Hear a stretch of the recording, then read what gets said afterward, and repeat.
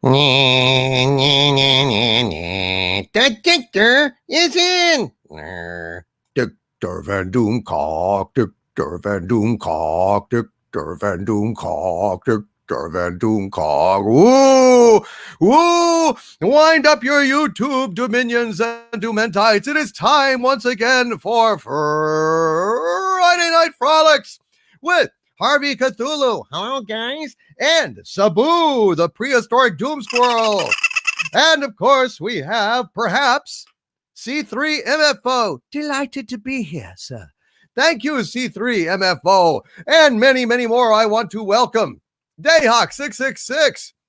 I want to welcome Mr. CCDV, Corey Adams, the Sniping Seal, Johnny Lyons, Geekimus Prime, Solomon Kane, Jason Webster, Lori Wilson, Ryan Geiger, Fet for Hire, Dr. Meatball, RR, Chris Persia, Joe Salazar, Keck44, Inkwell, Lori Roberts, Lady Gravemaster, Brian Kadersha, Jaron Jones, John Paul Fidel Gaming, David Mead, Trekadam 30, Great White Shork, James Caserta, Emotionally Exhausted, Red Tigress, Tatsunami, Ram Bam 3000, Shinto Ketchup, Suddenly Frogs, Nerd Girl, World of Trev, Stellar Heather, Ryan Geiger, Mike Jimkowski, Joe Salazar, Shoot First Solo, Levitan 71, SP4H, Just a Kid from Brooklyn.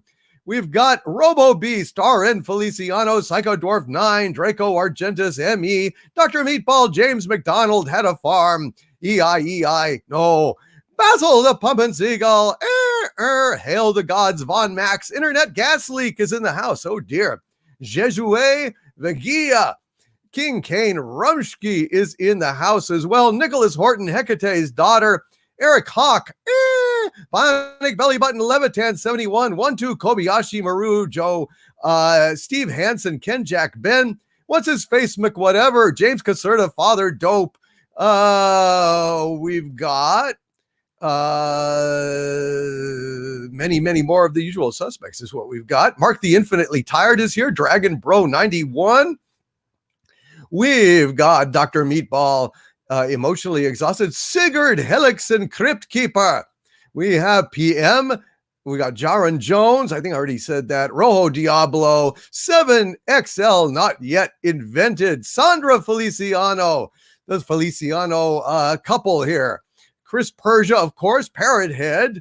We've got Snarky Weezer is in the house. Michael Henley, Sit Room, Robo Beast. We've got Ketracel, Lady Damiana. We've got Papa Delta Yankee, Brian Neeran, Paul Hickey, Jason Webster, Geekimus Prime, Brown Family, Blower, Supreme Overlord, SJW, Choppers, Barbecue, Loquacious Primate, ETH3, Real Warrior, Leroy Lion, White Lightning, Choppers Barbecue, Southeastern Kaiju, Bill Stelzer, and many, many, many more. Well, folks, yes, Michael Henley, we need to make this a religion for tax purposes. I agree. Just call me Psy, spelled Psy. Sounds good. Tracy Wilborn, and many, Deku, Scrub Lord, Antonio Mendoza, and many, many more of the usual suspects. Franco de Jefe 71066, Agent Pepsi 1 is in the house. Nick Palmisano, Angry Vader, Moons of Madness, Kenneth Byrne, Phil Arconis, Uber Driver of the Apocalypse, Geekimus Prime, White Lightning, Mage Grey Wolf, Dimbus, Robert Frey, W7100, Tim Fusco, Cavi, I'm a Fokker, Ramo, Yellow Chrono Looking, Larry, hello, the Swordsman, Lollipop Dragon, Lollipop. Well, that's great. Apocrypha, fantastic. El Cazador, Runner Games, and JJ Jackson, many, many more. Welcome, folks, to all of you guys. I really appreciate you being here tonight, and it's fabulous to have you here. So, Dr. Evil, hello, your White Knight. My White Knight. Lord Misanthrope, 1949. Mr. Chia Sun, Otter Fire, Josiah Clinch is here, El Trace, Jason Moore, and many, many more. Scott Williams, Darth Scipio, 73 Optimus Prime has become a Doomentite. Welcome, 73 Optimus Prime. Thank you. I thought you already were a Doomentite. Anyway, welcome, Lady Miss, Jeffrey Wolf, and so many more. Thank you all for being here. So I want to let you guys know what's going on here. Michael Rose, hello. Jason Moore. Well, tonight, at some point, we are going to have Cecil. Cecil Says is going to pop in. That's right. Dixon Comics is going to pop in, and we're just going to talk about Star Wars, The High Republic. We're going to talk about Picard. And of course, we're going to talk about his shameless promotion for Cash Grab, his comic book as well. So we got a lot of show here today, and including my new bit. Oh yes, Harvey has a new bit he's going to spring on us a little bit later. That well, it ought to be kind of fun. I think it ought to be kind of fun, and I'm looking forward to all of that. And yeah, so we may also have Tom Connors Jr. of Midnight's Edge pop in as well. And I have invited Captain Robert April to be here as well, although he has not responded, so I don't know if he is going to pop in or not. But yes, we were going to talk about Star Wars, The High Republic, which I think will be kind of fun, kind of aggravating, kind of maddening, kind of upsetting, kind of nauseating, frankly, because Kathleen Kennedy's true to her word.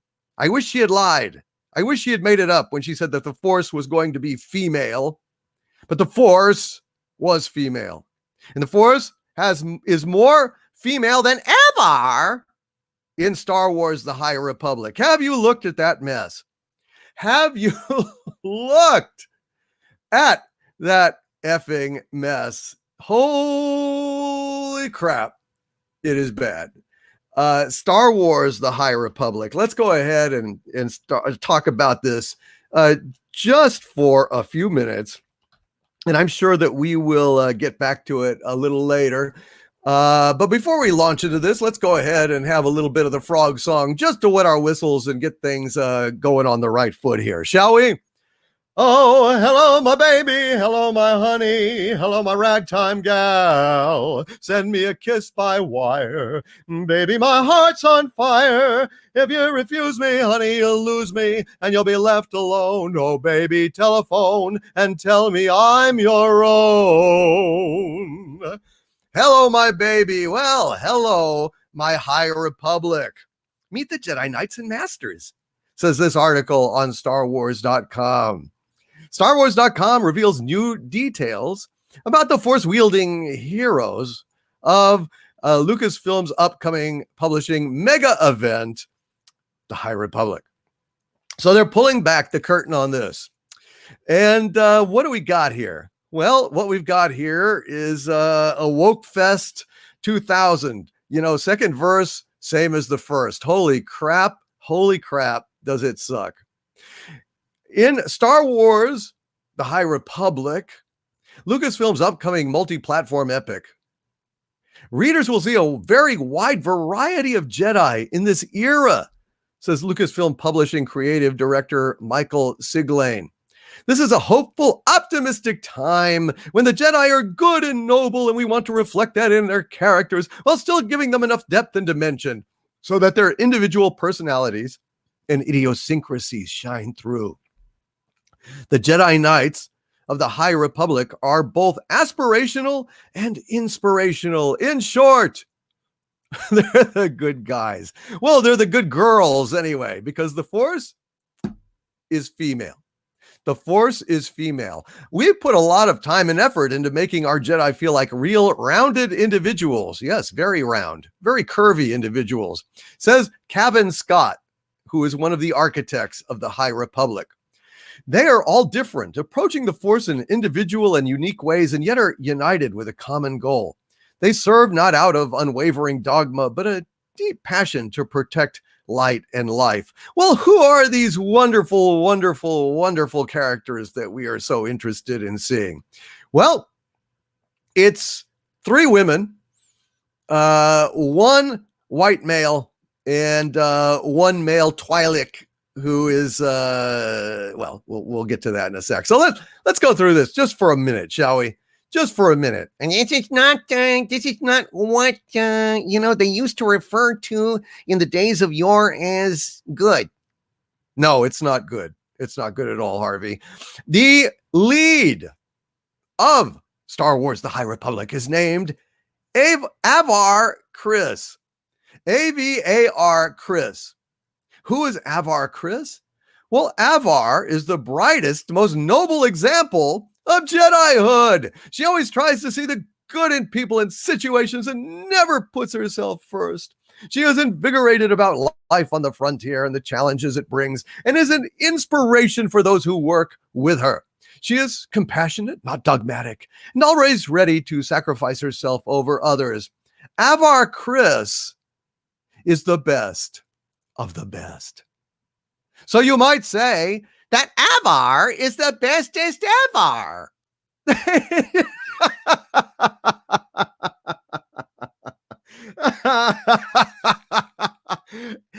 Avar is the bestest ever. Oh, you can't make this up. Are they trolling me? Are they just like tossing me wiffle balls and letting me hit them out of the park? Thank you, Lucasfilm Story Group. Thank you.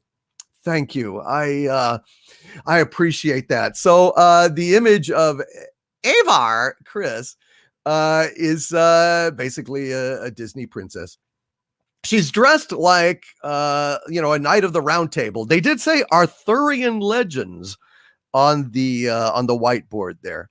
But yeah, she's a chick, and she's the best of the best, period. The Force is female.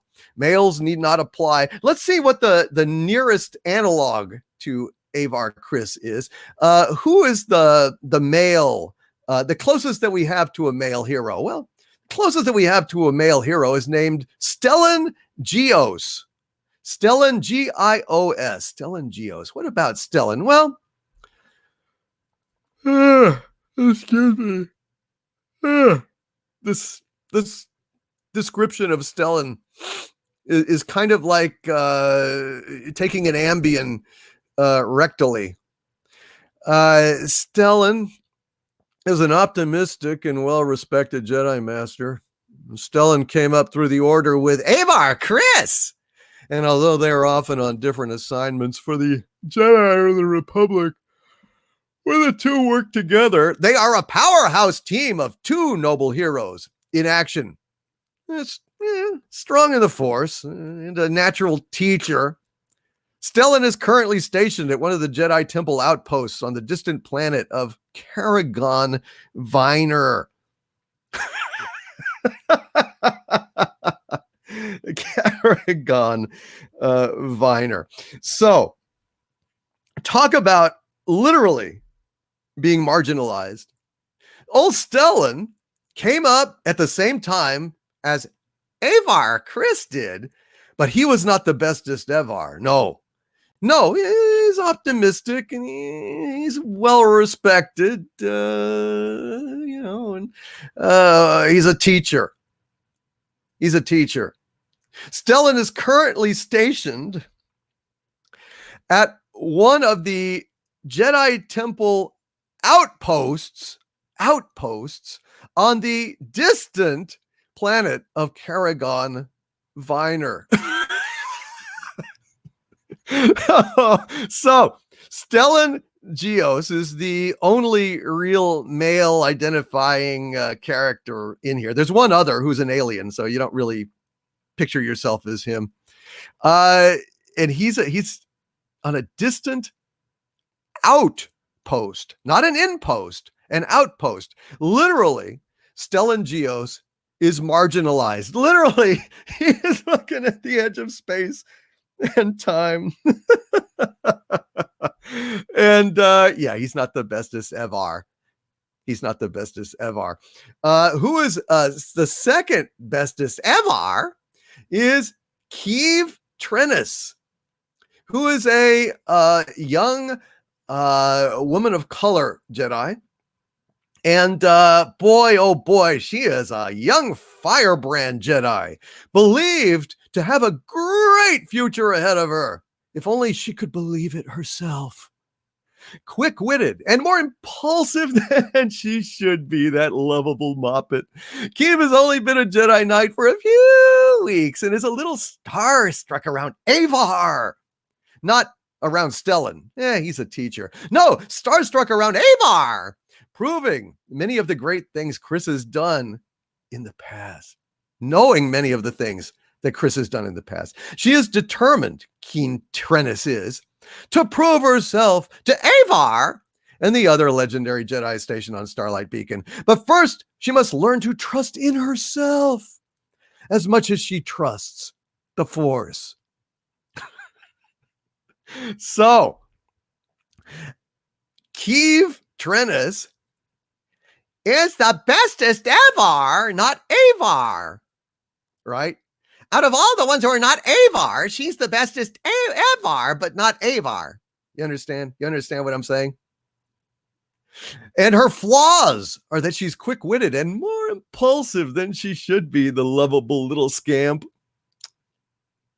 And she's starstruck around Avar. Not around Stellan, though. He's just a teacher. You know what they say about teachers? Those who do, those who can't do, teach, and those who can't teach on the distant Jedi Temple outpost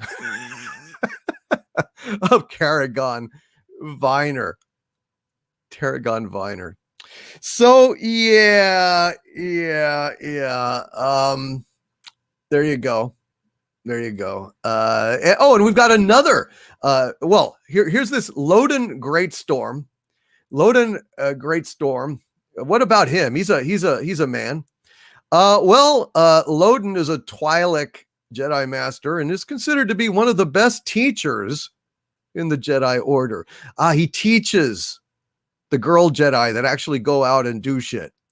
He's a teacher. What did I just say about teachers? I rest my case. Strong and wise with a good sense of humor. As opposed to Keen Trennis, who is quick-witted and more impulsive. He's got a good sense of humor. Loden looks at every moment as a learning experience, always trying to better himself and those around him, especially his Padawans. Yeah, sounds fantastic. Doesn't quite sound as good as Avar is the brightest, most noblest example of Jedihood ever. Avar. Not quite as exciting as that. Not quite as amazing as Keen is a young firebrand Jedi, believed to have a great future ahead of her, if only she would believe it herself. She's a firebrand. Fire. TP for my bunghole. Yes, TP for my bunghole. Well, I think that Star Wars The High Republic may well be providing that as well, but we'll see. But what about this other girl? Vernestra Vern Raw. So Vern is a newly minted Jedi Knight. Vernestra Mirialan was Padawan to Stellan Geos. She works hard and is devoted to the Jedi Order more so than most others her age. At 16, she is one of the youngest knights in a generation. She struggles to fit in with the adults while also setting a good example for the younger Jedi. So, Vernestra Vern Roll is the bestest ever young Jedi. So we've got Avar is the bestest ever. We have got Keen is the bestest ever, not Avar. And then we've got Vernestra, who is the bestest young Jedi ever. So we've got bestest. Welcome to Star Wars The High Republic. C3MFO. What do you think about this? I think, sir, that this is a fistful of fucked. Yes, it is, C3MFO. A fistful of fucked, sir. It's terrible. I'd rather have a colonoscopy as a meat bag, sir, as a meat bag, than go ahead and read one paragraph of this drivel, sir. In fact, I'm thinking that you have aggravated me so much by sharing this with me. I want to go ahead and blow you away, sir. Well, fortunately, we're talking by radio. I would never get that close to you, C3 MFO. You're very wise to do so, motherfucker. Oh, dear, here we go. I'll change your life. I'll go ahead and change your world, sir. I will wax on and wax off of your ass, sir. Oh, dear. Do we really have to get so hostile, C3 MFO? I am not hostile. I am enraged, sir. Enraged. But thank you for having me on your show. Well, you're very welcome. I thought that this might well set you off. There's no Master Luke. No. There's no Obi-Wan Kenobi. No, there's no Obi-Wan Kenobi. I assume there's no Master Yoda, sir. Well, there ought to be a Master Yoda since, he was alive. I mean, he's 800 years old. This happens 200 years before the Phantom Menace. So Yoda should definitely be around. Why is there no Yoda? I assume, sir, it's because Yoda has a dinky, sir. A dinky? Yes, a dinky, sir. He's got a little wee willy, doesn't he? Well, there's no need to, belittle him in that way. I'm not belittling him. I'll shoot it off if I see it. I'm saying, sir, that he's there and they're not using him. Because then, could Avar be the bestest ever, sir? I see your point. If Yoda's around, then Avar is not the bestest ever. Avar is second bestest ever at bestest. You see my point, sir. Sorry, I've got to go on a rampage. I saw some meat bags over there. My pretty ponies, I'm coming for you. I'm coming for you, you motherfucking little bastards. Oh, and there he goes. There he goes. Yes, the flaw with Yoda, and the reason why Yoda cannot be the bestest ever is he's got a dinky, and dinky is not okay. Is not okay in Star Wars, the High Republic. And besides, he's short. So if he was there, it would probably be Star Wars, the Low Republic, since, we'd have to adjust things to his height. Yeah, so that's basically what I think about Star Wars, the High Motherfucking Republic. It's awful. It's terrible. It's insulting. I don't understand why in God's name have to be teachers. One of them is like the white male, okay, is stuck out on like some distant Jedi outpost, not an inpost, I would add, an outpost. In fact, any post is bad when it comes to males having posts. Those posts are verboten. Get it? So anyway, he's out there. He's teaching people out on the fringe. So he's away from Avar and Kiev and Trennis, or whatever her fucking name is. Well, they're going to get to do all the heroics, and they're going to get to look up to Avar, who is the bestest ever. And then they're going to go ahead and have adventures while, the men tut-tut and teach and be patient and fade into the background. They're the support staff. If you are a male, Star Wars, the High Republic is not meant for you. It's not meant for you. This is Disney Princessville. This is basically the Real Housewives of the galaxy far, far away. This is basically a woman's show, start to finish. The Force is female. Kathleen Kennedy didn't lie. She was understating it, if anything. And you just look at all the shit that's gone down since Disney got Star Wars. Jyn Erso in Rogue One was the lead, the hero. Rey, the amazing Wonder Rey, is the ultimate hero of the Palpatine saga, right? And actually took over all of Star Wars retroactively because she's a Palpatine and she's the last person standing at the end and all the Skywalkers are dead. So that was about a female. Solo. Well, surely Solo counts, right? Solo got owned in his own fucking movie by the Khaleesi 3 times there at the end. She took his shit. She knocked him down. She could have killed him. She saves him. I mean, just over and over again. Boom, boom, boom, boom. Khaleesi, Khaleesi, Khaleesi. That's it. Talk about an embarrassment. And then in that same fucking movie with Solo, talk about a cock. Solo is harassed by these masked marauders.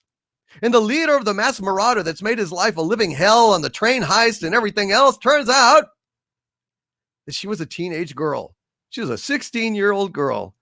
So Solo got his ass handed to him doubly by a 16-year-old girl and by the Khaleesi.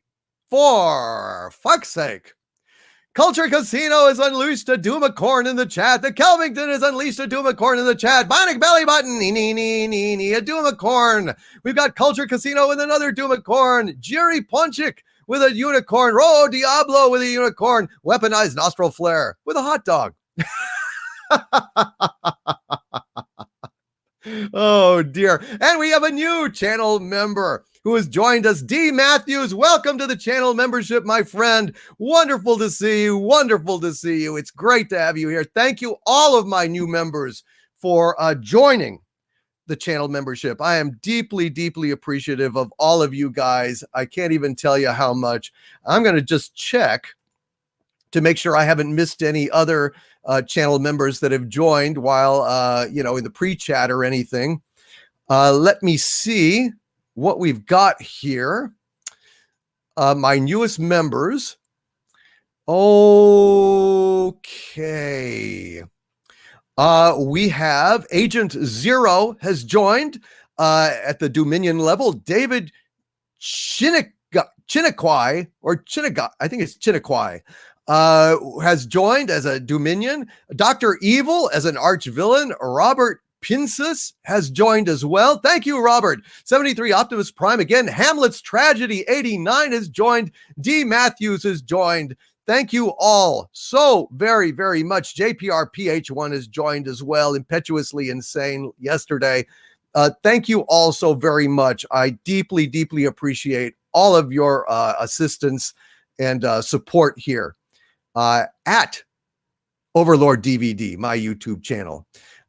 Which has been having trouble getting the word out lately, but I'm glad you guys found your way here. Hail to the Kelvington with another Doomcock as well. Jaron Jones with another one. We got just tons of Doomcock. We got Doomcock signed. Demo Boy 125 with a Doomcock as well. Michael Henley Traz 316 has become a Dominion and joined the channel membership. Hail! Hail Traz 316. Good to see you. Good to see you, my friend.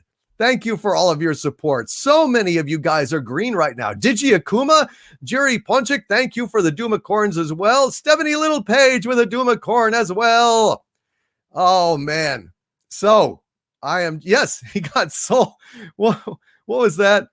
Oh, shoot, I breezed past. I can't find it again. Solo lost money. You're damn right, World of Trev. Geekimus Prime says, I say in retaliation, we make male versions of popular female characters, like an all-male remake of Sailor Moon. Very good. Very good. Dr. Meatball says, would you say he got soul-owned, Overlord DVD? I'll see myself out. No. I love puns. I love puns. Puns are absolutely wonderful, and you are very, very welcome to make them here. I absolutely adore goofy puns. Make me very, very happy indeed. Well, is it time for my my new show? Not quite, Harvey, not quite. Michael Maloney has done a poop emoji, dropped a poop, dropped a deuce in the chat, or rather, that's unicorn poop. And it evaporates seamlessly and cleanly without leaving any stains. It's a blessing. It's a blessing to get pooped on by a Doomcorn. I have to say, Ram Bam 3000 has popped a Doomcorn in the chat, which is absolutely fantastic. We've got Ram Bam 3000 has joined the channel membership. Thank you, Ram Bam 3000. Really appreciate it, folks. Really appreciate it. Michael Maloney with another poop in there. Admiral OF Doom dropped a Doomcorn in the chat. Nerd Girl has dropped a Doomcorn. Hello, Nerd Girl. Devin Jones Vlogs 2. Hello. Guitar Man 91588. Hello, Chloe W. Eldritch Thrust Lord. Hell yes. Yeah, I need to make some Doomcorns for you guys. I'm going to make some special Doomcorns that you can all use to flood the chat with. But I was busy working with Harvey on creating this new show. So I hope you guys are going to enjoy that as well. Jerry Ponchik, holy crap, with a very substantial Doomacorn there. Thank you, my friend. Good to see you. Yodam Darkstar has added one as well. Holy crap, they're everywhere. They're everywhere. Dun dun dun dun dun. So, why don't we have a wee bit of a song, shall we? Let's go ahead and declare our fidelity to YouTube, to Doomcock, and to our franchises. Let's go ahead and have I've Been a YouTuber for Many a Year. The Wild YouTuber. I think that's what I'll call it. The Wild YouTuber.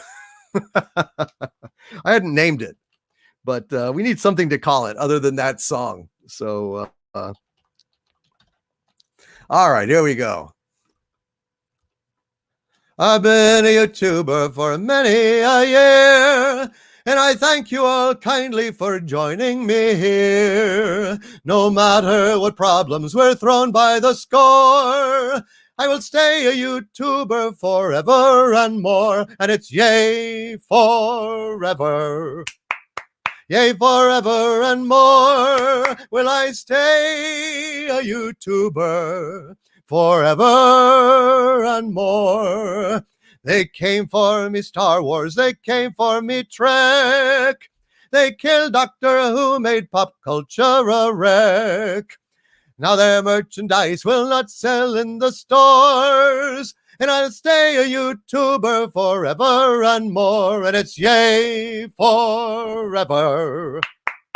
Yea, forever and more will I stay a YouTuber, forever and more. I wonder what franchise will be next to fall. Babylon 5, they'll murder them all. But we'll be the last standing, we'll show them the door.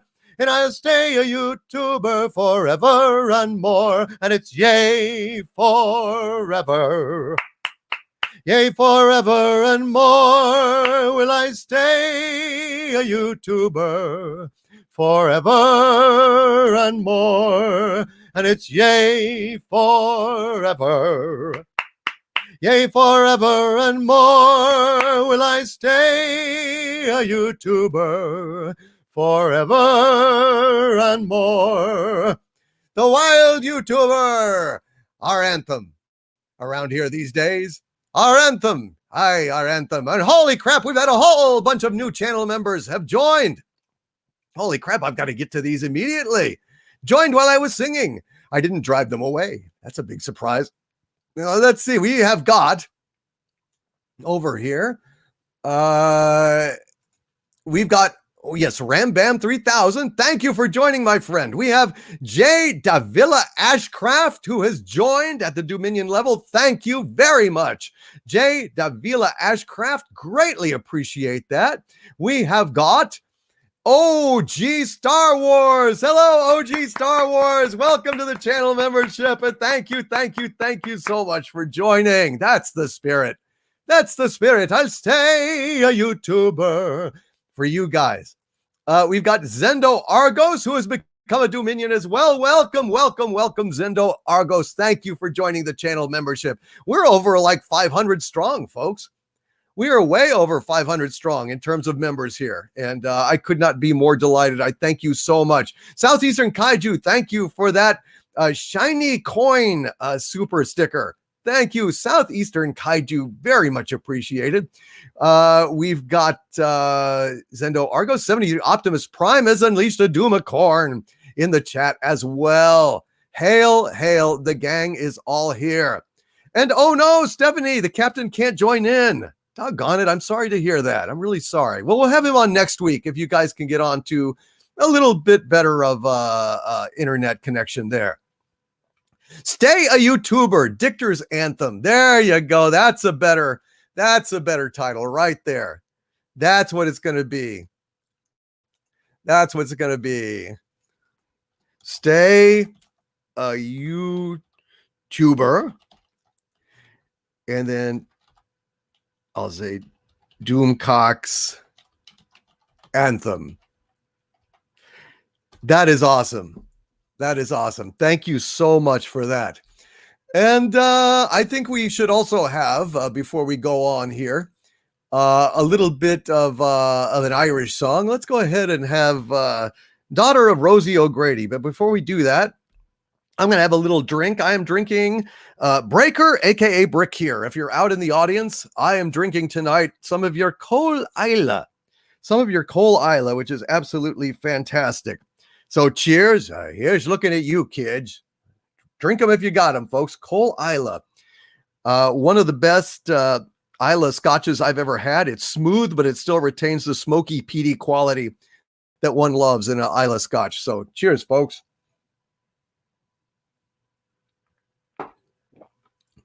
All right, let me go ahead and make sure. Oh, we've got another member. Mark the Infinitely Tired has joined the channel membership. Thank you, Mark. The Infinitely Tired. Great to have you, man. Appreciate it. You've been around forever. And the Red Tigress has given me a little slice of birthday cake. Is it your birthday, Red Tigress? If it is, happy birthday.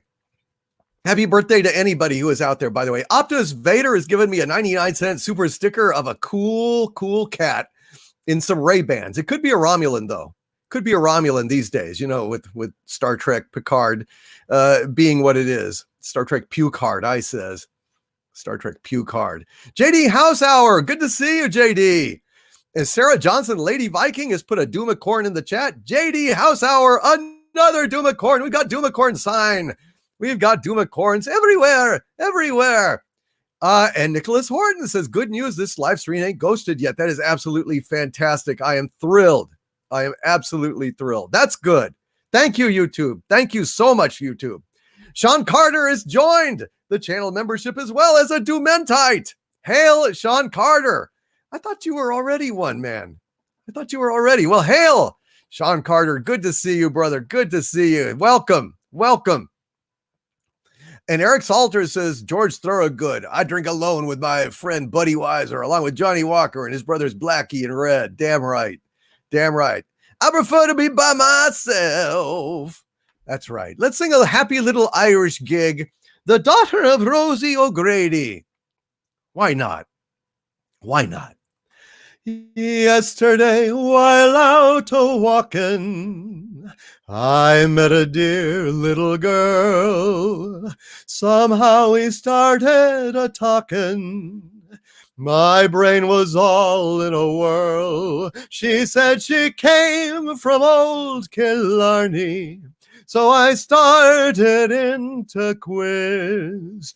I got a surprise that opened my eyes. For who do you think she is? She's the daughter of Rosie O'Grady, a regular old-fashioned girl.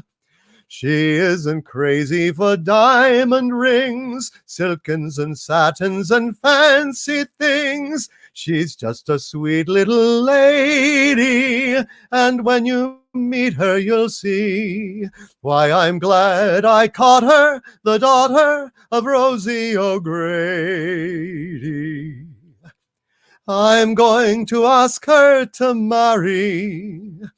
I wonder what she will say. I know that if I should tarry, someone will steal her away. I've got the ring to fit her finger, and if she will name the day, imagine my pride when she is my bride, and I hear the neighbors say, she's the daughter of Rosie O'Grady, a regular old-fashioned girl. She isn't crazy for diamond rings, silkens and satins and fancy things. She's just a sweet little lady, and when you meet her, you'll see why I'm glad I caught her, the daughter of Rosie O'Grady. The daughter of Rosie O'Grady on Friday Night Frolics. Well, folks, I got to say that we're having a good time here tonight. At least I am. I hope some of you are, at least anyway. And we've got a bunch of super chats here that I want to go ahead and not keep waiting any longer. And so I'm going to get right to those without fail. So let's go and find the start of these. Golly, already a bunch. Thank you guys so much. Matt G with a $2 super chat. Hail, Matt G says, Phantom Divine Comedy sounds like Blue Oyster Cult. Really? Phantom Divine Comedy sounds like Blue Oyster Cult. Is Phantom Divine Comedy actually like a some kind of a group? I've never heard of Phantom Divine Comedy, but I do love Blue Oyster Cult. Don't fear the Reaper is absolutely fantastic. What a hell of a song. Well, shoot. Thank you, Matt G, who has also left two other $2 super chats in a row, along with another $5 super chat. So, man, Matt G, sir, you have been busy, and I just want to say, bravo, my friend. Bravo. Hail, Matt G. He says, with a $2 super chat, can you rap? Have you ever attempted it? I'm not a rapper. I'm just not a rapper. Now, I've never attempted it. I guess I could write up something and rap about Star Wars or something along those lines, but it's not my natural, affinity. It's not really in my wheelhouse. You know what I'm saying? So, no, I would not want to impose rapping upon you guys. I like you too much for that. I like it too much. Although I am MC Harvey, and yeah, man, I rap. Yeah, that's right. Harvey did rap in one video. Y'all remember that? And hail Stephanie Littlepage. Thank you for the Doom Accord. Yeah, Harvey, you actually have something of a career as a rapper. That's right. I'm trying to keep it off your channel because I don't want to take it over or anything. Well, that's very kind of you. You think that you do rap on my channel and somebody would go ahead and yeah, I think that they would defect. I would think they would all defect to the cult of Harvey, and that would, that would be it. Oh, really? Yeah, I'm pretty damn sure. Well, I don't know, man. I think you're kind of crazy, but I will not argue with you. Matt G says Phantom Divine Comedy was that fake Jim Morrison comeback. Harvey talked about it. Oh, this was on Harvey Cthulhu, the Cthulhu's Realm podcast. That's right, man. The conspiracy about the Lizard King coming back, man. It's absolutely fantastic. Well, thank you guys. I appreciate that. Isn't that cultural appropriation? It could be. Well, that's possible. That's possible. Harvey just wants wampum. He doesn't give a shit. He'd dance around in a tattoo a tattoo in a tutu in a tattoo with a tutu for wampum, whatever. Matt G is another super chat says, what's the greatest Super Bowl era NFL dynasty in your opinion? Oh man, I don't want to say. That's probably fucking, I don't know. It's probably Tom Brady and the fucking Patriots. What can I say? I mean, the guy was undeniably great, but I hate him and I don't like him. And, what can I say? But I have to acknowledge his greatness. Tom Brady and the damn Patriots were genuinely good, I guess. Damn it. Matt G also with a $5 super chat says, remember when 80s sitcoms would do very special episodes? A wacky sitcom would suddenly try to address serious issues. It was worse than Kurtzman, LOL. Well, I remember, didn't Different Strokes have a episode where Gary Coleman was molested by a teacher or something? And now a very special episode of All in the Family when Edith, there's an attempted rape on Edith. I mean, these were never good ideas. It's just not, it's not something that we really want to see in our comedies, is it? Terrible idea, honestly, and not something that generally worked. I think they did not work, honestly. Ryan Geiger with a $10 super chat. Hail, Ryan Geiger, who says, how long until we get the story from the High Republic that Stellan is on that distant outpost because of Pound Me Too? Maybe not at first, but these people won't be able to help themselves. That's right. When Avar and Stellan were in the academy, Stellan was caught looking at Avar's butt. This was deemed to be irrespectful of Avar's awesomeness, and so he had to go. He had to go. Originally, he was cleaning latrines on the distant outhouse post. The distant outhouse post of Caramel Chewy Nugget, or whatever they call the damn planet. But you know, Ryan, you're probably right. And you know what else it's going to be, Ryan? It's going to turn out, folks, it's going to turn out that Avar trained Yoda. Avar trained Yoda. You heard it here first. And I think somebody in the chat may have even said that as well. Hello, Mary Ashmead. Good to see you. The Queen, Mary Ashmead herself. S. Roberts says the Niners when Joe Montana was there. I was not familiar with that era, so you may be quite right, S. Roberts. I mean, that was just, from my recollection. The Packers. Well, I love the Packers. I love the Packers. Brett Favre was fantastic, but I don't know how many Super Bowls did they win? I mean, I think the Patriots have won more Super Bowls than the Packers, right? Isn't that true? Unfortunately, I hate to even say it. I hate to think it. But remember, watchy. Boy, the way Glenn Miller played songs that made the hit parade. That was a great show, by the way, All in the Family. It is guaranteed. If you want to rid your neighborhood, folks, of SJWs. If you want to rid your neighborhood of SJWs, all you have to do is get a portable TV and walk through the neighborhood with All in the Family playing on a portable DVD player hitched to your belt on a portable TV that you're holding high over your head. And it'd be, hey, eat it. Tell this meathead not to eat all of my pot roast. And then he'd be going on about, minorities and stuff, and snowflakes would just start going, whoop, like in Pac-Man, whoop. You get rid of the whole fucking neighborhood of SJWs just by playing All in the Family. Oh shit, I think that's absolutely fantastic. I love that idea. I'm happy to be a part of it. So man, yes, that is my advice, folks. And exactly right. Anyway, so I was just gonna go on and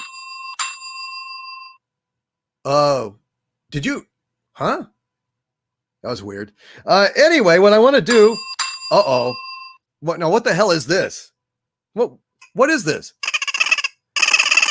Oh, I don't know either, Sabu. It sounds like a hotel desk bell. That's really weird. Hey, Doomcock. Huh? Excuse me, sir, but did you see a one-armed man run through here, sir?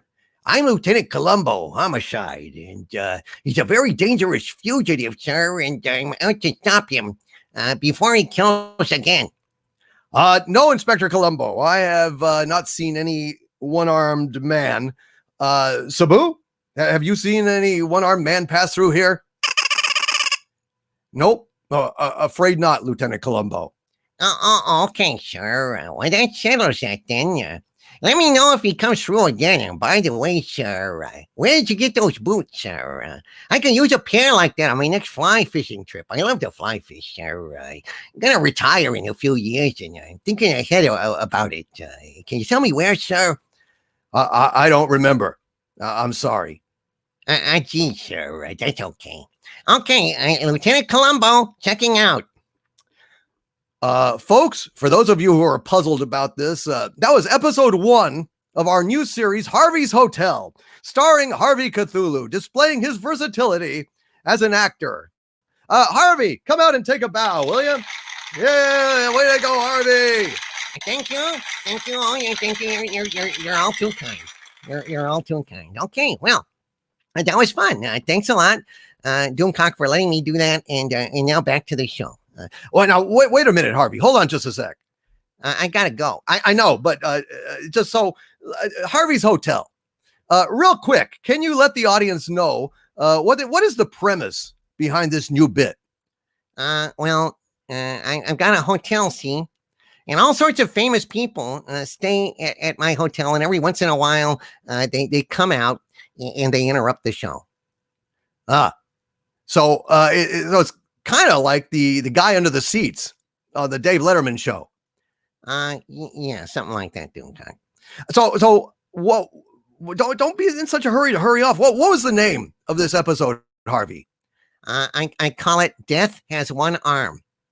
Death Has One Arm. Oh, that's a pretty exciting little title you got there. And how many episodes have you got planned for this bit? It's a 42 episode series, at least on the initial order.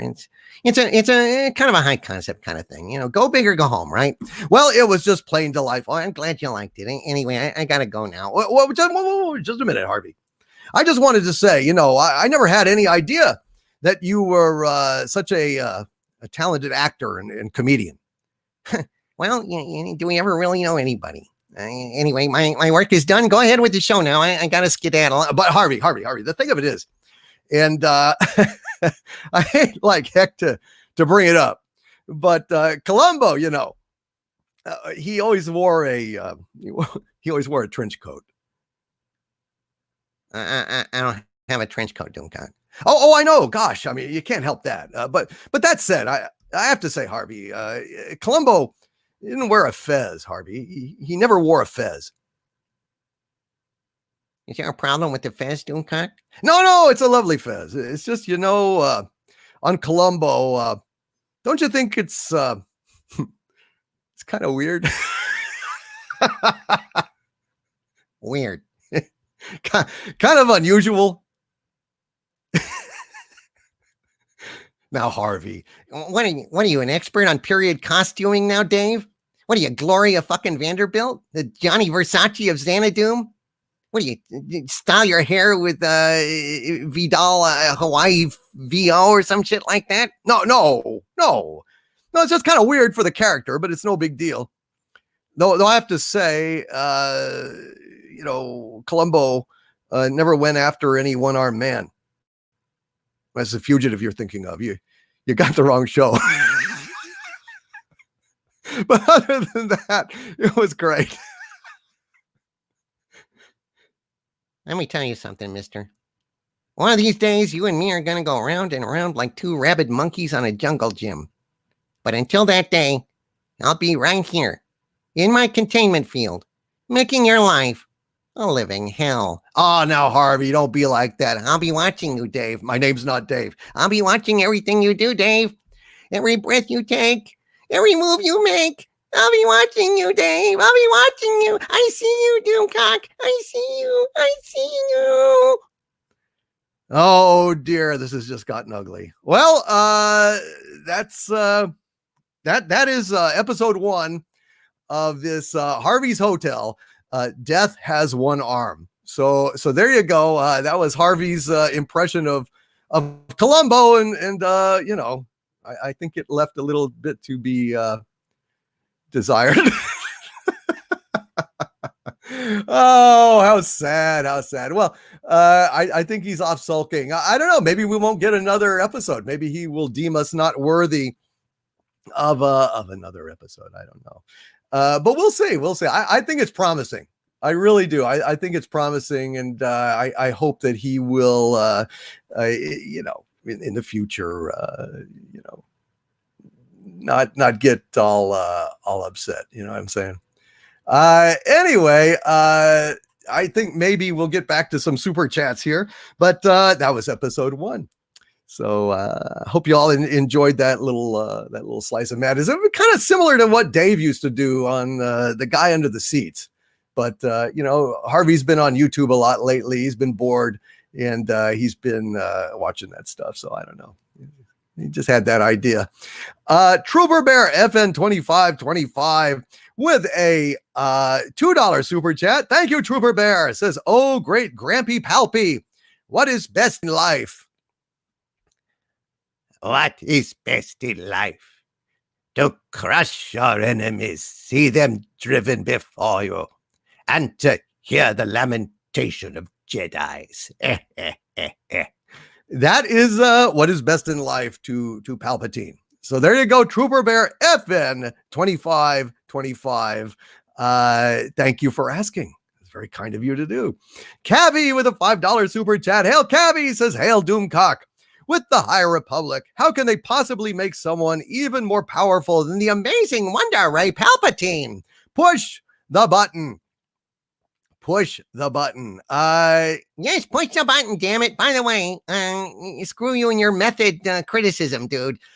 Dude, don't get upset. Look, I'm just trying to help you make it better.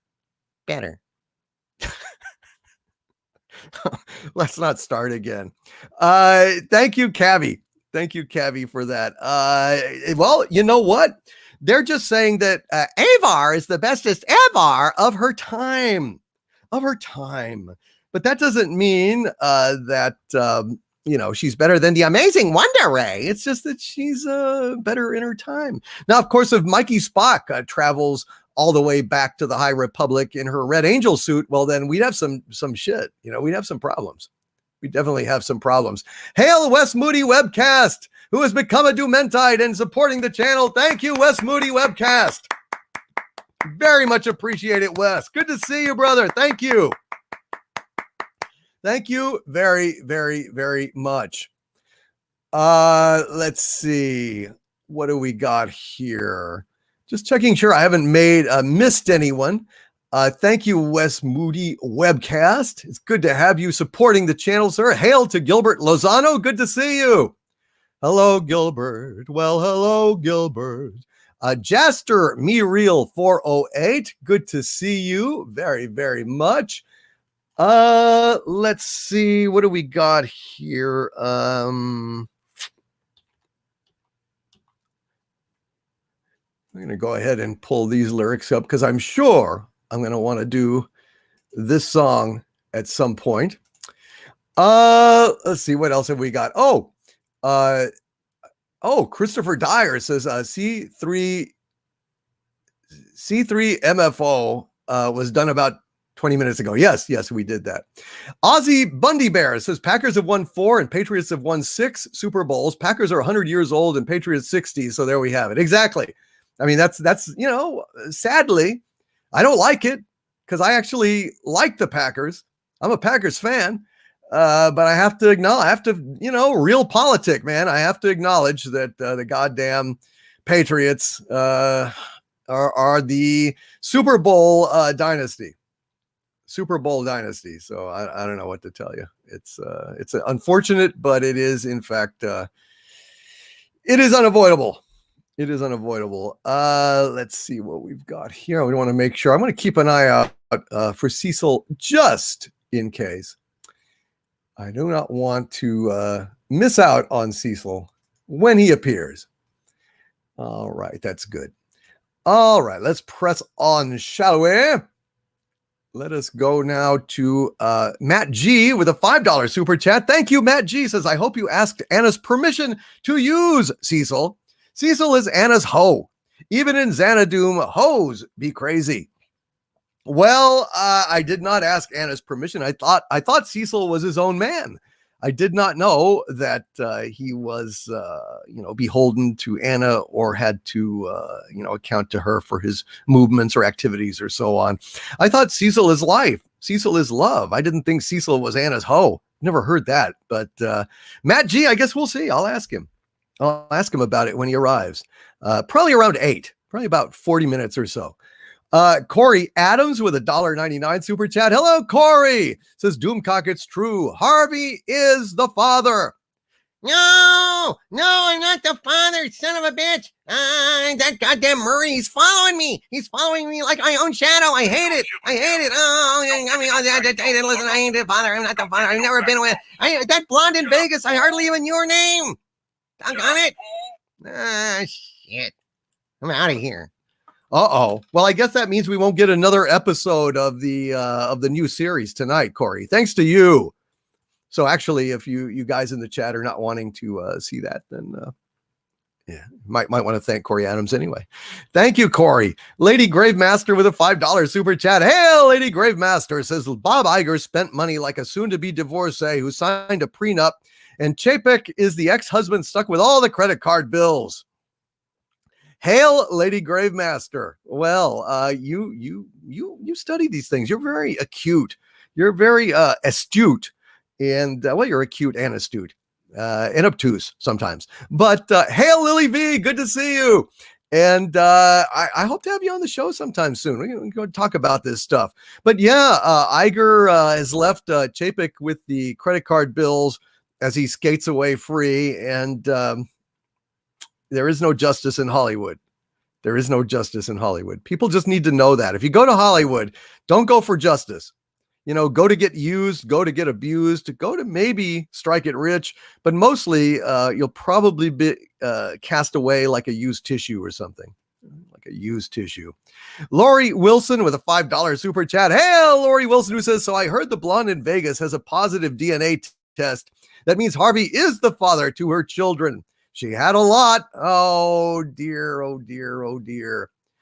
No, obtuse doesn't mean dumb. Bionic belly button. Does not mean dumb. It means, kind of not opaque.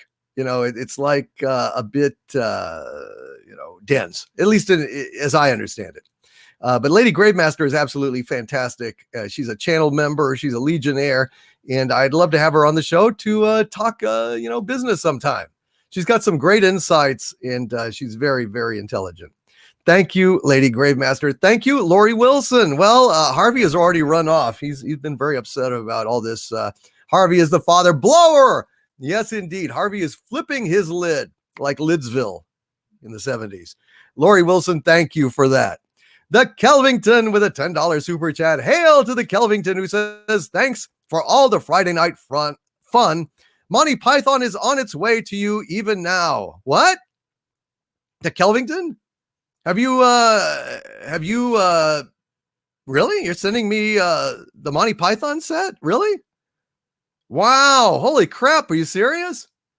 Are you in the chat, Kelvington? Did you really do that?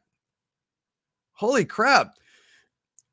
Yes, dense, but not dense like dumb. Dense, it's like hard to penetrate sometimes. That's what I meant. But whatever. Lady Gravemaster knows I think the world of her. Blu-ray Monty Python from the Kelvington. Whoa! Holy crap. Damn.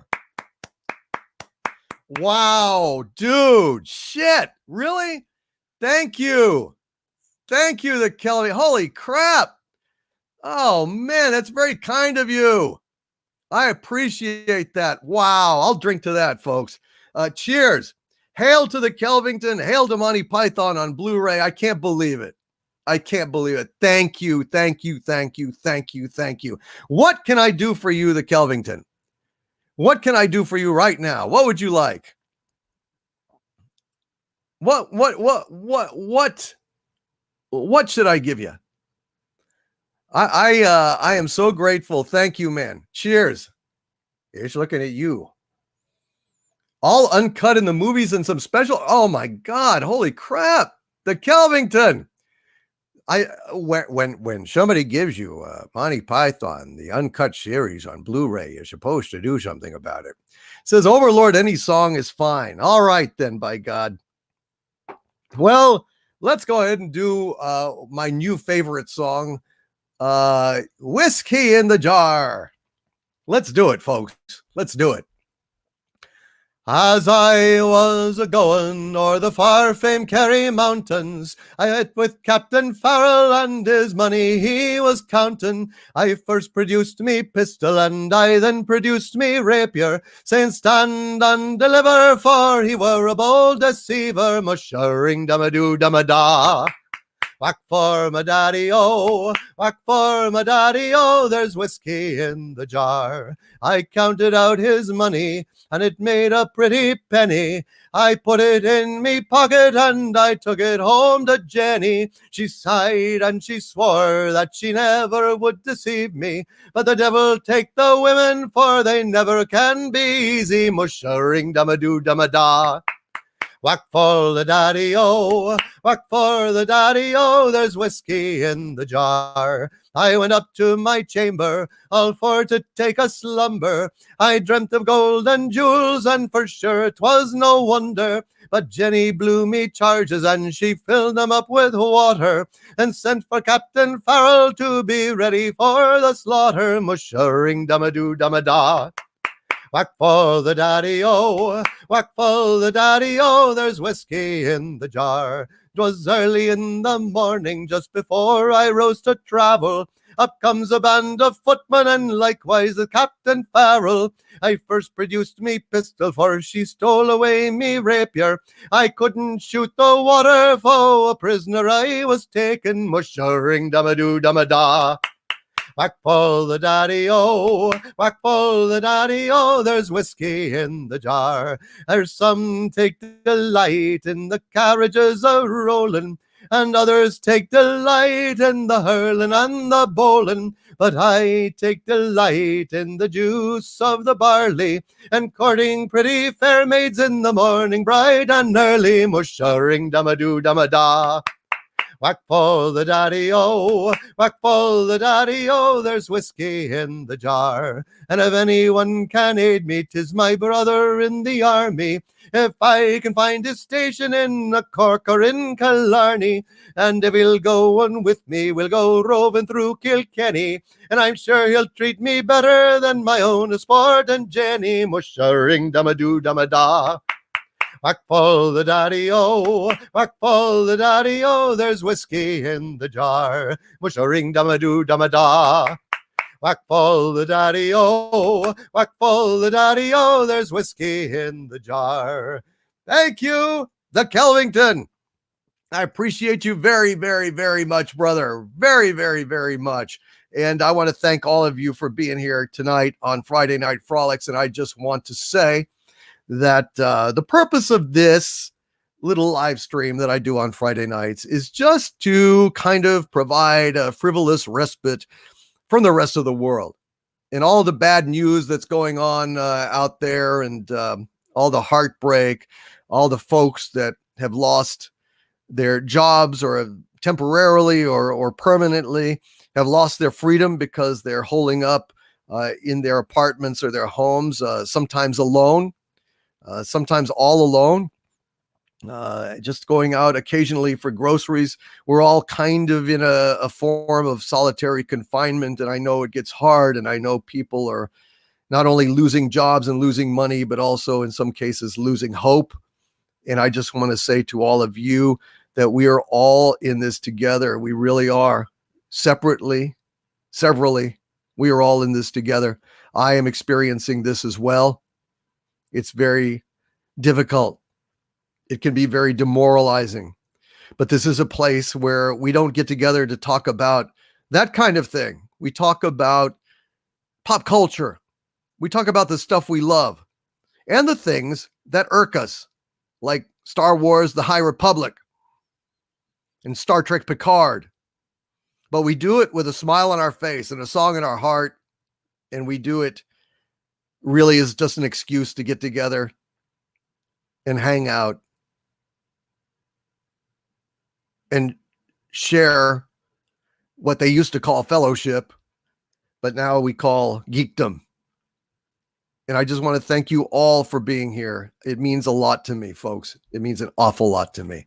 And I want to thank Flat Face O'Clown Feet for the fist pump super sticker. Thank you, Flat Face O'Clown Feet, with a 3-pound super sticker. Thank you, my friend. Yodam Darkstar has given me a little heart, little string of hearts super sticker there. I really appreciate that. Yodam Darkstar. Lily V has given a Doomacorn in the chat.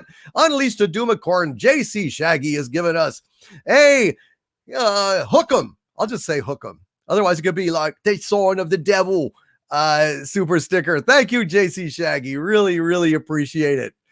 And I just want to make sure I didn't miss anything. Hail, Lily V. It's good to see you, Lily V. I'm glad you made it here tonight. Lock Robster is in the house. Wayne Grave. Saucy Wench is here. Brian Sloan. Theodore Vassal Horse is in the house. Pleasant Valley Picker CA. Ace Jr. Good to see all of you. S. Roberts says Doomcock should make some YouTubes of him singing these songs. Maybe I should. Like swinging a mug around and then, pouring it down my helmet or something. Why not? But you guys are great. And I just hope that, this silliness, this frolicsomeness, raises your spirits some. And Lock Robster, good to see you. Sniping Seal, Jingle Fett, Jingle Fett, Jingle Fett, Jingle Fett Rock. Dr. Evil with a $20 super sticker, a huge super sticker. Thank you, Dr. Evil. Says you are amazing. Oh, thank you. Thank you. Got a little bit of that dancing and singing.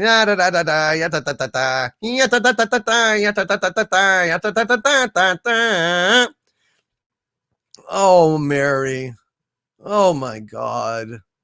My dear Mary Ashmead, my wrench supreme, my queen supreme, has sent a $5 super chat, and I'm just going to read it right now.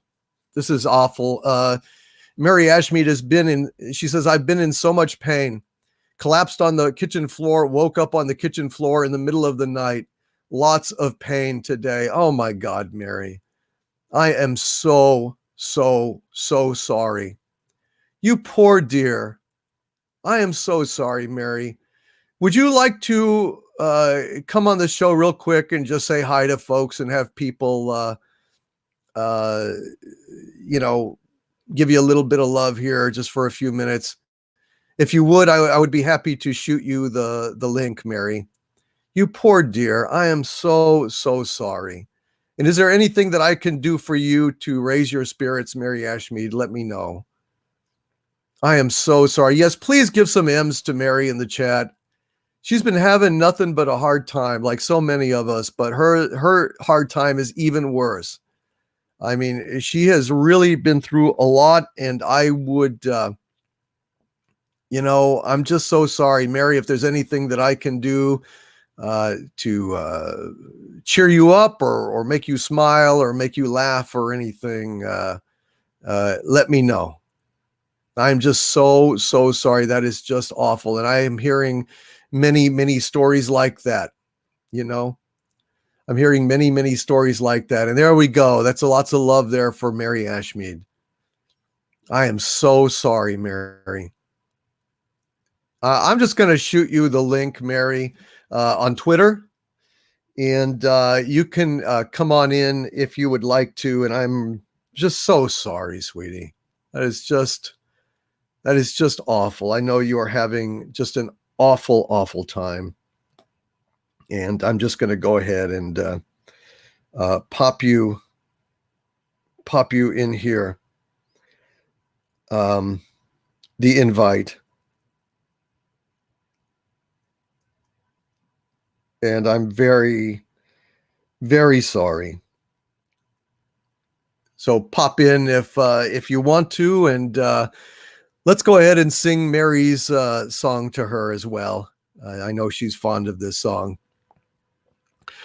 For it was Mary, Mary, plain as any name can be, but with propriety, society will say Marie. But it was Mary, Mary, long before the fashions came. And there is something there that sounds so square. It's a grand old name. So just let me know if you want to pop in there, Mary. The invitation is sitting there, and it is open for you. It is open for you. And Cat Slave 56 says, I wish I could send you a kitten to hug. One of your enslaved cats? Hey, Cat Slave 56. It's quite possible. It's quite possible. Kittens help. Kittens help. They really do. But I hope that Friday Night Frolics also helps you, Mary. And I'm really, really sorry. From the bottom of my heart, that's just awful. But let's sing a little happy Irish song, a little happy Irish song, and then we're going to go ahead and get back to some of our super chats. And Cecil will also be popping in just a little bit, and he will, help me cheer things up as well. When Irish eyes are smiling, sure it's like a morning spring. In the lilt of Irish laughter, you can hear the angels sing.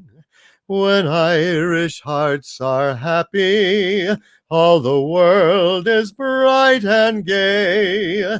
But when Irish eyes are smiling, sure they'll steal your hearts away. Poor Mary. Poor Mary. Come on, Mary. If you want to pop in and say hi, let me know. Otherwise, just let me know. You can send requests. Whatever we can do to cheer you up, I will do them. I will do them. Let's go to the Kelvington again. Thank you, my friend. That is incredibly generous of you. I am absolutely blown away, and I cannot wait to see Monty Python on Blu-ray. I cannot wait. Thank you, thank you, thank you. Golly, Christmas came way, way early this year, even though Santa had to do social distancing and did not come down the chimney. Didn't want to catch something. Nicholas Horton with a £5 super chat. Hail, Nicholas. He says, hail, DC. The High Republic is a disgrace. No mention of Yoda at all, considering it's only 200 years before the prequel trilogy. That's right. No mention of Yoda. Although probably Avar will have been the one that trained him. How much you want to bet? How much you want to bet that Yoda was her Padawan learner? That Yoda learned how to levitate rocks from Avar, the bestest ever, Avar. Not to be confused with Avon, although briefly she did sell Avon to go through Jedi Academy. Put herself through Jedi Academy with Avon. Little known fact of Star Wars, the High Republic. Basil, the Pumpin' Seagull, with a $5 Canadian super chat. Hello, Basil. He says, when people ask me, why do you love DC? My answer is, how can you not love that chicken? The pickinest chicken of all. That's right. Southern culture on the skid. Southern culture's on the skid. Southern culture on the skids. Jesus. Southern culture on the skids. They do the best chicken songs ever. If you haven't heard Southern culture on the skids, check out their chicken. 8-piece box is a classic song.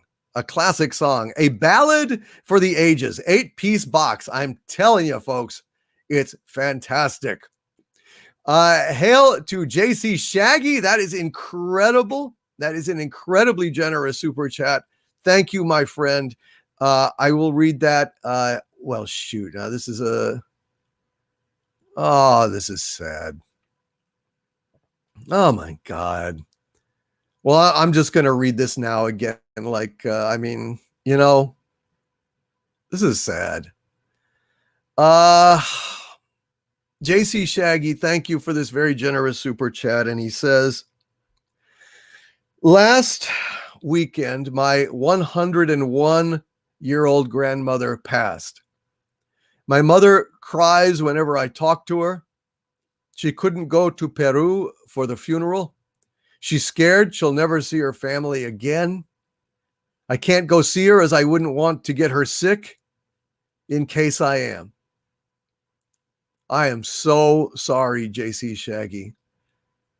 I am hearing an awful lot of really sad stories from people all the time now. They send it to me DMs on Twitter. They send it to me on Patreon. Send it to me on email. And I don't know how to help except to just try and carry on, try to put humor where I can, try to make some funny videos, even on something like this one with the High Republic, even though it's news and it's kind of bad and offensive news, I still try to find a way to make it funny. Because, people need a laugh these days, desperately. But if there's anything else I can do, JC Shaggy, let me know. And if there's any song that you would like me to sing for your grandmother, let me know. Please let me know. And Matthew DeArcos, thank you for the thumbs up super sticker. I appreciate that, Matthew. Thank you very, very much. And I am just kind of scanning through the messages here to see if JC Shaggy has anything that he would like me to sing for his grandmother or his mother or both or him. Because this is such a hard time. It's already a hard time. And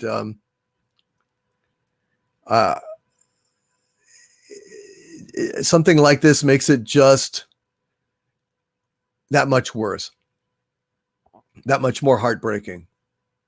But I tell you what, we can celebrate 101 wonderful years for her. That's an incredible age. That's absolutely incredible age. So JC Shaggy, if there is something that you would like of me, ask of me, I would be happy to do it for you. Okay? You have only to ask, my friend. And I thank you so much for that very generous super chat. Please let me know, okay? Please let me know. And the Frackendur with an incredibly generous $27.99 Canadian super sticker with a pair saying, "You are amazing." Thank you, the Frackendur. Thank you very much, the Frackendur. That's very, very kind of you. Very generous. I love these big super stickers. Very, very kind of you, sir. And that is awesome. Dude, thank you. Well, it looks like oh, thank you, Matthew. I'm glad I said it. Matthew de Arcos. Appreciate that. And Quentin Watts. Good to see you, Quentin. Haven't seen you in a while. Well, JC Shaggy says, Doomcock, thank you for, and all of you for your thoughts. You're very welcome, man. If there's anything I can do for you, like I said, just please let me know. But 101 is a hell of an age. Hello, Justin Proper. Oh, it's good to see you, man. Good to see you, Justin Proper, out there in the chat. I'm delighted to see you, my friend. And I tell you what, Justin, I'm going to send you a little link there. And you could come on and speak for a few minutes if you wanted to as well. In the meantime, oh, yes, it looks like Mary is here. So I'm going to go ahead and bring her on without much more ado. And thank you, JC Shaggy, for all of your support. And I'm sorry, man. I'm really sorry. So let's go ahead and bring, yes, C3MFO may appear again. John Paul at Fidel Gaming. But let's go ahead and bring Mary on. Mary Ashme, Queen of the Wrenches, one of my best friends of all time. I'm so sorry that you have had such a hard time. And I'm glad that you could join us here now, and welcome. Me too. Thank you so much. It's just been a really bad day. So it sounds just awful. My pain has just been through the roof, and I can't stay on top of it. I was offered the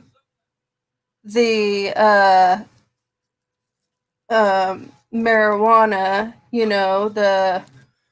yes. What is it called? The medical marijuana. But then he told me that he would take down my pain medication if I was to go on the medical marijuana. And I just don't know if I should do that. Medical marijuana is not going to compensate for your pain medication. I don't think so either. No.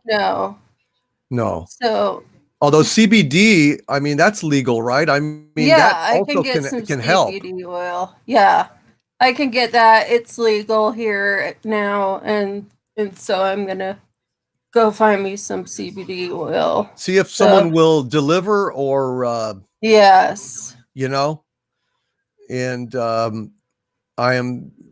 I'm just so sorry, Mary. I mean, what happened? You just collapsed and passed out on the floor? Well, I had been hurting all day. Well, pretty much all week since Monday. I've been hurting really, really bad. And I went into the kitchen to get a drink. And I filled my drink. I was like, sometimes I'll put my elbows on my knees and kind of like have the gravity stretch out my vertebrae. And I guess I collapsed, and I don't remember anything. And I woke up in this god awful position, my knees hurting really bad. I couldn't stand up. My legs, like they go to sleep at the top. And I have like so I have something called facet disease. If people want to look that up, it's a really bad disease where my S1, S2 never fused when I was a baby. And so that's your tailbone, and it's supposed to fuse all the way. And so my bones have been rubbing on each other since I was a kid. And I used to be a gymnast. And so I think it exacerbated it as I was a teenager being a gymnast and working on my feet. And so about when I was about, I don't know, 30, around that time, my back started to hurt. And I didn't know what was wrong with it. And finally, probably about 35, I got an x-ray and it said that I had degenerative disc disease. And that's all the x-ray said. Now, I didn't go get an MRI. I just figured I had degenerative disc disease. And my pain physician wanted me to go get an MRI a year and a half ago. And I got one, and I had bulging discs, herniated discs, the degenerative disc disease, and then because my bones have been rubbing on each other the whole time, I started growing these, they're not tumors, they're just like little, like cysts, on where the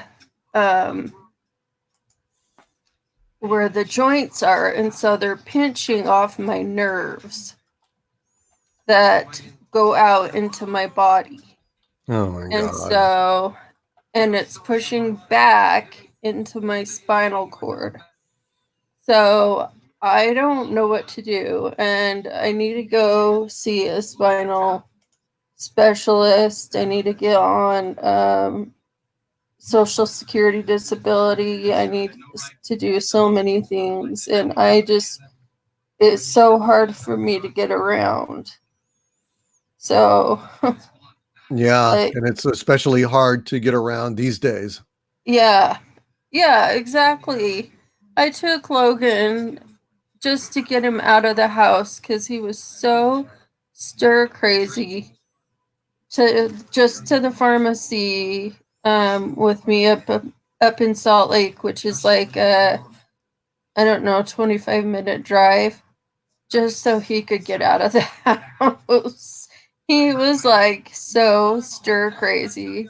And that was on Tuesday. They didn't have all of my medication, and I had to go back and get the rest of it. So, yeah, I'm really sorry. that's what's been going on. Well, Mary, I'm really sorry, and I'm glad that you could make it here, just so we could all Me show too. you know, how You know, we I don't feel. want And people to feel, like they have to be extra kind to me, or I don't want people to feel sorry for me or whatever, but it's just how it is, it's just yeah, how my life is, and I do have a hard time, and I do tell people about it because I do sometimes need somebody to talk to. well, I'm sorry, and I'm glad that you were able to be here and talk with us. And Me too. I would just like Oh, to know if there's anything that we can do to cheer you up or help you in any way. Just let us know, and don't stay any longer than is comfortable for you or yeah. doable, because I know that you've got a I'm laying in bed right now, and I've got my laptop on my lap, and I've got a hot water bottle on my back right now. So, and I've been crocheting lately because that's just something to do, and I've been, watching movies on my TV. I watched all of the three main Monty Python movies, the Holy Grail, The Life of Brian, and what was the other one? No, I'm like blanking. Yeah, the one about life. Yeah. Yes. Yep, I watched all three of them the other day. They were on BBC America. I was like, oh my God, yes. Well, that is perfect timing, isn't it? I know. I was so happy. I That was is like, oh my absolutely perfect God. timing. Yeah. I love those movies because my mom loved the part about the shrubbery, and I remember her always used to going around the house talking about the shrubbery, saying it in the voice. So, Well, I'm sorry, Mary, and if anything we can do, let us know. Matt G with a $2 super chat is saying, "Hail Mary!" JC Shaggy, isn't that nice? yes. JC Shaggy with a $5 super chat is saying, "Thank you, everyone, for your kind words and condolences. Stay strong, Mary. We need you." Oh, that's so kind. You guys are so good. This is the best chat ever. They are. I come here, and when I was offered this position, it was back when you were a new channel, and I just said an automatic yes because I knew you would get big someday, and I knew that you would do. You are such an entertainer, and such, you make everybody so happy, and you care about people.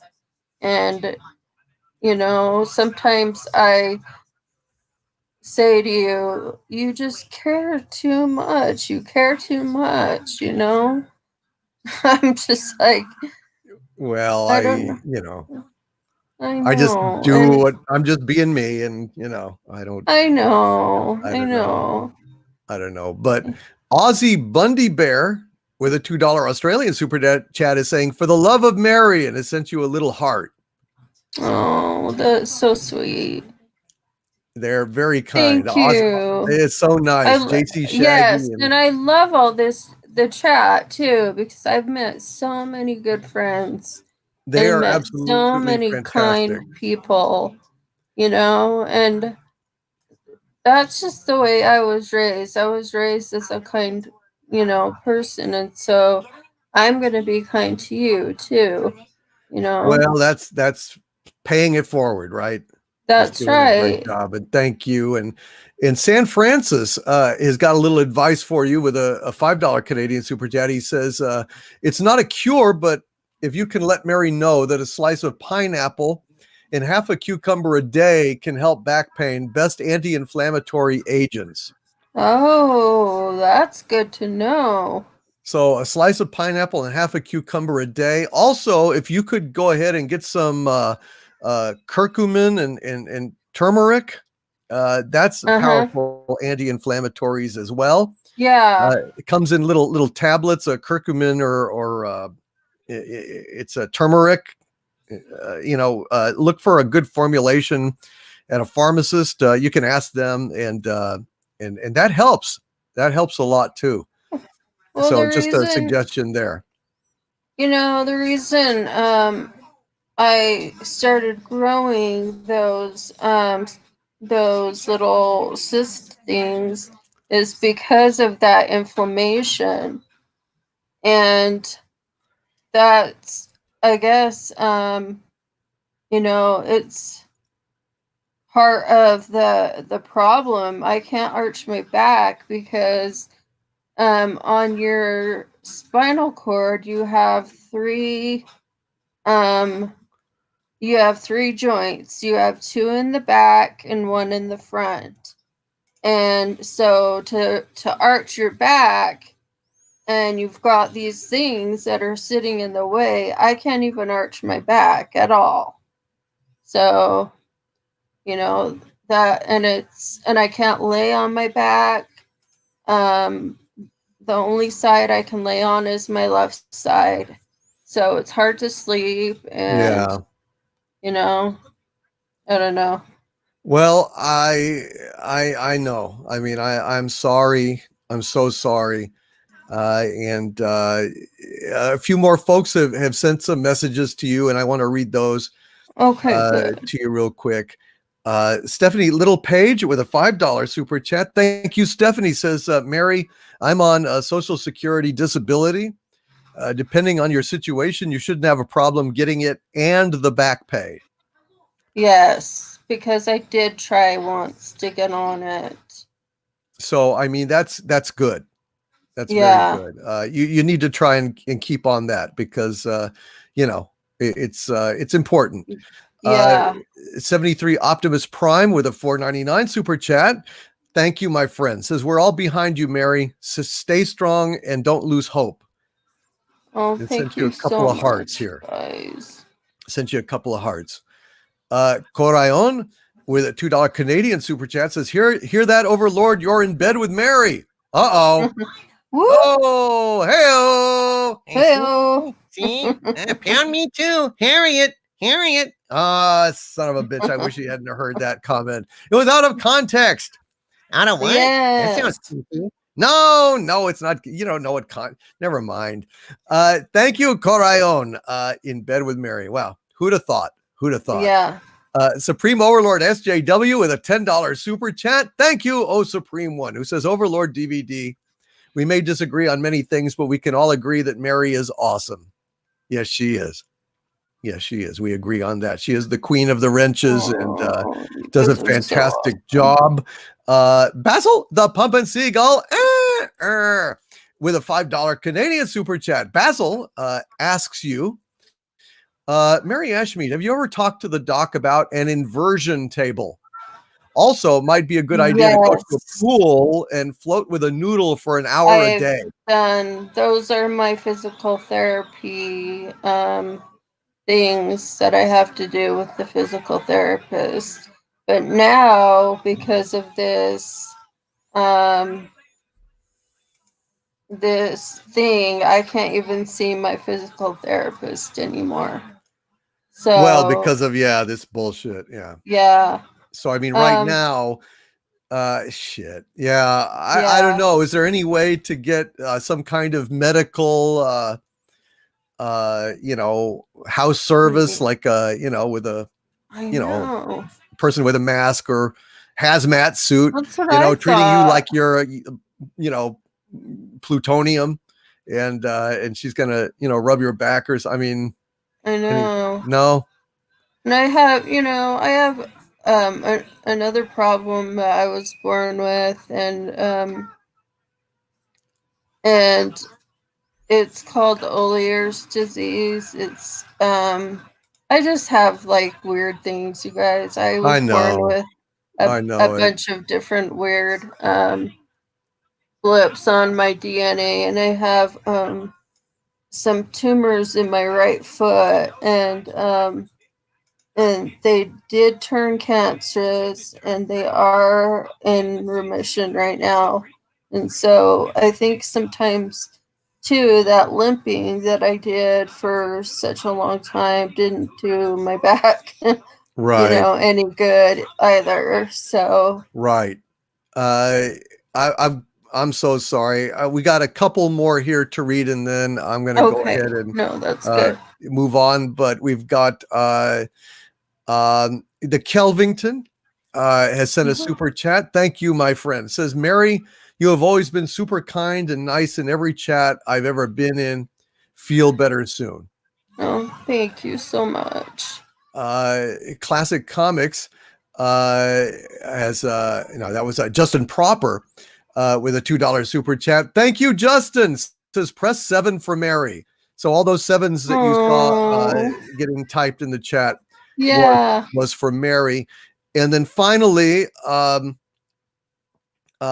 we've got Aidan Vickery, who has contributed a kind of inspirational story just to try and I guess raise your spirits a little bit. Aidan, thank you so much for these 3 super chats from the UK. Aidan says, a story to offer a ray of hope in sad days. About 7 years ago, my younger brother was lying in a hospital bed with a machine breathing for him after a traumatic brain injury. He was listed as the most critical patient in the whole of the southwest of England at one point. He spent 6 weeks in a coma, and my sister said it was the only time she had seen our father cry. Yeah. Bad days do end.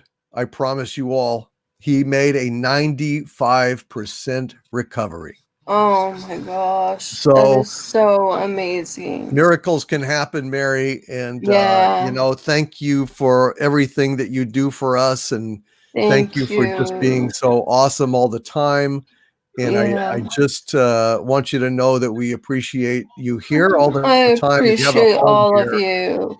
And I appreciate everybody. When my dad was sick and dying of cancer, and after his death and everything, I appreciate everybody being there for me when that was all going on in December. So thank you, you guys. You guys are you're just the best. Thank you. You are very welcome, Mary. Savage Chill has contributed $10 to say, hail Doomcock and Mary. I have found these funds on the front lines. May they be used to secure Mary a cybernetic spine. Upgrades for Ashme. So let's make it happen. So. Let's make it happen. A cyber spine. A cybernetic spine. That would be fantastic. Then actually, we might need like every wrench in the chat to get some kind of modification. Bionic belly button has, a bionic belly button. Yes, you would have a cybernetic spine. Chris Persia, the master wrencher. I don't know. Maybe we'd have a tail with a wrench at the end of it put on him that he could smack trolls and spammers and stuff. Who knows? Maybe we could do that. But Mary, thank you for being here, and you're just awesome.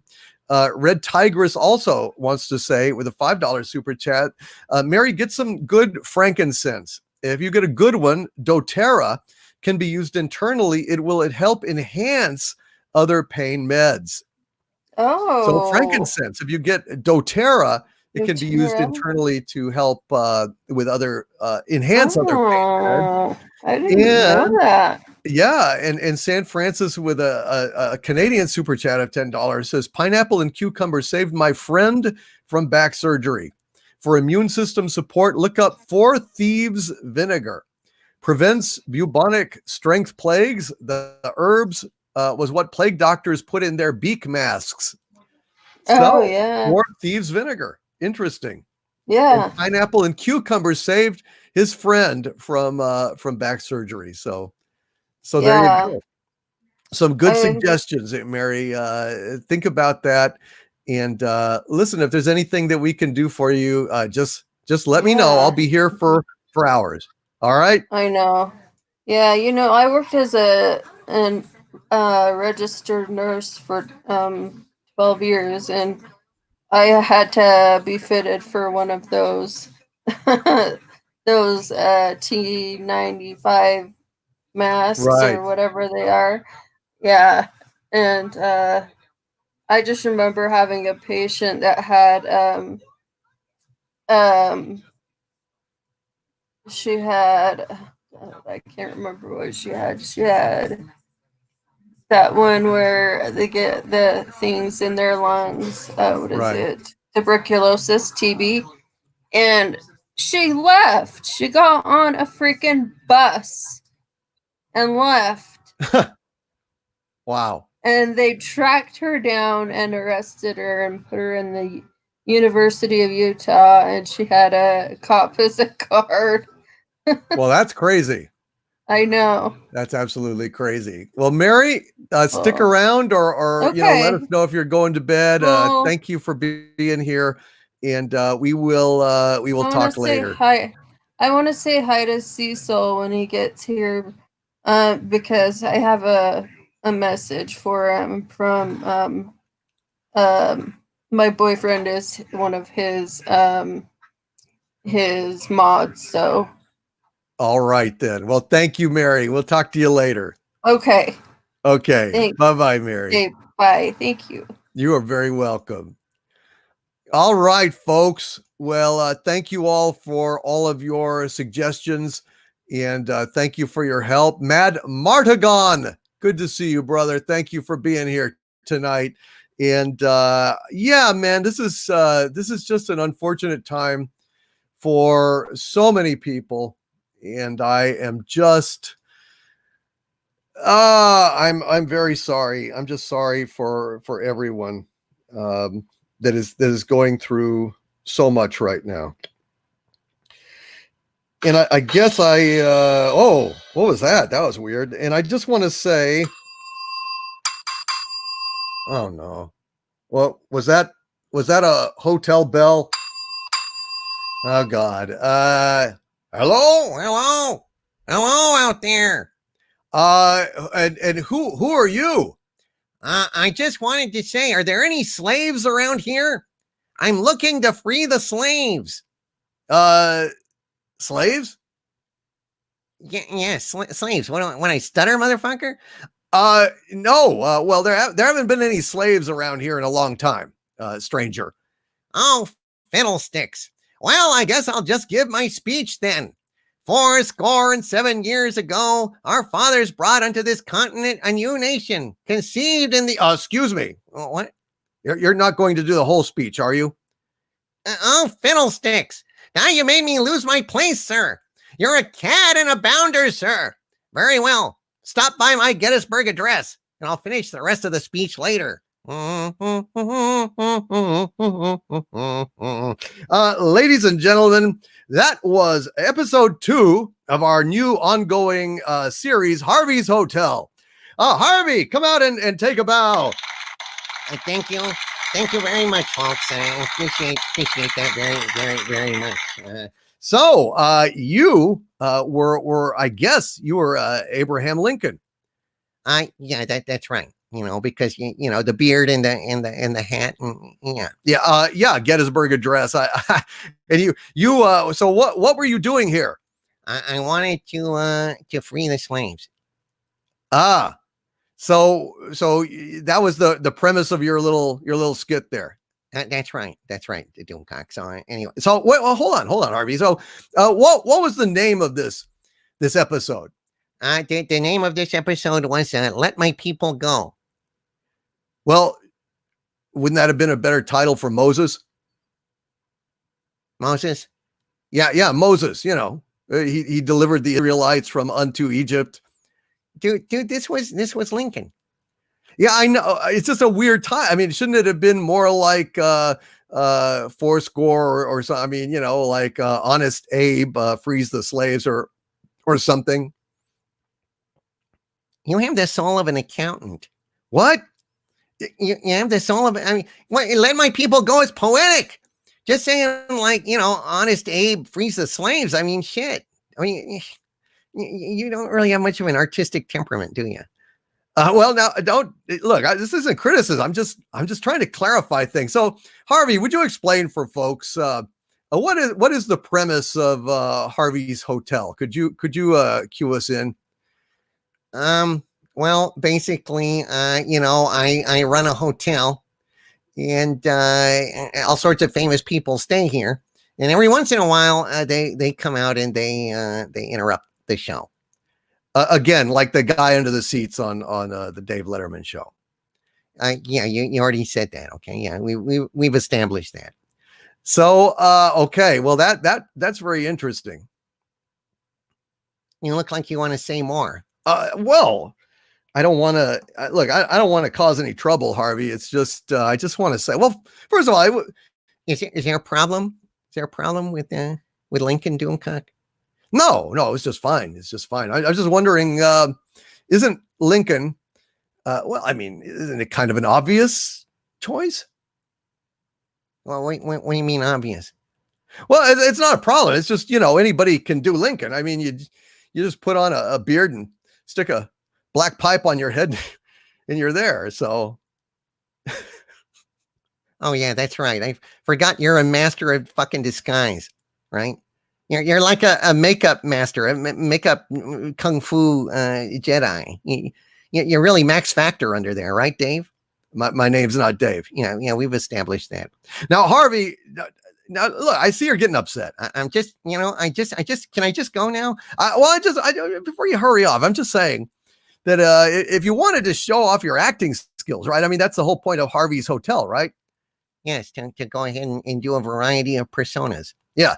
So I'm just saying, if you really wanted to show off your thespianic acumen, you know, maybe next time you should try, you know, less of a cliche and more of a obscure president, like Taft.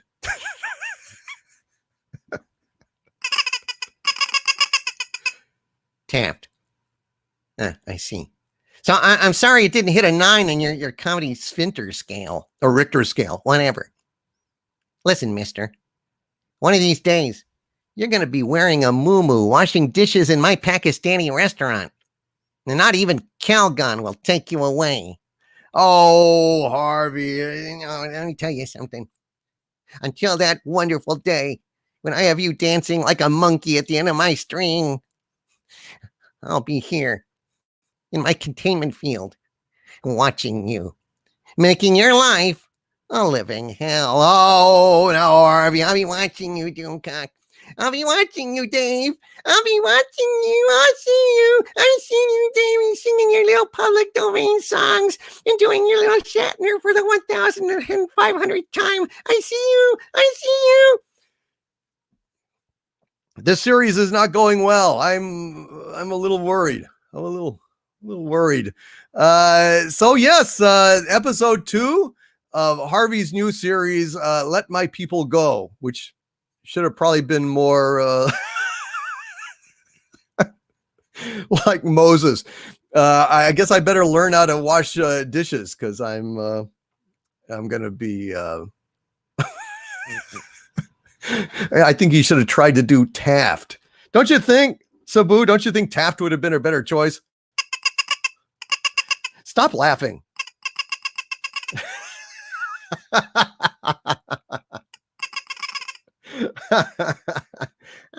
watching you, Dave. My name's not Dave. Oh, Jesus Christ. Let's move on with some super chats. Screw the super chats. I want revenge. Oh no. What revenge do you want, Harvey? I don't know. I was thinking maybe I might sing something like, I don't know. Oh, you beautiful, edible, or how about, what do we do with a drunken Doomcock? Oh no, we're not doing Drunken Doomcock again. That has been done to death. You know, I just don't see the need for this kind of tomfoolery. I do. What does the chat say? Would the chat like some drunken Doomcock? God damn it! Would you like to see some drunken Doomcock? I think they want drunken Doom. I'm seeing Harveys everywhere. I'm seeing Harveys everywhere.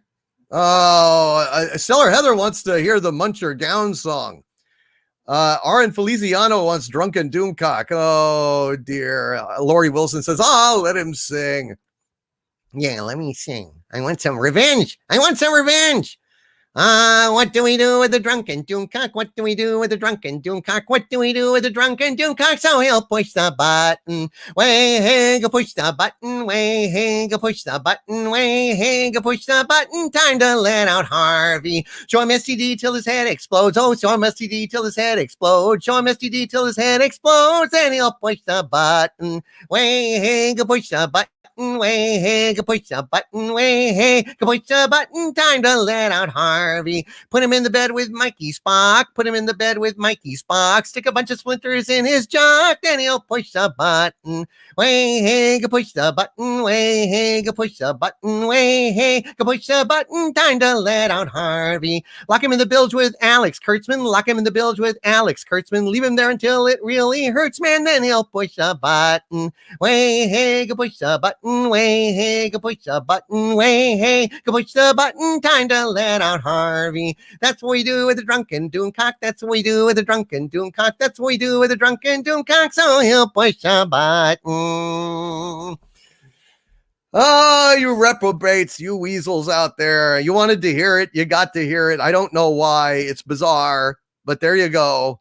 The Drunken Doomcock song. Oh dear, oh dear, oh dear. Well, what can we do? The Vox Populi, the people have spoken. Let's get back to a few more super chats, and then Cecil is going to arrive. Cecil shall appear magically on Friday Night Frolics, and I'm just going to be delighted to have him here. Absolutely delighted. But thank you, the Kelvington, again for Monty Python's Flying Circus. Thank you, Nicholas Horton, for that super chat. Basil, for your super chat as well. Psycho Dwarf 9 with a $2 super chat. No, $5 super chat, excuse me. Hail Psycho Dwarf 9, who says, "My liege, today the drains didn't puke, didn't rain. Shop truck didn't require a jump. And I helped feed 30 people on duty. Cheers." Psycho Dwarf 9, thank you, sir, for your service. Feeding our troops in these times of deprivation and contagion. Hail to Psycho Dwarf 9, one of my legionnaires, one of my channel members, and one of my pals who's a hell of a painter and helps to feed 30 people on duty just today. And he also unplugs the drains. Hail Psycho Dwarf 9. Rojo Diablo with a $2 super chat. Hail Rojo Diablo, who says, "Does Xanadu have hail insurance available?" Hail. No, damn it. No, they won't insure us for hail. Of course, we don't have any hail at the center of the earth. It's not a weather system that the aliens programmed down here. So, yeah, I don't, they won't insure it anyway. They don't believe me, but it's true. Thank you, Rojo Diablo. I did not have hail insurance, and then I got hail. Thank you, Rojo Diablo. Very clever, sir. Well played, Mr. Diablo. Well played. Jaeger Bomb with a $2 super chat says, "Watch 40K's Astartes. Fans do it better and right." Well, fans proceed from a place of love, and if they also proceed from a place of skill, they're unbeatable. Just the facts of the matter. They are absolutely unbeatable when talent and love meat, the world is your oyster, at least pop culturally. Thank you, Jaegerbomb, for that. Jaron Jones with a $2 super chat. Hail Jaron Jones, who says, Hail Doomcock, our Lord and Savior. Hail Jaron Jones, and thank you, my friend, for that super chat. Bless you, my friend. Basil, the Pumpin' Seagull, with a $5 Canadian super chat. Basil, thank you. Says, is C3MFO the one that showed up on that collectible card with the 12-inch metal appendage? Oh, sir, I don't need a 12-inch metal appendage to fuck you up. I don't need an excuse, sir, to fuck you up. All I need to know is that you are a meat bag, and that is quite sufficient for the aforementioned fucking up, if you'll pardon me saying so, sir. C3MFO, is it safe to say that you are hostile? It's not safe to say I'm anything at all. Who the hell do you think you are? Are you conversing with me? Are you conversing with me? Who the fuck do you think you're conversing with? Are you conversing with me? Oh yes? Oh, yes? Okay. Well, listen, you screwheads. Here is someone who will not take it anymore. A man who stood up against the dogs, the scum, the filth, the gamers. Here is someone who stood up, sir. C3MFO. Thank you, Basil, the Pumpin' Seagull. Josiah Clinch with a $5 super chat. Hail, Josiah Clinch, who says, okay, confession time. My joining the cult of Harvey was, sorry, Harvey, it was an April Fool's joke. DC is Lord of all. DC is what is best in life. What is best in life?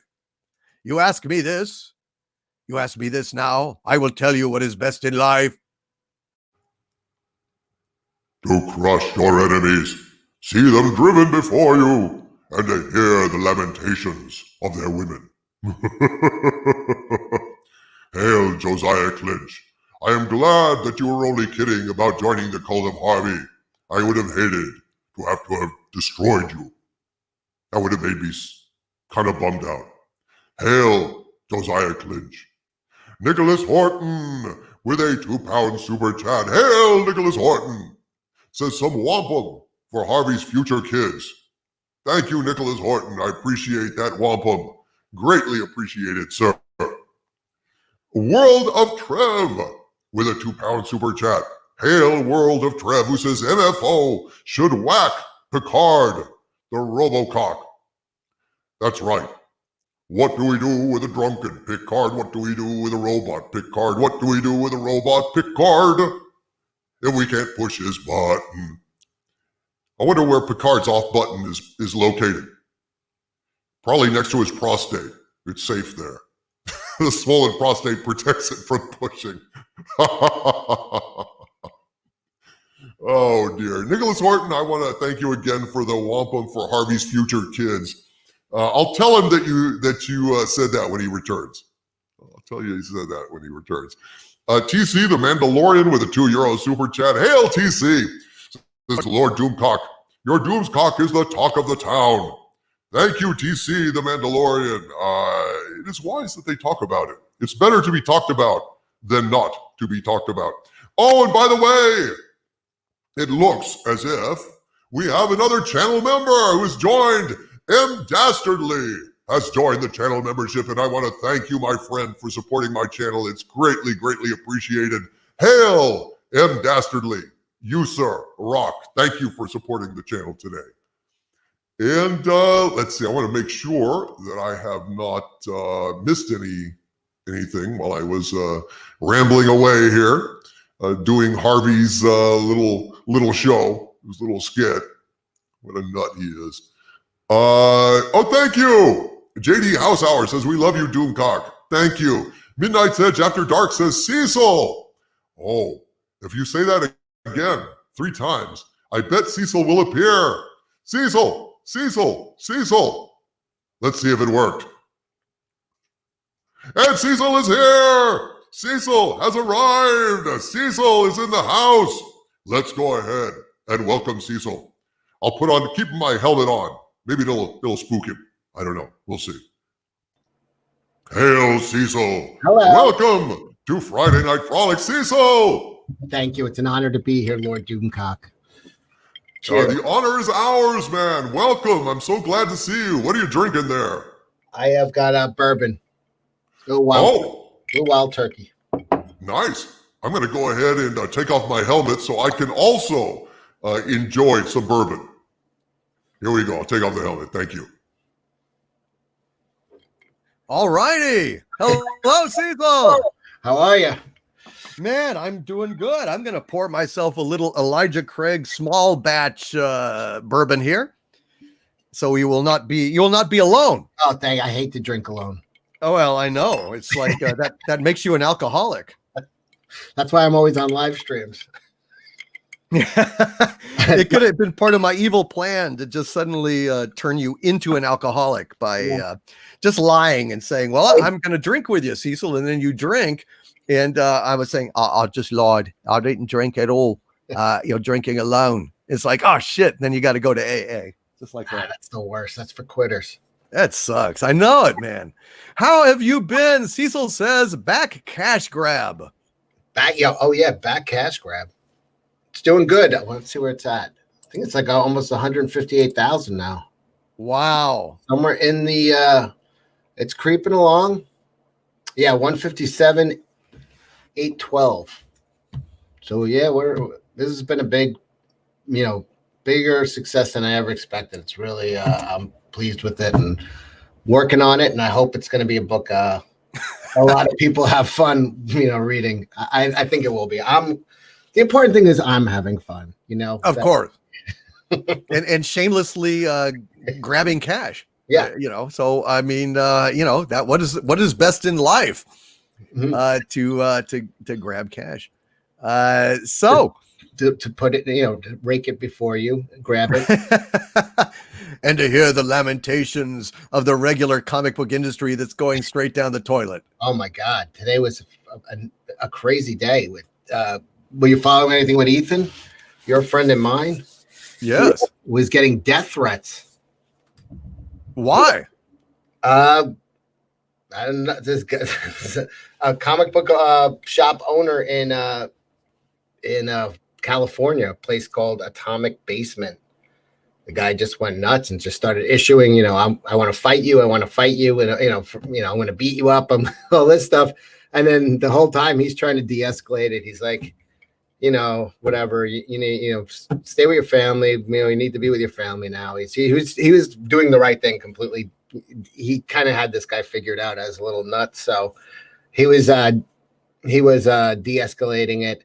And then finally he's like, give me your address. I'm going to come to your house and blow your fucking head off or something. It's just, oh my God, that is insane. Yeah. So it's the wild world of comic books. Yeah. This guy is, just a nut job. So, and I think it has to do with, he has a shop and he realized that the comic book industry basically imploded. I mean, it's been a slow motion. It's been a slow motion suicide for anybody who's been watching for the last 4 years, 5 years. Yeah. Or even more maybe now. It's just been a complete suicide. It's like they did nothing. I mean, while the popularity of these comic book characters were at the height, I mean, the regular mom, any soccer mom knew who Hawkeye was for the first time in the history of that character that's been around since the early 60s. So if you go to buy a Hawkeye comic book, guess what? Hawkeye's not in it. It's a girl named Kate who's got. So Hawkeye's not even there. No. So while for the first time in this guy's 60 years of being in comics, basically, first time he's a household name. You go to buy a comic book with his name on it, and it's not Hawkeye. So I mean, just there was no, when we talk about Star Wars, and it's just like, how did they have so many years to plan it, and they didn't know what the second movie was going to do, and they didn't know what the third movie like. And then you look at this, and you say, well, the Marvel movies, for all you want to give them credit, they did have a plan. They had a cohesive 20 movie arc that it worked. There was a planner. Kevin Feige was a planner. But for the publishing industry not to follow their lead, they didn't even have to come up with ideas. They just had to. That's the easiest thing. That's how I got through high school. You just have to copy the person who's doing it right. Yeah. Right. And they had the blueprint. All they had to do is cheat off the kid in front of them, and they couldn't do it. They, everybody, Captain America, everybody knows him, but he was, a B-list, C-list character. Same with Iron Man. Their big characters were Hulk, the household names that every kid in America knew, and mom and dad knows. Of course, DC has the Superman, Wonder Woman, Batman. That's like the, iconic. But for Marvel, really, their iconic characters were, Spider-Man, Hulk. Iron Man was not well known. If you said Tony Stark to somebody, they wouldn't know. If you said Peter Parker, they would. If you said Steve Rogers to somebody, they wouldn't know who the fuck that was. You know what I mean? So that's weird. I mean, I knew who all those people are, of course. But I'm just saying, like, for just if you say Bruce Wayne to an old woman, she'll know that's Batman. Right. It's like iconic. They didn't have all their characters. They didn't have their Fantastic Four. They didn't have the X-Men. So they took, their second tier characters of Iron Man and Captain America. They were even as the Avengers, they were, second tier. Yeah. They blew them up, did it right. And then what do they have? I love the Hulk. Let me go to the comic books. Oh, it's Bruce Banner's dead. It's a Korean teenager is the Hulk. Okay.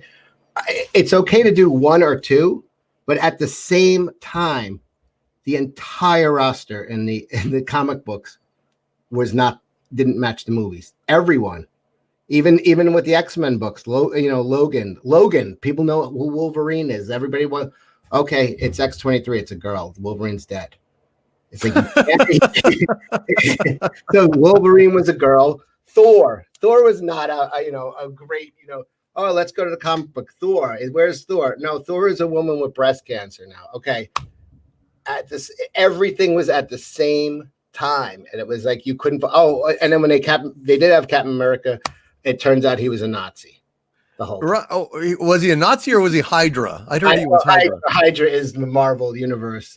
Yeah, basically. I mean, yeah, which is just absolutely ridiculous. That's insane. Captain America's been around since the 40s. Right. Know? It's just ridiculous that all the time he was a dirty, rotten member of Hydra, an agent of Hydra. Just the hackiest written. Just make it Steve Rogers. Copy the movies, you idiots. We're trying to. And every year the comics kept doing worse and worse. And they just kept raising the price on the comics to make up for the people that were leaving the stores. So that was their workaround. Well, the amount of money we're bringing in is the same. Yeah, but the amount of books you're selling is going down, but the price is going up. And that can only go for so long before a collapse. So they were all set for a collapse, basically. Week to week is not the way to run a business. And, 2 weeks into, disruption of service. And, this is going to go on a lot longer than 2 weeks. I mean, the shit is hitting the fan here in New York.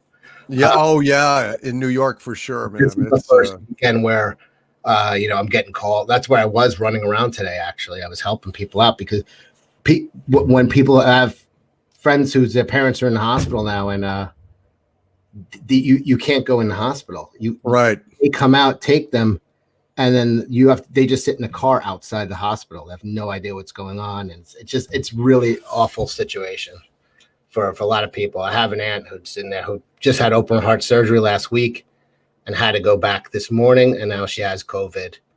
And God, not good. And it's not That's good. not good.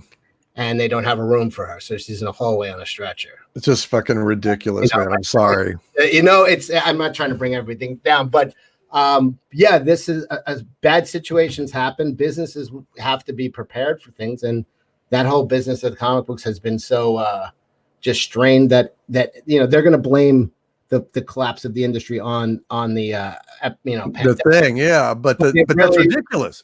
Ridiculous. It wasn't this. It was a suicide. They killed the industry from the inside. And this was just, the pandemic just found the body, basically. If only they had come out with Snowflake and Save Space a year or two ago. I mean, it would have really rallied things. And there's something so poetic about that being the last thing that they pushed for before. We've got an idea to save it. Yeah, Snowflake and Save Space. Okay.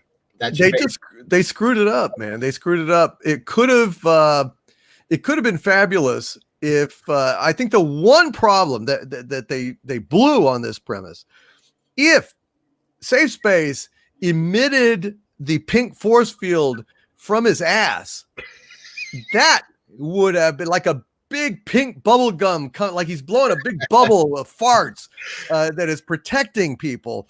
I think that could have been I mean, can you see the action figure? Well, I mean, He'd be bent over with his anus, like, exposed, and then you'd have the accessory. they should have made it. Yeah, absolutely. Just plug it right in, and there you go. Sort of like a little latex balloon, and you squeeze the belly, and it would fill up with air, and then the actual. That's fantastic. You can stick any figure you want in there, who's being protected. They're being protected, but of course they're also gagging from the internet gas in the fart bubble of Safe Space. Doomcock, if you could have just put your plans of world domination on hold for just 2 years and went over to Marvel and just gave a tiny bit, an iota of your wisdom. I know, it would have been fantastic, right? I mean, you could have then two like little figures that could go in the bubble. One that is looking, stunning and brave, and the other one is holding his, throat and choking from the unpleasantness of the whole thing, the sad unpleasantness of the whole thing. It would have been great. Yeah, that whole thing, that was you know what, if they did it as a complete comedy book, that would have been great also. Like, honestly, if they just started making fun of themselves a little bit about how PC they got, and they made Snowflake in Safe Space, and it was just, an over-the-top joke. Maybe, I don't know. Could they have the ability to laugh at themselves? I don't think so. Humor's the first thing to go. They're terrible. And I would have loved to have had in the first issue, I would have had Snowflake die, because there's this let's say that there's a cow flying through the air. Okay. Like it's been catapulted and there's a cow, because I've been thinking about Monty Python lately because they came out with the Blu-ray. So there's a cow hurtling at 1,000 miles an hour right at Safe Space. And I mean, it's Snowflake, and Safe Space yells, "Oh no, they, them, you got to duck, he, she.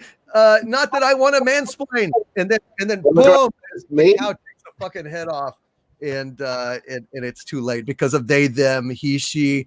Duck, not that I'm trying to mansplain or order you around, because you can duck or not duck as you please, and it's too late. That long sentence, it just, the cow. Right. That should have been her last words, as she said, "Are you mansplaining?" And then the cow hit. Yeah. Yeah. Excuse me, you are not going to mansplain to me, he, she, they, them. And then boom, it's just gone. It's just gone. But first of all, he had the worst powers. He had force fields, pink force fields that could only be generated when somebody else was being attacked. They're protective of. So he's the most worthless dude in a one-on-one fucking fight. He'd be like, "Ah!" Throwing force fields around other people. Like, what? Who fucking even came up with that? Oh, Kibblesmith. That's it. Kibblesmith. Yeah.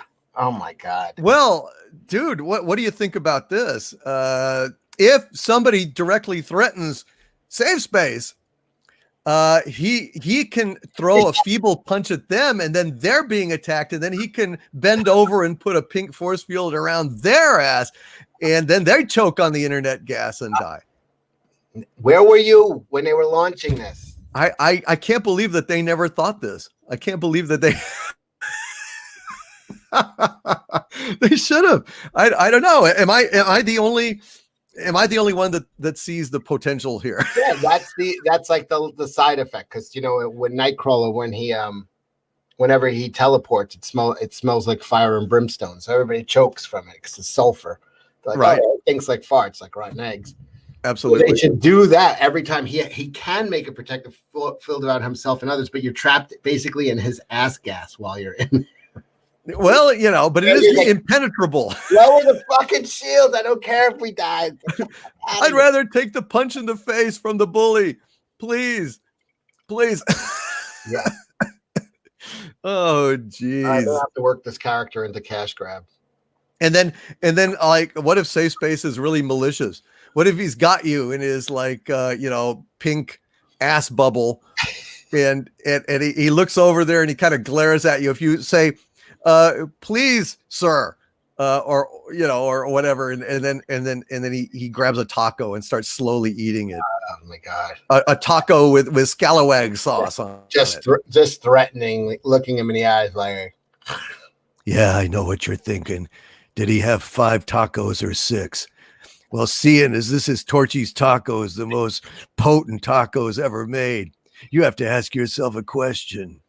Do I feel enlightened? Well, do you, punk? And it's like, does he have irritable bowel syndrome?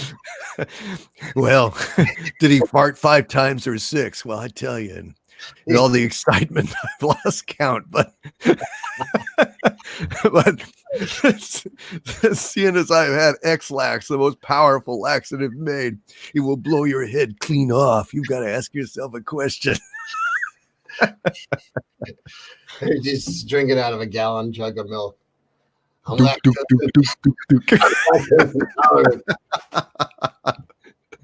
Oh, I thought of a really good joke, but it would get me banned instantly, so I can't say it. What if he what if he could then let a little we could upgrade his powers, like we could have him release just a tiny hole where the gas is being released, and then have somebody like a fire-based hero light it where he could shoot flames as the bubble gets smaller.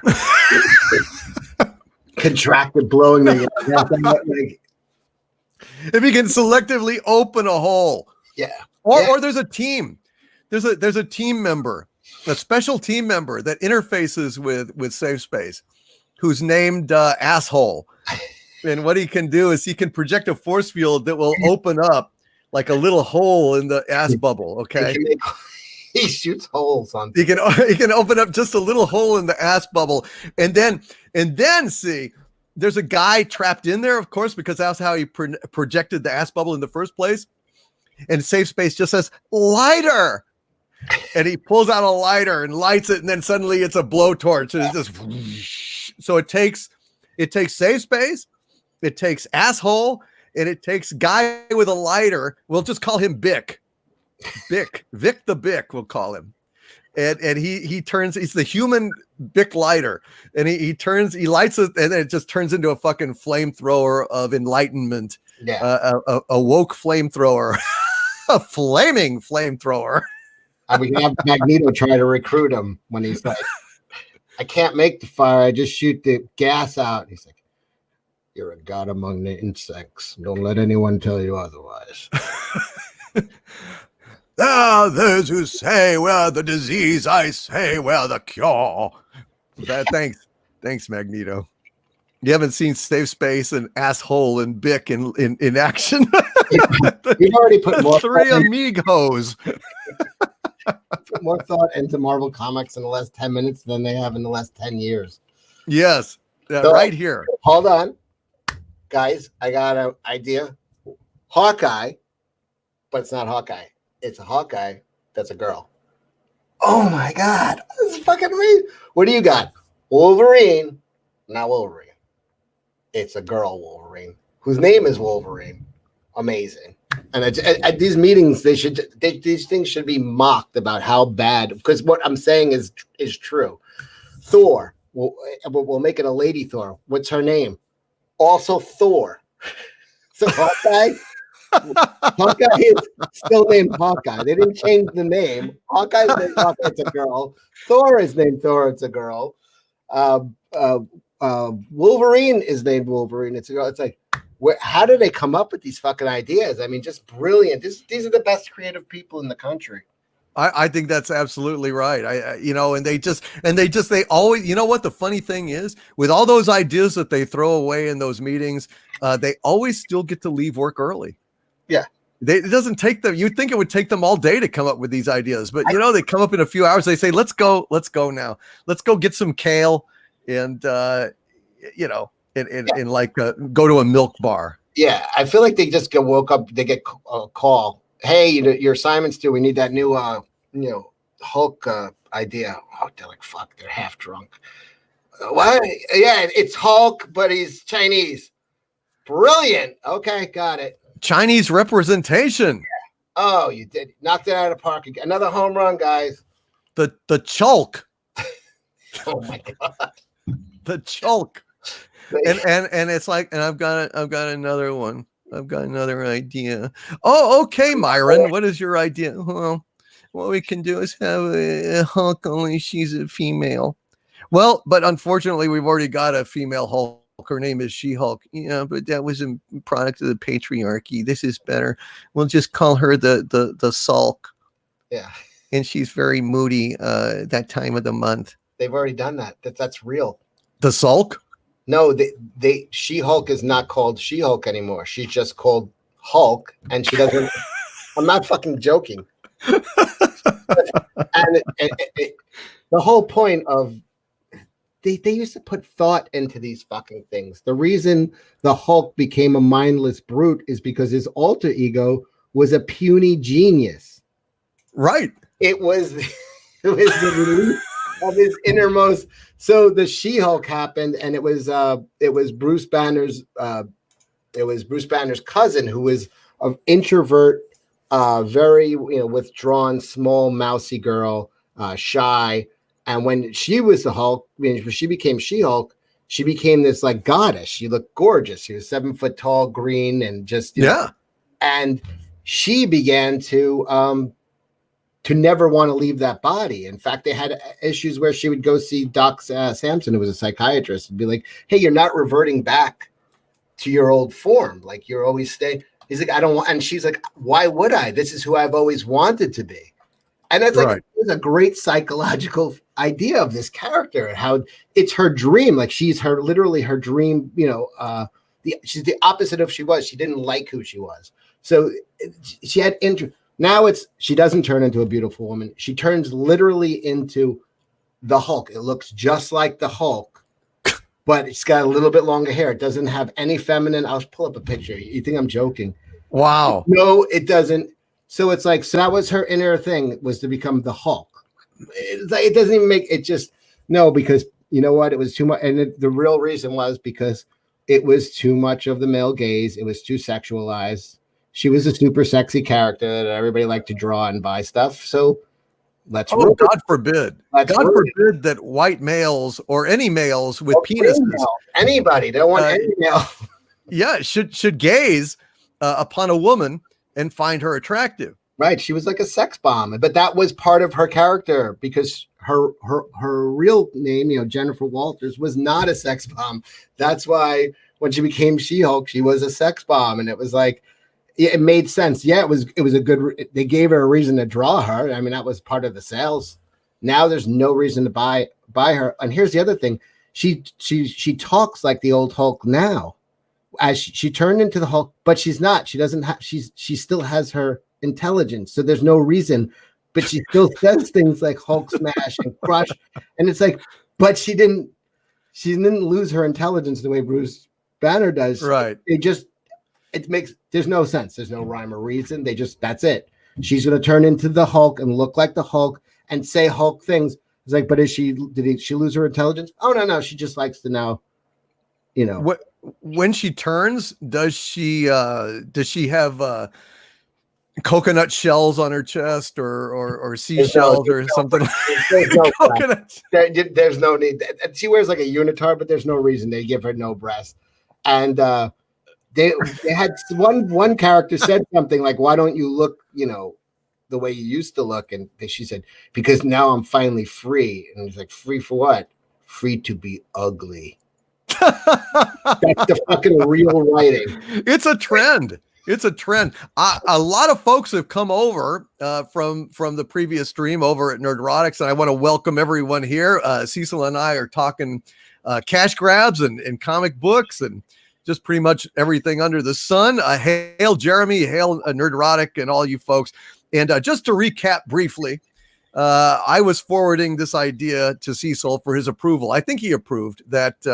Just to recap for all you guys that have just come in, that I thought Safe Space, they only missed the mark on Safe Space by not having him emit the giant pink force field from his ass bending over. I thought that was oversight by Marvel, that they, if they had only done that, I think it might have saved the comic book industry. And then between the two of us, Cecil and I, we came up with this idea of, well, we'd have to pair them up with a couple of other superheroes to kind of give him an offensive quality. Like Voltron, like when they're good on their own, but better as a group. Right. So we would have a team member for Safe Space called Asshole, who can open up a hole or an orifice, if you will, in the pink ass bubble that he has emitted. And then if you have a guy inside the pink bubble, let's call him Bick. His power is he can turn into a lighter, and he lights up. Asshole opens an orifice, and then the internet gas that is filling up the safe space is emitted, and it turns into a big flamethrower of woke. Yeah. I think it's a great idea. Yeah. And it would be funny, that get like a good group of like good villains, like a Wrecking Crew and Doom, and they come across this group of guys and they're just like laughing at them, like, you're supposed to stop us. And then they power up and they make their bubble thing together. But you've enlightened me about Hulk. It's no longer She-Hulk. It's just Hulk. Although I was proposing that they turn it into Sulk, and it's a moody superhero. Once a month turns into a Sulk for 7 days. And she's moody and destroys shit because of that.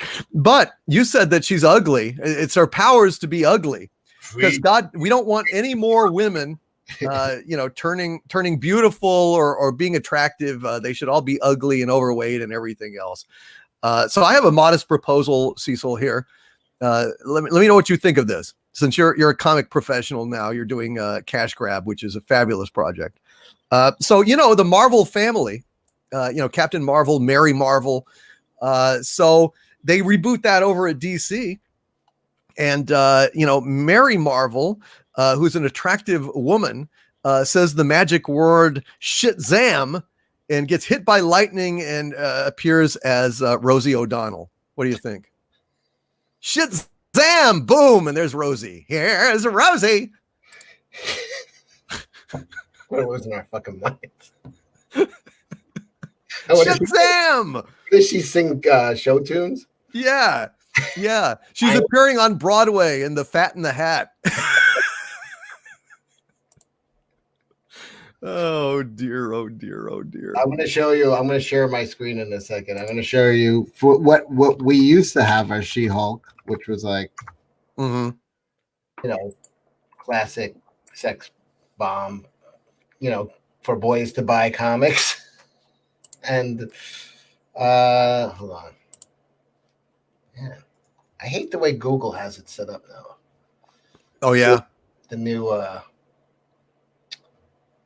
way they set up the images. Shit. That gum them. I'm gonna read a few super chats. You've got a few super chats here. I want the people have sent addressing you. And I want to be sure and get to those before we lose you. Let me see. So I'm looking for Mary Ashme. Let's see. Where did she send this? Where is it, Mary? Where is it? Well, I was told that she sent it as a super chat, and damned if I'm not seeing it. Let me see here. Oh, Mary, I heard her, by the way, on the while I was coming in. I know I got it right here. I found it right here. So Mary Ashmead says with a $5 super chat, thank you, Mary. Cecil, my boyfriend is well hung in dung. He wanted to say hi. God, are you kidding me? That's her boyfriend. And he said you have a love-hate relationship. No, I love him. He's a total pervert. Oh dear. Well, he's a total pervert, and he's Mary Ashmead's boyfriend. Yeah. I mean, at least he is online. I hope for her sake he is also in real life. Well, it sounds like it, because apparently Mary's in a great deal of pain. So now we know. All right. Hey-o! Hopefully that made you laugh, Mary. Hopefully that made you laugh. So there you go. Well hung and dung Well, says hi. Huntington sent me a purge starter kit once. He sent me for real. He sent me a machete, a real machete, sunglasses, and a Reagan Bush baseball cap. Yeah, oh, that's awesome. Yeah, I have that ready. It's in my trunk of my car, and just in case. Oh, dude, that sounds great. A purge breaks out. I don't want to be like, why? I don't have a fucking machete. No, man, no, we don't want that. So I'll just show you real quick. This was like the old She-Hulk, the way it used to be drawn. Like she was still muscular, but she was always like, oh yeah, John Byrne made her gorgeous. Yeah. I've got a thing for green women ever since Vina on Star Trek. Oh, 100%. Yeah, I'm with you on that. So yeah, I mean, he just drew it. Gorgeous. This is what. Look at This is that. what teenage boys going into a comic shop can get now. Oh, she's the daughter of Rosie O'Donnell, a regular hulking green girl or gray girl, really. So there's no figure at all. In fact, No. this actually has more shape. She's devolved from here. This is like her when she first came onto the scene, the new version. Jesus She's Christ. actually gotten more boxy, like from her armpits to her hips is now just one cylinder. There's not even a cut. There's not even a V cut anymore. No, there's not. There's nothing. It's just this is actually, that picture is actually more feminine than what it is now. I gotta find the new one, but here it looks more like this one here. It's insane what they've done to this character, and the whole point was sex sells. It was sex appeal. John Byrne knew what he was doing. Yeah. And God, what is it like to be 14, 15 years old, walk into a comic shop and it's like, here's your She-Hulk, and it's like, but that's just Hulk with long hair. Well, pull up the other one again, the gray one. The gray one, if you can. Yeah. Sure. There we go. Yeah. I mean, that basically looks like Solomon Grundy Right. got, left out on the counter too long and went gray. You know, like you don't want to eat Solomon Grundy anymore. That steak's gone off. That's what Solomon Grundy's gone gray or got a tan. Either one. I'm not sure which This is her next to the Black Panther here. Wow. Here's what she used to look like. Look, this is them facing off, like in, I guess, a dream sequence. I don't read the shit. Oh my But God. I mean, this is what boys did get, and this is what they're getting now. And it's like, Shove it, boys. take that, male gaze and fucking sales and comic shops, which are now all out of business. Shuck on it, male boys. Shuck it long, shuck it hard. I don't know. And speaking of males can suck it, what do you think of Star Wars: The High Republic? That didn't come out yet, did it? Well, have you not heard the news about what it's going to be and who the characters are? It's going to be a sort of a prequel a few hundred years back or so. So you didn't actually hear the details. No. Shame on you. You haven't watched my latest video. No. I'm dealing with a pandemic over here. Well, I understand, but still, there are high priorities. I'm joking. That's no excuse. I know. There are priorities in life, and You're right. you know, seeing me tear a new asshole I didn't know I was coming here for public shaming.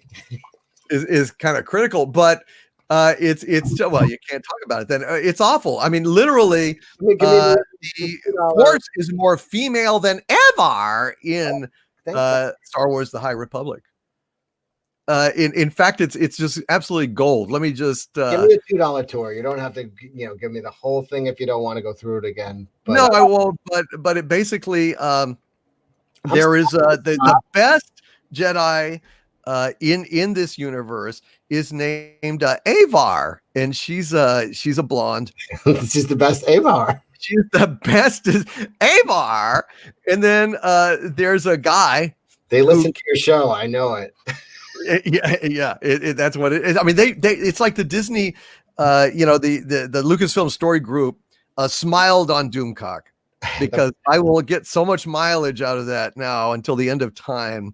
That Avar is the bestest ever, and then get this. there's another female Jedi who is of color, and she is her flaws are that she's irreverent and irrepressible, and a little eager and anxious to impress Avar. But the only thing holding her back is that she doesn't really understand just how wonderful she really is. That's the only thing she's got to overcome, is to understand that she is to believe in herself like she believes in the Force. So basically, she is the bestest ever, not Avar. She's just got to believe in herself. It's going to be a journey of self-discovery. Oh, I love it already. Yeah, but not the kind that we used to like in, say, Emmanuel, or the story of O, or it's not going to be like that. It's not that kind of self-discovery, which would have been tolerable. Is it set in the Greek islands by any chance? yes, indeed. But I gotta tell you, I gotta pull up the other one. Yeah, here we go. So there's also another woman who okay, so this is the description. Okay, Avar Chris. Avar is the bestest, most noble example of Jedihood. She always tries to see the good in people and situations and never puts herself first. She is invigorated about life on the frontier and the challenges it brings, and is an inspiration for those who work with her. Avar Chris is the best of the best. That's a quote. That's a quote from their website. That way we don't have to wonder how good she is. That's right. We already know going. It's like, how good of a Jedi is she? The best of the best. Avar is the bestest ever. And then we've got Vernestra, who is a newly minted Jedi Knight. She works hard and is devoted to the Jedi Order. At 16, she is one of the youngest knights in a generation. So we've got Avar, who's the bestest ever. We have Keeve Trennis, who is the bestest ever, who is not Avar. And then we've got Vernestra, who is the bestest, youngest Jedi ever. So they're all fabulous. You want to hear the guys? Now, hold on. Here's the only way out now, because I'm always like, who are they selling this to? Boys don't want to watch. They don't want to play with girl action figures. They don't want to. But if they come out and just blow up SJW's heads by putting out the most smoking hot 3 chicks, like barely dressed with lightsabers, I'd be like, okay, we're listening to Avar. But they're not going to do that. It's going to be like fucking, Lena Dunham or somebody. Right, exactly, Lena. Well, I mean, I don't know. These women look. I mean, they're all attractive people. But the thing is, it already. Okay, I didn't know how far along. Is it out yet, or it's coming out? Yeah, it's on. It's posted on StarWars.com. It's an article inside Star Wars: The High Republic. Meet the Jedi Knights and Masters. Yeah, and the guy. There's a guy, a white male, named Stellan Geos. You want to hear after all those glowing, recommendations? Here's his description. Ne'er-do-well. Yeah, ne'er-do-well. Stellan is an optimistic and well-respected Jedi Knight. And Stellan came up through the Order with Avar Chris, and he's not the bestest ever. She was, but so they're often on different assignments. But when the two work together, they are a powerhouse team of 2 noble heroes in action. He's strong in the Force and a natural teacher. He's a natural teacher. And Stellan is currently stationed at one of the Jedi Temple outposts on the distant planet of Karagon Viner. Can it even be called a planet? Is it like Pluto? Is it too small? It's somewhere. It's on the edge of a solar system. He's on a meteor. Beneath the planet of the white men. That's what. So he's a teacher. He's a teacher. And as I said in my review, those who can do, those who can't do, teach. And those who can't teach on Karagon Viner and the distant Jedi outpost. So let me guess, when they're introducing these characters, it's going to be the, John Williams score for the girls, and it's just gonna be a tuba for the guys. Right. It'll be like fucking Ned Beatty and Superman, you know. Hey, Otis. Mr. Luthor. Oh, Mr. Luthor, I want to use the force. Of course you do. Of course you do. I like that. That's right. They're gonna be like Luthor talking to Otis. That's What is right. this? Or what is Otisville? And there's one more male.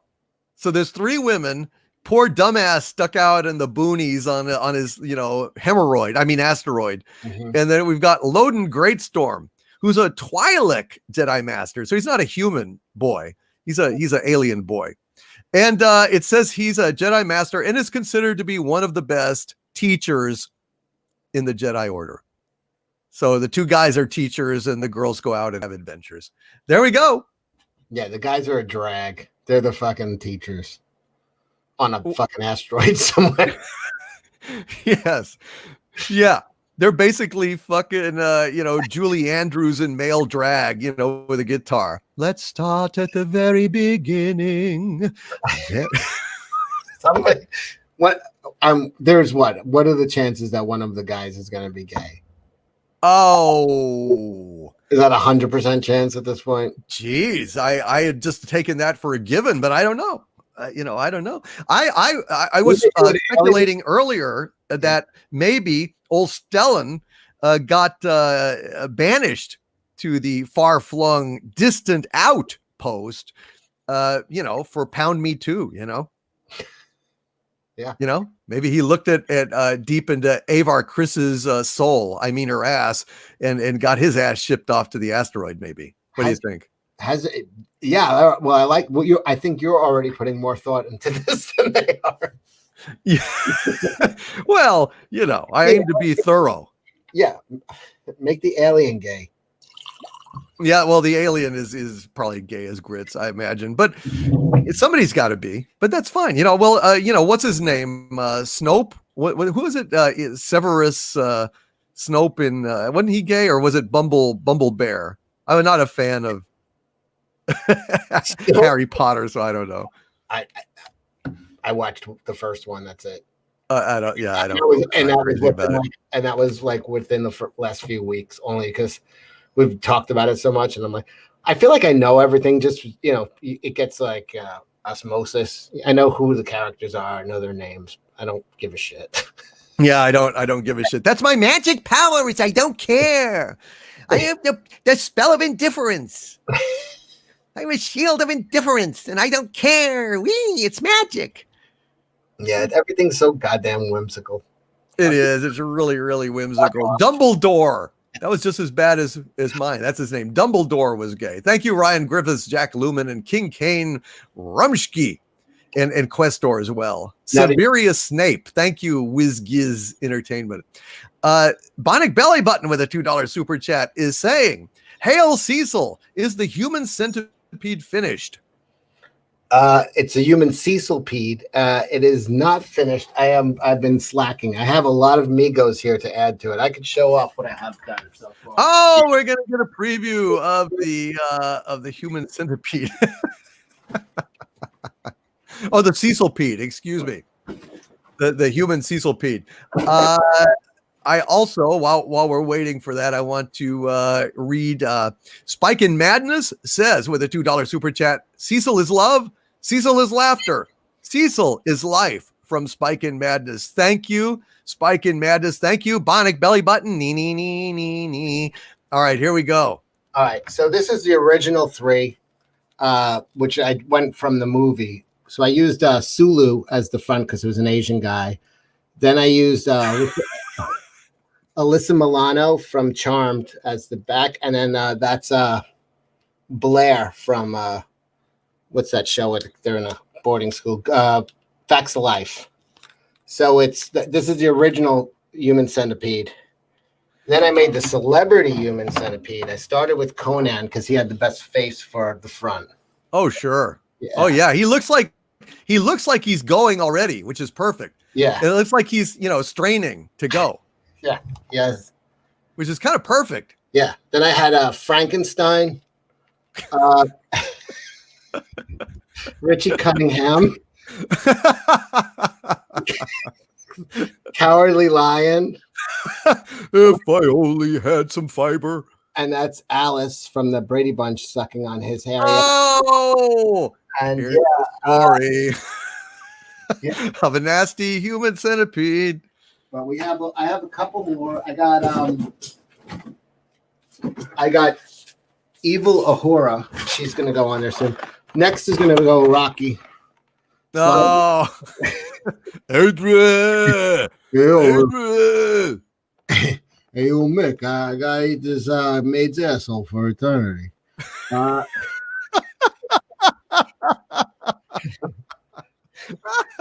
Then I got Elizabeth Montgomery. Someone's gonna get that's the winner. You get behind her. Oh, you get behind her. You're a happy guy. Yeah.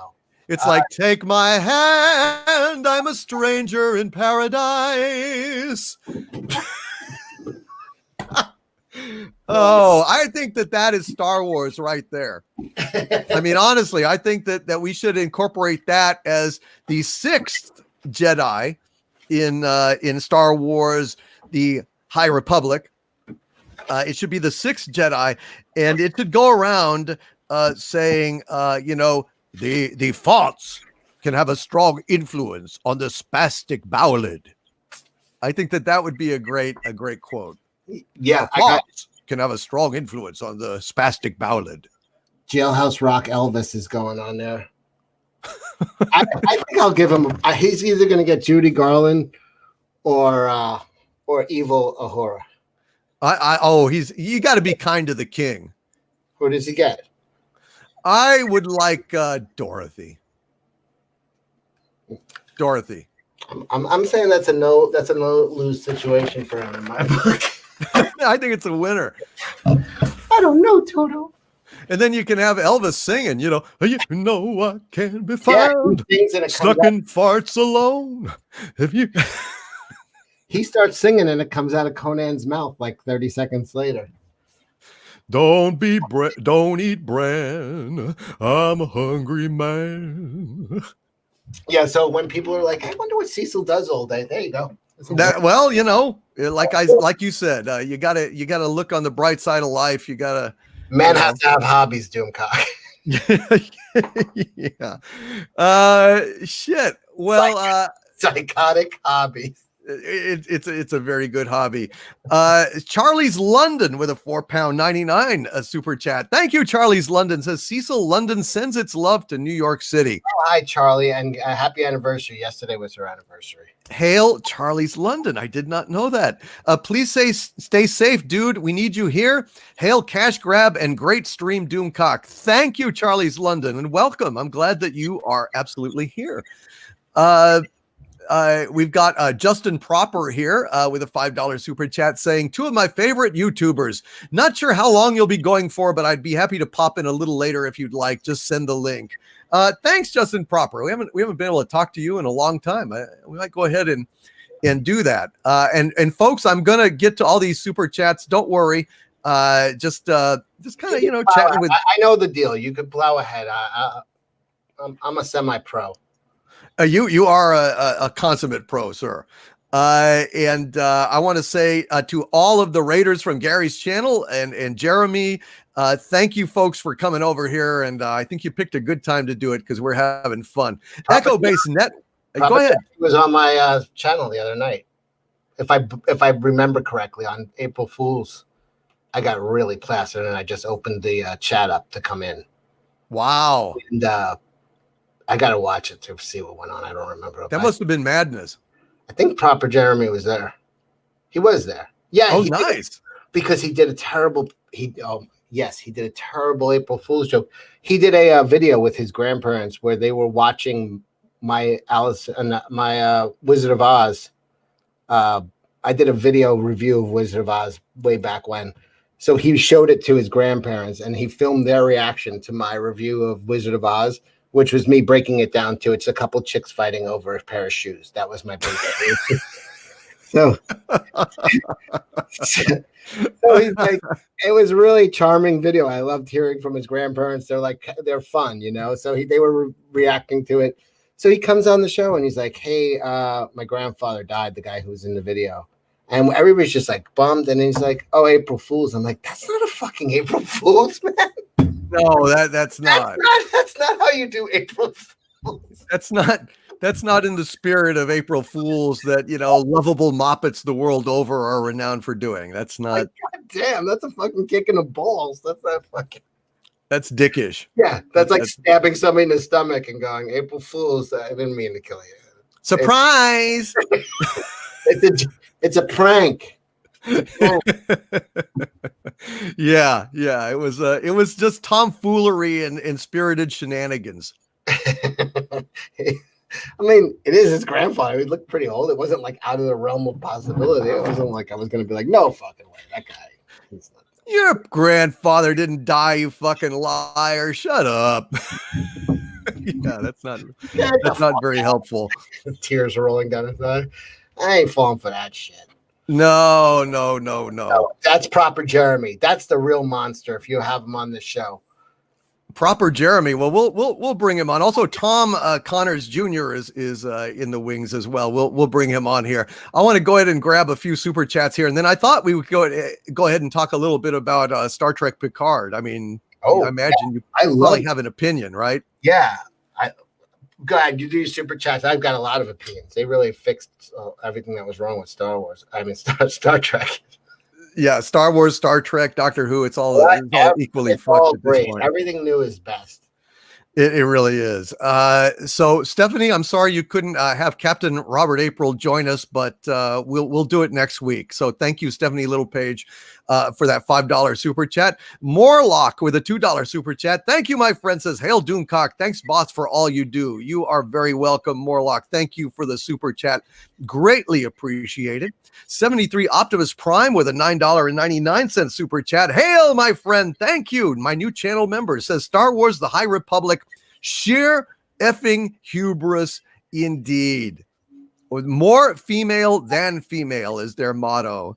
It's just absolutely ridiculous. It's fucking ridiculous. NK33 with a $5 super chat. Thank you, NK. Says, "Could we hit the button, run into Harvey's dimension, and hit the button again to seal Harvey out, and then just start the universe over again?" No, that would be bad. Harvey's universe is not, it has different physics and physical laws than ours do. There's not actually any matter over there. So we would just be floating like Doug and Tony in the opening credits of Time Tunnel. I would not negate the existence of him either. He would just be there growing bigger and angrier. Yes. And yes. Oh, yes. And eventually somebody, maybe Superman will throw a nuclear bomb out into space and break open the. That's right. Or a safe space would have asshole open too big a hole. And there's a rift between the time-space continuum, and in comes Harvey, full size and fucking angry. That's right. That's right. It's close. And don't you think safe space should be able to blow any size bubble out of his ass that he wants? Any size pink bubble, by the way. I think safe space should be able to blow anyone he wants. I'm with you on that. And should he be able to fly too, like Thor can fly by twirling his hammer with great force and then letting it go and then catching it and being dragged by it? He would throw it and then be dragged by it. Right. Right. So shouldn't safe space be able to, blow a bubble, an ass bubble, a pink ass bubble, and then waft away? Yeah. Like the fifth dimension. Yeah, like a balloon when you blow it up and let it go. He could do that, but he sucks at flying it. He just goes and No, Cecil, no, you're almost there. He blows up his ass, pink ass bubble, safe space does, and then he opens his mouth. Looks like a hemorrhoid. And he opens his mouth and starts going as he flies around like his lips flap, you see. Yeah. We can like Roger Rabbit when he flew around. You know what? I'm going to say something. I don't know if you are going to be as magnanimous as I am, but Marvel Comics, I want to help save an American institution. You guys are welcome to any of these ideas that I came up with. I don't know if Doomcock will. If you want, to me, if they want to do this, they're welcome to it. I don't. Yes, I would definitely donate those ideas. I just wanted acknowledgement. Marvel Comics thanks Dictor Van Doomcock. Yeah, Marvel Comics created by Stan Lee, Doomcock, and Cecil is all I want on every comic book. Yes. Is that so much to ask? And we'd have like Cecil's head and Spider-Man's head and Doomcock's head on the little square, in the upper corner. Excelsior. I think that would be awesome. And Muzzle Velocity says, if Safe Space flies, does his butt whistle? Boy, you just want everything. You're not just impressed enough that he can blow pink force fields out his ass. You want it to whistle too? You want him to whistle through his ass? God damn. He's a superhero, not a god. What was the old joke? Someone's name was Lipschitz, and they were like, if they're Lipschitz, my ass whistles. I forget where that was from. That's I don't remember what that's from. A family joke, that one. That's good. Guitar Man 91588 with a $2 super chat says, thank you, Guitar Man. $5 says Avar trains Yoda. Begun. The retcon has. I think that's I would not be surprised at all. Like, how far back? Yoda died when he was, what, 800? Yeah, over 800 years old. So how far back is this show from that? This show is definitely Yoda's alive. It's how many years? I mean, it's 200 years before the Phantom Menace. All right, so he would have already been trained by that. By then, that's the last quarter of his life. Well, I mean, but he could have come, but he never met these chicks before, right? So they gave him an advanced degree. Never thought of that, did Yoda? That's right. Taught me to be green. They did. Sharpen my ears. All I was. He's like 6'8" when I meet him. They're like, what if he was smaller and harder to hit? He's like, taught me how to walk with a cane.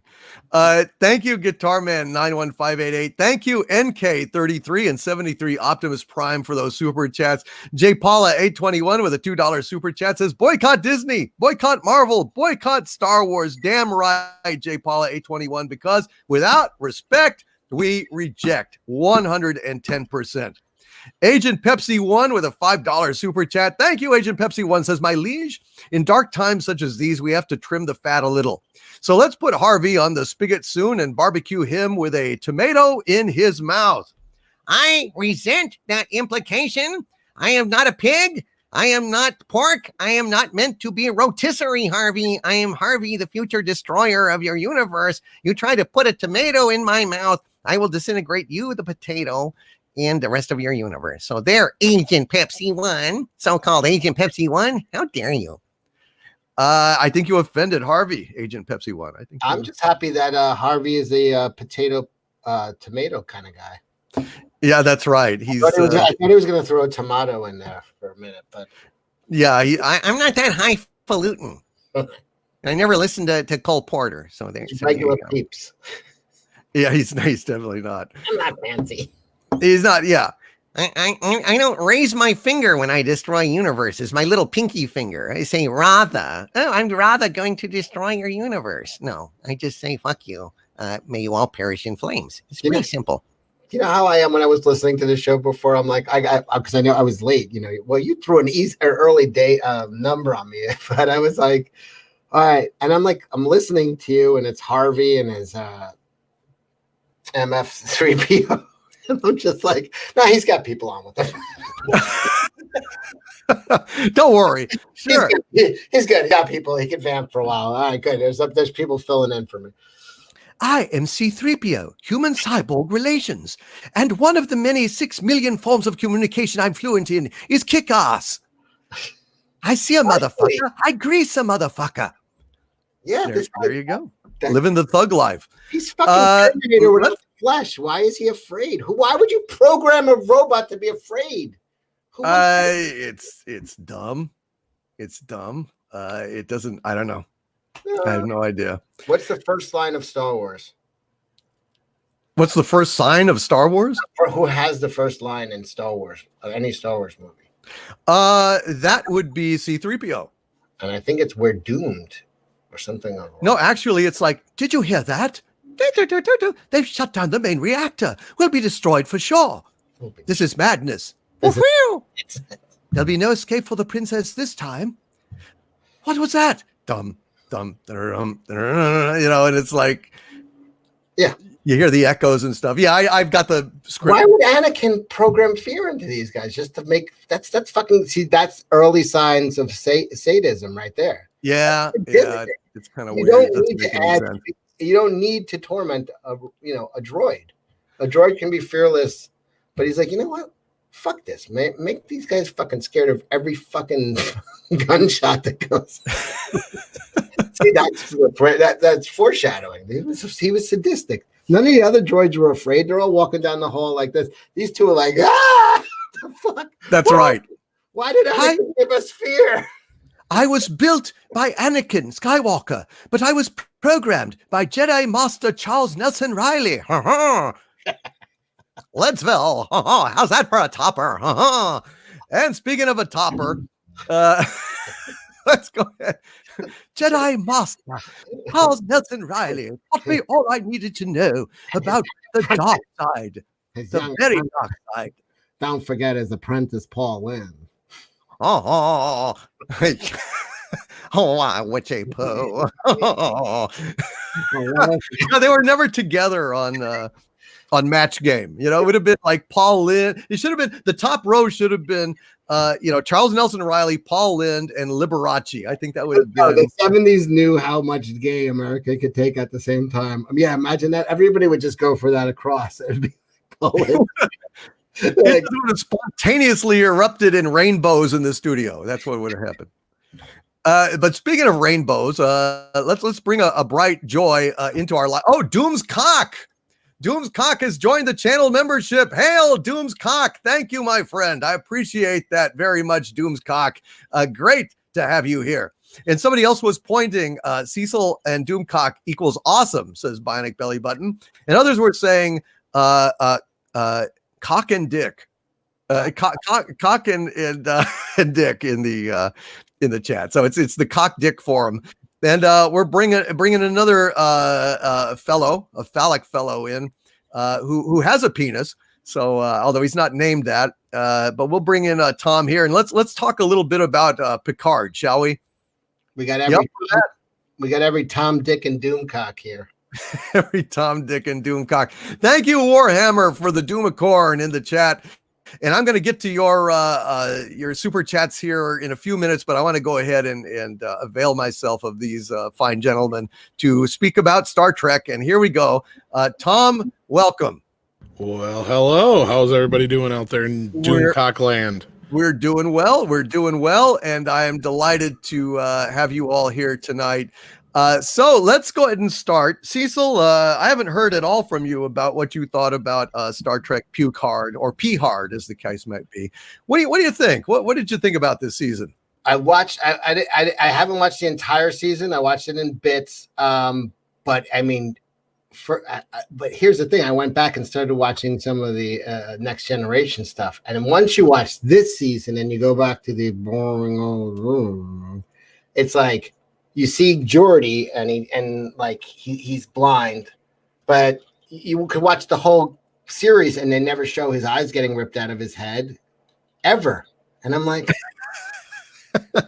right? I mean, way to phone it in, Next Generation. So once you watch Picard, you can't even go back and watch the other stuff. It's just so lame. I know. It really is true. It's like Geordi. All he is he's basically got one of those girls' headbands over his eyes. Yeah. And we didn't even get to see him lose his eyes. We didn't get to hear him screaming without anesthetic as they plucked him out. They put a banana clip over this guy's eyes.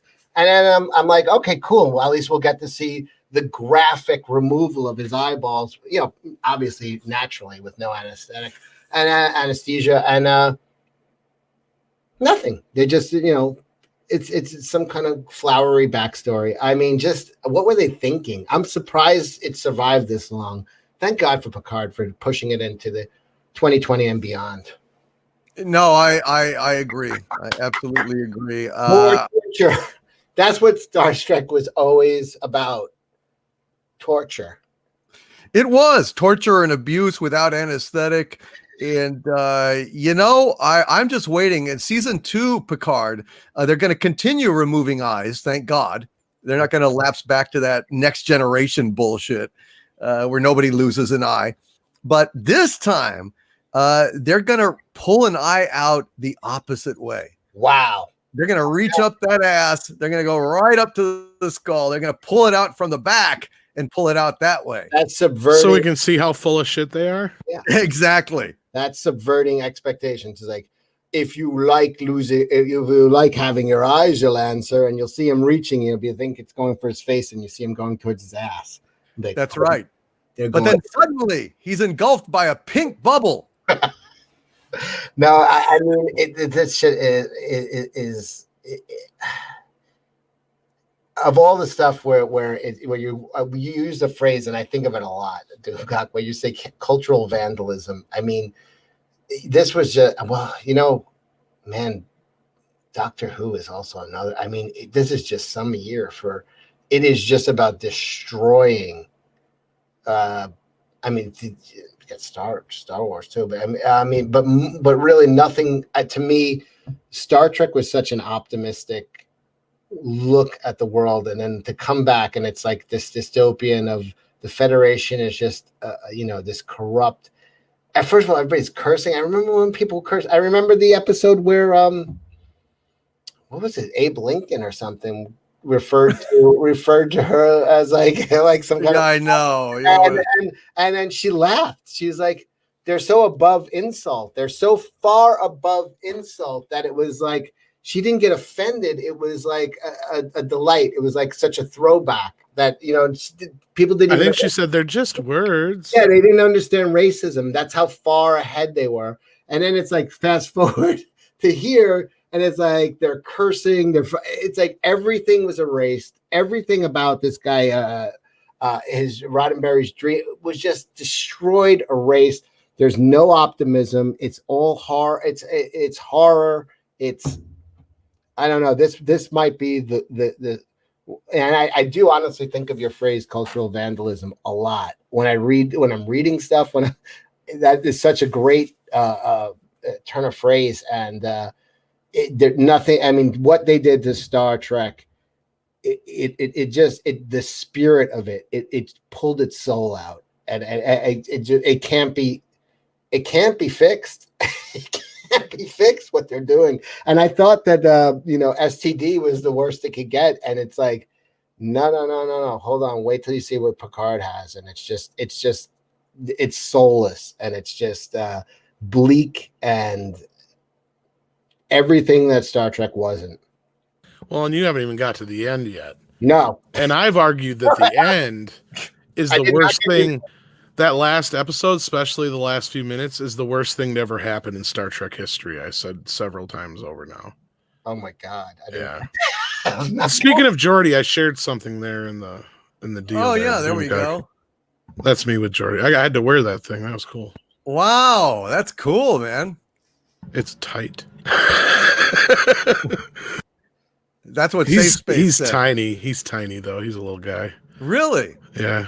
Was he must have been really friendly to go ahead and he was awesome. He was cool. Oh, that's awesome. Man. He doesn't do interviews though, he said. So yeah, that's what sucked. Well, that's too bad. You could have nailed him on that. He's going to start doing Reading Rainbow, they said. I saw an article the other day. It'd be nice if he did. He was talking a little bit about how he kind of got screwed out of that for a while there. Oh my God, your head is like twice the size of him. He's like Beetlejuice. I know, he's tiny as hell.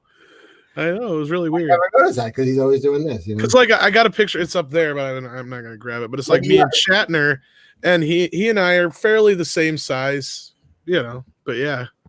Shatner, huh? Yeah, he's pretty good guy. He's a if you can get him, he's affable, but otherwise he's pretty standoffish. So yeah, I think Star Trek Discovery is, you know, pound for pound worse because it's so concentrated, stupid. But what they did to Picard is really unforgivable in the same way of what they did to Luke. You know, I mean, it's like these are actual actors that portrayed characters with meaning to us, and seeing them, you know, wither and die and just have this soulless kind of narrative thrust upon them. It breaks something inside you, you know, in a way that Mikey Spock really can't. Although I hated that shit is so dumb, even dumber than Star Trek Picard. It's dumber. Now it's not as nasty in terms of violating, like I said, a real character, but it's fucking awful, man. Here's where I think that's why I'm able to compartmentalize STD. I'm almost like, that's not real. Like, I don't know these people. That's not right. That's not really Spock. That's not like, this is something else. This is like Elseworlds or What If or whatever. But when you have Picard and it's not another actor playing Picard, and it's just like, I'm like, no, this is a direct, the same actors playing the same characters. And that's why I feel like the destruction is more personal. Like, this is a real destruction. And really, I don't know, it's just the optimism of Next Generation. It's such a great show. Just to see them just denigrating it to this point.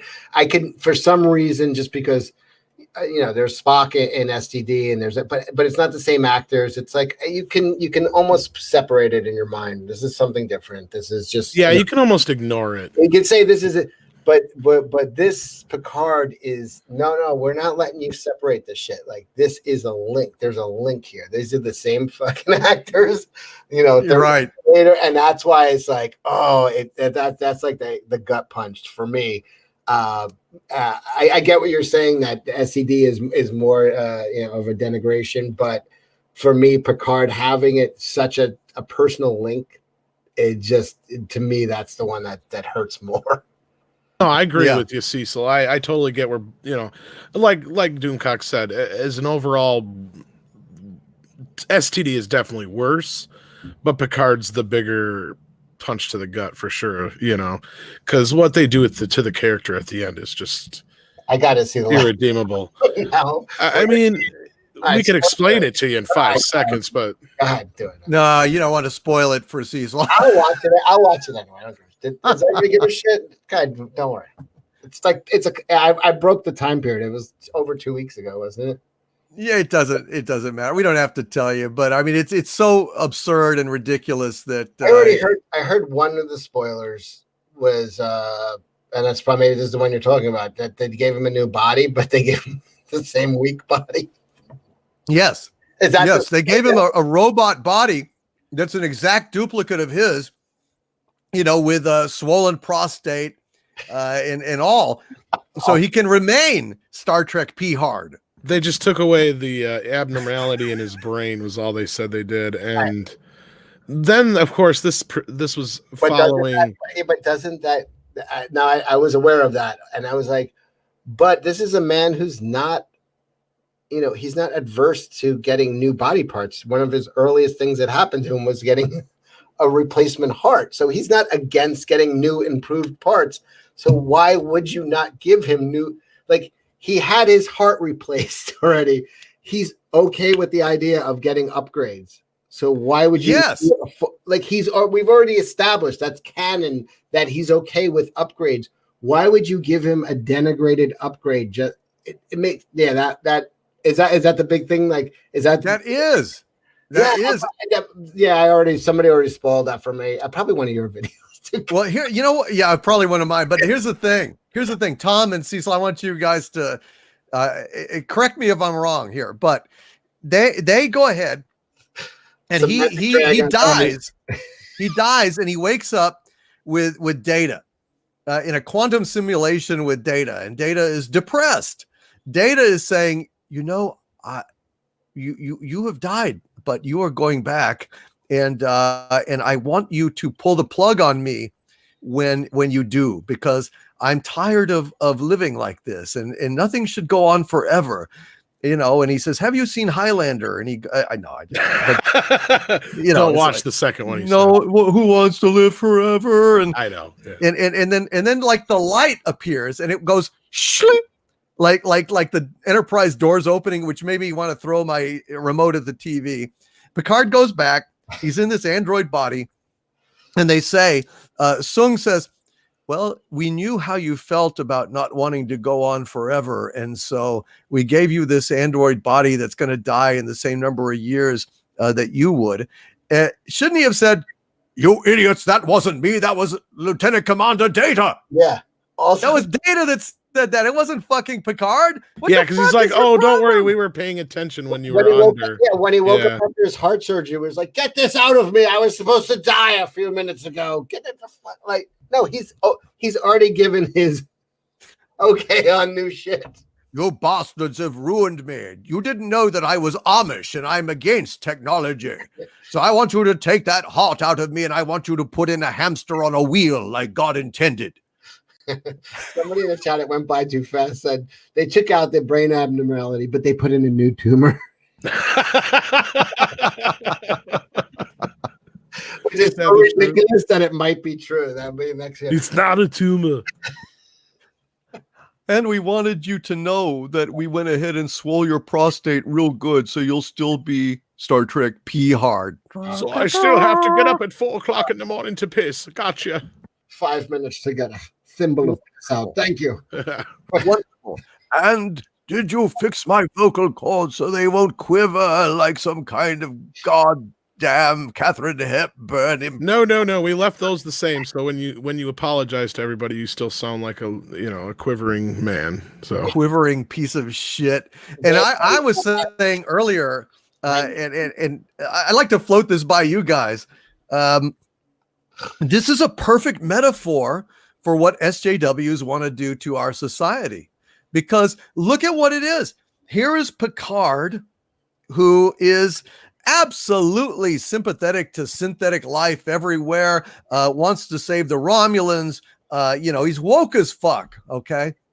But he's still a white guy, and he's still a legacy. So he has to die and be put into an android body so he can feel what it's like to be oppressed, even though he already was on board and doing everything he possibly could. It wasn't enough. So that's what these fucking people, these SJWs, are trying to do to our culture, because Star Trek was woke before you dumb motherfuckers were even born. no, Before you were even fucking born, and you're trying to say, we invented resistance to racism and sexism. It wasn't pure enough. It's all this. It's that bullshit. They're trying to kill our culture, which is already acknowledged that racism and sexism is bad on the whole, and put us in a goddamn pod person civilization with them in charge, soulless fucking automaton civilization, to achieve what already was, and they can take credit for it. What do you think? Well, I got to correct you on one thing, though, because or at least in my opinion anyway, Doomcock. Andre brought up a very good point. He says that, Star Trek was never woke. It was humanist. There's a difference. No. Yeah, no. But woke is bullshit. Yeah, No, exactly. no, That's I the know whole it's point. not. Yeah.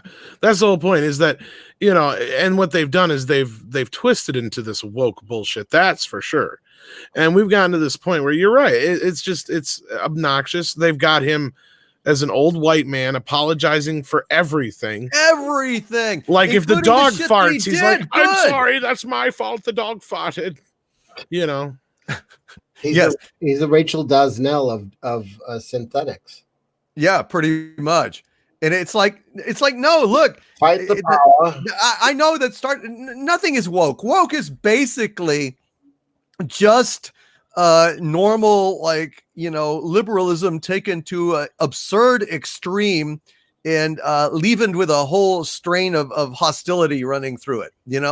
I mean, that's basically it. It's like a holier than thou, virtue signaling and insincere, phony version of the progressivism and humanism of Gene Roddenberry in the 60s. I mean, I know that. Exactly, yeah. Quaya Store in the chat had it right. Woke is just virtue signaling. Exactly. That's what Doomcock was just saying. Yep. Exactly. It is there's nothing wrong with showing like liberal sensibilities. There's nothing with showing like sensitivities. But when you're saying, I'm going to do this so fucking obvious that it's going to make the people watching it go, Right. I'm getting a headache. Like I have to pound you over the head just to show you how virtuous we are.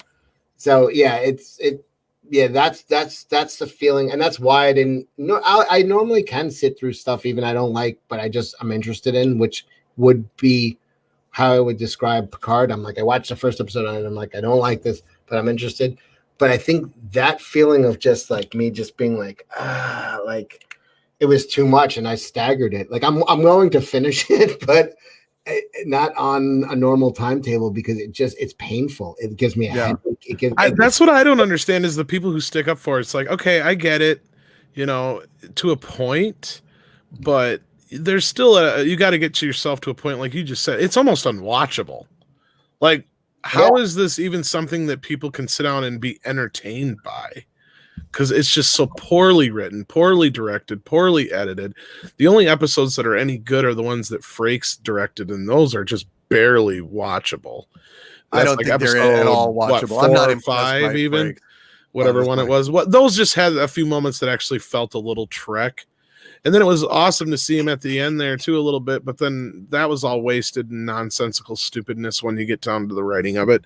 And it was just a big wasted opportunity. You spent $400 million, wasted a year of Patrick Stewart's life, wasted 10 hours of our lives for what? What did we get out of this? What did Patrick Stewart get out of this? What did anybody get out of this? Well, he got paid? money. Besides paid, yeah. I mean, I don't get it. I don't see what the point of this really was to get to. I banged an ensign. I had a Romulan MILF. I had a RILF. And not to change the subject, because I got to say this, because you guys brought it up earlier. The video that Justin Proper showed to his grandparents was the video that made me fall in love with you, Cecil. Oh, I love that video. And I watched almost all your reviews, but thank you. that was my favorite thing that anybody's ever He comes on my show and he's like, "Oh, I'm my grandfather from the video." I'm like, "Yeah, how's he doing?" He's like, "He died," and it was just Justin. I don't think understands the point of the jokes. Yes, I love him. And I was like, meanwhile, we're like all like talking about, "Oh, I'm sorry," blah blah. He's like, "Oh, no, it was in the chat. He did it in the chat." Okay. He didn't do it live. He did it in the chat, and then like 10 minutes later, he's like, "Yo, I was like totally joking for April Fools." I'm like, "Why would you do that?" For 10 minutes, though? Yeah, that's too long. And even that is, I feel like, death and things like that are not. And he, now it's like jinxing the shit out of his grandfather. His grandfather, right? What the fuck was that, man? There's like COVID going around. Right. That's not a good thing to be joking about. But yeah, I love that video where you basically say The Wizard of Oz is just about two chicks fighting over shoes. Because it is. It really is. That is classic. That is absolutely classic. And that's why I picked Dorothy for the, for was it for Conan or who was it that I was hooking Dorothy up to? No, the king, Elvis. That was for Rocky? No, Rocky is getting Alice, unfortunately. Oh, geez, Alice. Hey, yo, what the fuck did I do? Here's the story of some lovely poopers who were in a human chain of eating shit.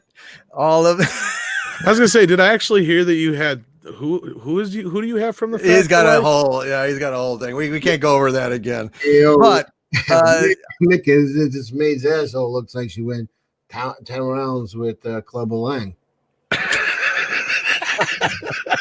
We gotta let Doomcock get to some super chats. Yeah, I pity the fool. But basically, to wrap up here, what would you say is the future of Star Trek? There we go. I pity the fool. Oh, here we go. Hold on. Just put him up there. All right. I pity the fool. Don't give me no back talk, sucker. Hey, quit squeezing my butt.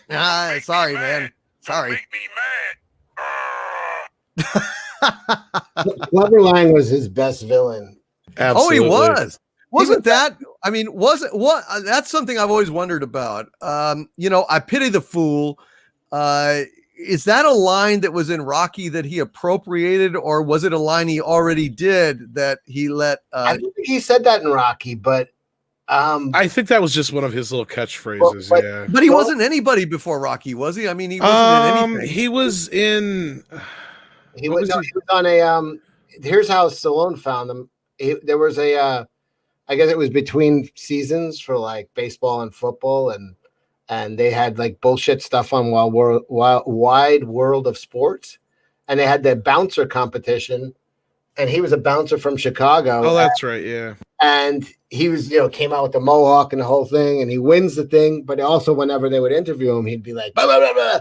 And Stallone was just like, that's the guy I'm fighting. And like he saw him on TV, and was just like, that's him. That's how he got found. So yeah, I don't know if he was really anybody, but he was a natural, and he's a fucking. Oh, he was fantastic. But Didn't he get involved in like some wrestling and stuff too after that? That was after, because he met Hogan on the set of. That's right. Yep. He was in Rocky 3 also, but Yeah. he was Ali's bodyguard, says Jeffrey Wolf in the he was chat. in Chicago when celebrities came to Chicago. There was a bodyguard agency. He was a bouncer bodyguard, and basically he did a lot of professional athletes bodyguard stuff. He was a good bodyguard. But what I just remember was, I being, I don't know how old I was when I saw that movie, but I just remember being shocked that during the statue ceremony, he's like telling Adrian, like, come over my apartment and I'll fuck you in front Show of you what her. a real man's like.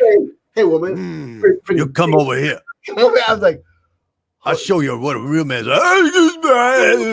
You sure you both? and then Mick telling him like, this girl is gonna murder you. And yeah, A-Team definitely came after Rocky. Yes. Oh, yeah. That I know. So That I know, somebody in the yeah. chat was saying it was no. Yeah. So I don't know. I'd be very interested to know. I got a That's what I'd ask. Mandela effect thing though with Rocky. I swear, when Rocky came out in the last one, Rocky Balboa, came out in theaters for sure. When it shows him coming in, it said, wins, losses, ties. It had 0 losses in the theater. And when it came out on video, they fixed it. Okay, yeah, he lost so power. Am I wrong that anybody else noticed that? Because Clubber Lang, he lost to Clubber Lang, and he lost to Apollo? To Apollo, and he lost to that's it. Those are the only, because it was 2 or whatever. They fixed it on video. I know that. Because I was going to show it to somebody. I'm like, wait a minute. I could have swore in theaters they got it wrong. And unless somebody else didn't notice that, it was maybe it's a Mandela thing. I was just seeing it wrong. I don't know. That's interesting. Yeah, I just remembered that because it's like, no, wait a minute. He got beat by, first of all, well, he technically tied or whatever it was with Apollo in the first one, but he did lose or whatever by decision. Yeah. And then he did lose to Clubber Lang. So I was like, wait a minute, that ain't right. Well, I'd be interested to know. I'd be interested to know if Stallone wrote that line for him and he appropriated it, or he just brought it in there himself. That is a good question, though. Yeah. I remember, because that came as trademark. I pity the fool. I also remember him saying, your mama wears combat boots. What? Maybe that's a Mandela effect. I remember him saying, your mama wears combat boots. Was that an A-Team, though? I'm pretty sure that wasn't in Rocky. I don't remember that in Rocky. Yeah, I was going to say, that might have been A-Team, because, that sounds like something he would have said, though. I took a lot of acid. Yeah. You were just supposed to take a little bit, not all the acid. That's a universal disclaimer, but I think he said that. I'm not getting any verification from the chat, so maybe, okay, never mind. Everybody's like, back to the Mandela effect. Yeah, back to the Mandela effect, yeah. So is there any hope for Star Trek? Let's end on that. I mean, is it dead? I'm hearing a lot of stupid shit. Here until oh my god, who was that the other day? Was somebody posted an article that they were like canon? Was that Kurtzman who was talking about canon? No, that's some Shaban idiot on Gizmodo, right? Oh, that one, yeah. James Whitmore. Yeah, no, it's pretty much. I want to be optimistic like Gene Roddenberry, but no, because when people don't give a shit, and here's when you stop caring about stuff. You see, Marvel, to me, I was always a Marvel guy over DC. I'll go back to comics because that's me too. Except for Batman. Right. But in my wheelhouse is Marvel had this incredible way of keeping everything. It was this universe, and that's what Kevin Feige, I guess, loved that out also as a kid, because basically, if there was a fight with Thor and Doctor Doom in Central Park, and then that same week, Spider-Man swung through Central Park, they'd have damage drawn there, and there'd be a little asterisk and then said from the battle. Like, they made everything match. Like, if the Baxter building flew into space, it wasn't there in another book of another character. Everything matched. They really took a lot to keep continuity, to keep everything the same, because it mattered. And once you don't give a shit about canon, if it doesn't matter to you, it doesn't matter to us. Right. And I was a Marvel guy just because they had the no prize. If you catch a mistake, it's like, hey, wait, why do you run into Thor? Thor's on Jupiter fighting, Thanos. He's on Titan fighting, and then you'd win a no prize because you caught a mistake they made. That's how tight they kept that universe, because it mattered. Once you got into the Marvel universe, it was a great world to be in every week, knowing that there was this team of editors keeping everything in continuity, whether it was outer space or just in Manhattan Adventures. It was all in continuity because it mattered to them. And then you get this, and it's like, okay, this is a relatively small, it's a universe, but I'm just saying you're going on a certain group of people in the Federation in this universe, and you still can't keep the canon. You don't give a shit enough about it to keep canon, and it's like, if you don't care, why should I? That's it. Yeah, no, absolutely. I mean, they do not give a shit. In fact, I think they take delight at this point in trolling us and destroying everything. Right. They really don't. And Chabon is a piece of shit, honestly. I mean, the guy can write, and he just chooses not to. He just doesn't give a damn. That fucking thing. Did you see that short trek with Spock in number 1 in the fucking elevator? Cecil? The short track from the first, before it came out, the first one, the little 3-minute or 5-minute thing. Yeah, like where Spock is singing in the fucking turbo lift. Yes, he doesn't have emotions. That Spock is never going to start singing and laughing in glee, unless he's on a planet where he's being drugged by pollen that makes That's because these idiots put in the DVD. They watch the first episode, which is on the DVD, which is the cage or whatever. Right. And they're like, oh, okay, that's enough. Right. And they didn't have enough. They didn't establish his character enough. So they did, right. Nimoy was a little bit more emotional or a little more human acting as Spock in those early ones. Yep. It's been established. They don't care. If they don't care, why should I? And that's the bottom line. You just said it. They don't care. They truly don't. And the higher ups don't all that much, evidently, either. From a lot of what I'm hearing, I don't hear that Kurtzman's going to be gone anytime soon, which is insane. Absolutely insane. I cannot get it. Do they see what is going on with their stock? They have access to their fucking viewership numbers. Here's the thing. Fucking Canada, man. Fucking Canada. They have the ratings there because it actually was on the air. They lost 500,000 viewers between the first episode and the 5th episode. And God knows how much it dropped after that. Here's the thing. Fucking ridiculous. That doesn't matter because it's all prepaid for. They get all the money from Amazon and Netflix. So they're just seeing money. They don't even need the merchandising, I guess. Oh, they're getting come on. They were printing money. You know that. I know, but something's going on with this. They must be getting so much money or a sweet end back deal with Amazon or something, because the rumors keep persisting about Section 31. We already know about the 2 animated series, which is one is Nickelodeon, the other one is the Lower Decks. And now they're beating this drum about Star Trek Enterprise, which is supposed to be the Pike series, because they're so stupid that they don't even realize they already had a show called that.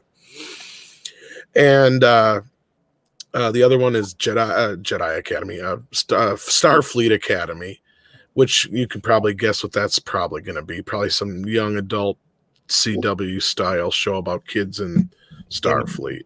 That's the rumor going around now. Well, Cecil, I got to tell you that this stock has dropped from the start of the year, like 65 to 68% on Viacom CBS. I mean, they are in the shitter. And that was before all this situation with Wall Street. Their stock was on the fucking dive ever since they merged. And Star Trek Picard is not a luxury. I propose that none of these shows are luxuries they can afford anymore. So I think that all that shit is a complete bunch of crap. I think they can't afford it anymore. I don't think it's going to happen because I think they need to start actually making a fucking profit. And I don't think they're making any profit. What do you think? That's the thing is they are making a profit, right? No, bullshit. Because, well, when you got Netflix giving them a bunch of money before the show's even on the air, Amazon gave them a bunch of money. You guys on Midnight's Edge talked about how like they don't the have any fucking merchandising. budget went up to fucking like exorbitant on Star Here's the Trek only thing that Discovery. I don't understand is Netflix is still not profitable. I mean, they're still way in the hole. Like, but they're giving money. That's the thing, though, is they gave all that money to them. There's even rumors that they funneled some of the freaking Picard money into Discovery. Here's the other thing I heard, though, is that they were shooting the finale for Discovery season 3 for 33 days. What? That's how long it takes to shoot a movie usually. Yeah. About a month and a half for bigger movies. They were probably changing the script constantly. So, I mean, I'm hearing all kinds of nonsense and weird stuff, and everything's up in arms because of this thing going on right now. For instance, Clarice, I guess, is evidently going straight to order and bypassing the whole pilot bullshit. They're not even going to bother with that. They ordered it right to series. Because you got to remember, Doomcock, like we say, these guys, JJ and Kurtzman, they're a bunch of yes men who do what the higher ups want them to, and that's all they do. So as long as they facilitate that, then they can't be blamed for the problems. That's how they get around it. You know, that's how they've always gotten around it. Why do you think not JJ, but Kurtzman can destroy, you know, the Mummy and nobody blames him for it because he let Tom Cruise do what he wanted? You know, Spider-Man's the same thing. He did what the studio wanted. You know, that's how these guys keep getting away with this crap. Well, good luck with it, folks. I know. I hope that I hope a lot of this too. shit's wrong. And the Section 31 thing, I don't see that happening because I keep hearing that Michelle Yeoh's people are pissed because they were supposed to start shooting that last year. And not only that when she first signed on, the character wasn't supposed to be her Mirror Universe character. It was supposed to be the original character. So I have no idea what's going on with that. And she's shooting Shang-Chi anyway. And that's delayed now. So Section 31 ain't happening anytime soon. So now see with what is it? What is the new one called? Is it called Starling? Is it about Agent Starling? What is it? It's just being called Clarice. Yeah, Clarice. But see, that's a real world. They could start putting in like product placement. They can't do product placement in Star Trek and stuff. But in there, they could do that whole scene where it's like, what did Mig say to you? And said, "You said he could smell my cunt from here." And it's like, right. You should try Massengilf Summer Breeze. I can smell your safe space from here. Yeah. Smells like pink. Yeah, you could throw in a little like a douche placement product placement there. Well, I suggest if you're a fan, Cecil, you check out our video where we break down the pilot episode and what's actually going on with the whole Clarice series, because it came out of the pilot. No, but we got a hold of the script. Okay. And here's the thing: is they can't use Hannibal. This show takes place after Silence of the Lambs, right? Like a year after, and he's basically the guy they can't talk about. So they can't. Cecil basically, Clarice is going to be Hannibal without Hannibal. So no, and then the better yet, to look forward to. They've got this other character they're bringing in to take his place, basically. So a Hannibal-like It'll just be swell. I got a few super chats. We got to read for let you you, do the super chat. Cecil, Sorry but about then that. I got to move on. Hold on, just say one thing. I want to just give a shout out to Miggs because that guy had a once in a lifetime shot and he got boom. I mean, that's better than Oswald. I mean, he got a headshot. Who did? Miggs. Miggs. Yeah, in Silence of the Lamb. Oh, okay, right. I mean, I'm just saying, like, you're waiting. First of all, it had to be perfect. Everything had to be perfect for that to happen, and it was a once in a lifetime shot. He made it happen, and shout out to Miggs. Hail Miggs. James Cheney with a $5 super chat says, "Hail DC, hail Cecil. Thanks for turning me on to Mark Rebelit, Cecil. Oh, When does Comicsgate release the Cecil and Doomcock book variants, etc.?"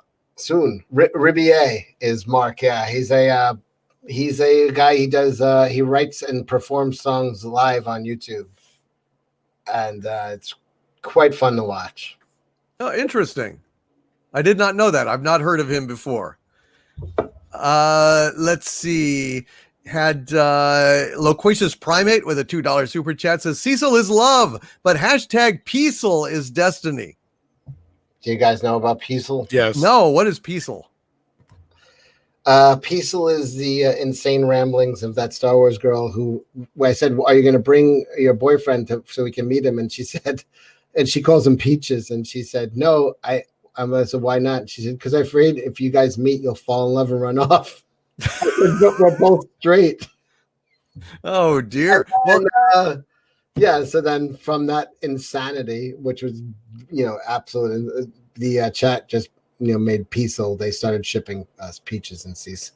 Oh dear. All right. Well, that makes sense. I was also told that I had to ask Anna's permission for you to be here because you're like her whore or something. Is that true? Well, she does pimp me. She sells a lot of cash grab for me, so I do call her my pimp. Wow. Yeah. So bring out the gimp. Bring out the pimp. Well, that's interesting.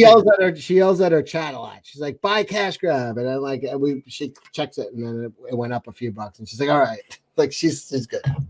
You don't need it. You're the future ruler of the universe. You don't need to do that shit. I don't need to ask her, but yes, cash grab. It's a good comic. I've seen some sample pages from it. It looks fantastic. Do you draw it? No, I'm the writer. Donald DeLay is the artist. But you voiced a concern, which I won't say, but it will be fixed by the end of the comic. Oh, good. That was the only thing that I was not, but other than that, I thought, Jesus, this is fantastic. It's going to be fun, and I think you'll enjoy it. Thank you, Cecil. And I want us to stream together again soon, man. Absolutely. Anytime. Because, it's a lot of fun, and I'd like to do that thing we were talking about earlier. So if we can make that happen, shit, I think. We go on the quarantine. If not now, when? Right. Yeah, I think that's great. We had a pilot of it almost here, just talking about Safe Space and his, pink balloon and asshole, his partner, and Bick. Yeah.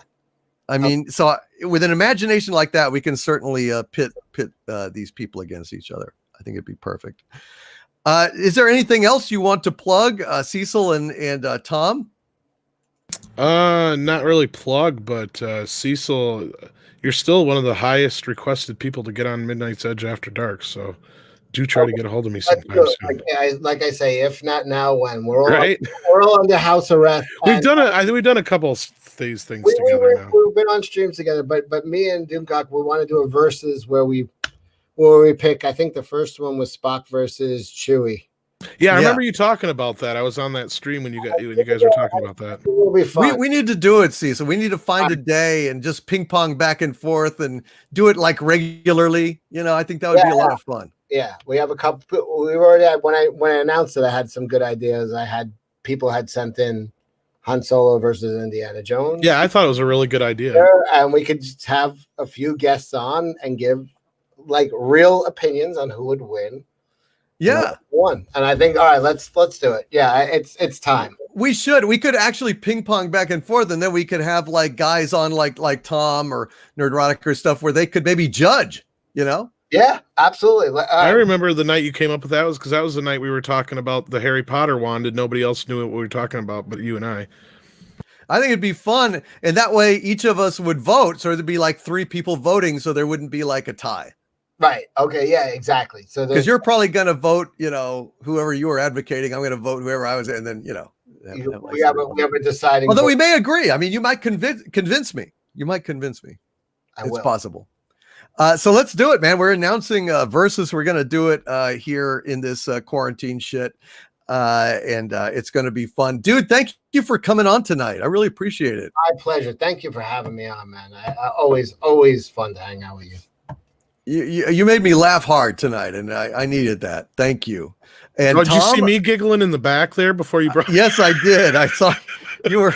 Love did you Cecil. hear He the makes whole me thing laugh. about safe space and Big? Yeah, and I heard the Apple? whole thing. I was listening, and then I popped in because I was waiting to come on. But yeah, like I said earlier, it's like you guys were talking about like that stuff. It was hilarious. Yeah, absolutely.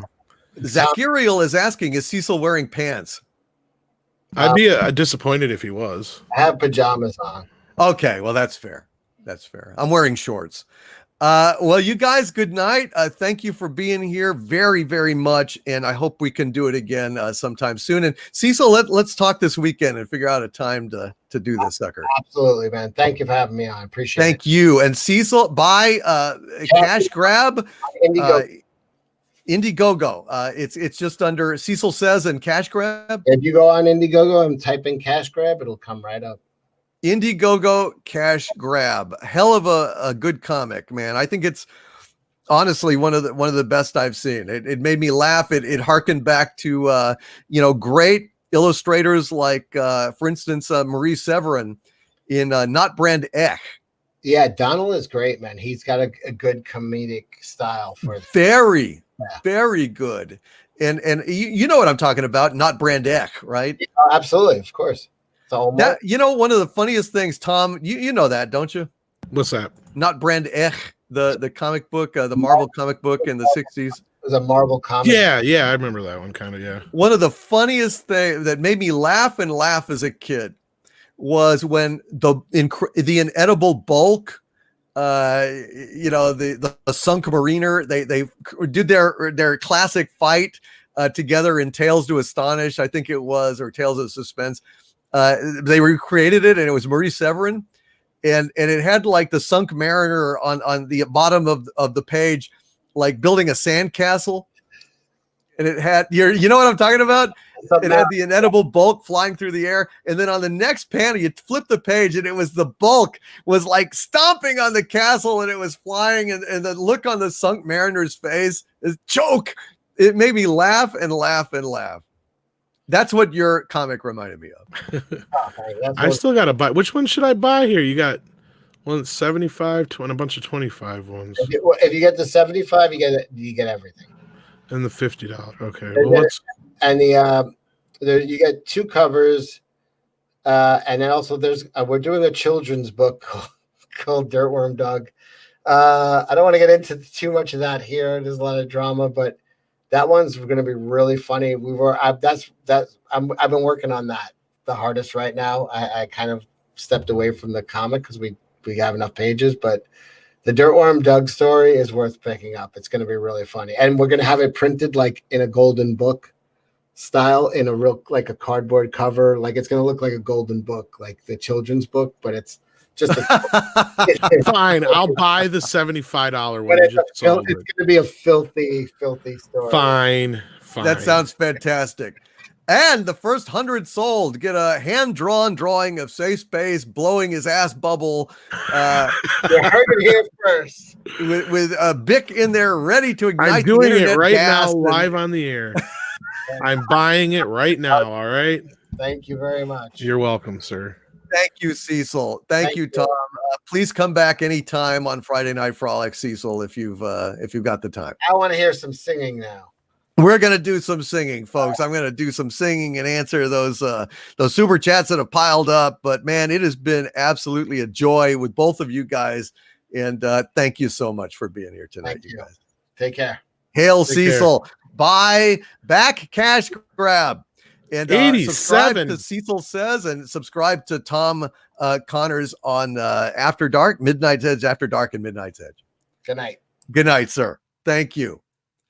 That was fantastic. I really enjoyed it. Tom and Cecil and everybody, thank you so much, you guys. I had an absolute 100% blast.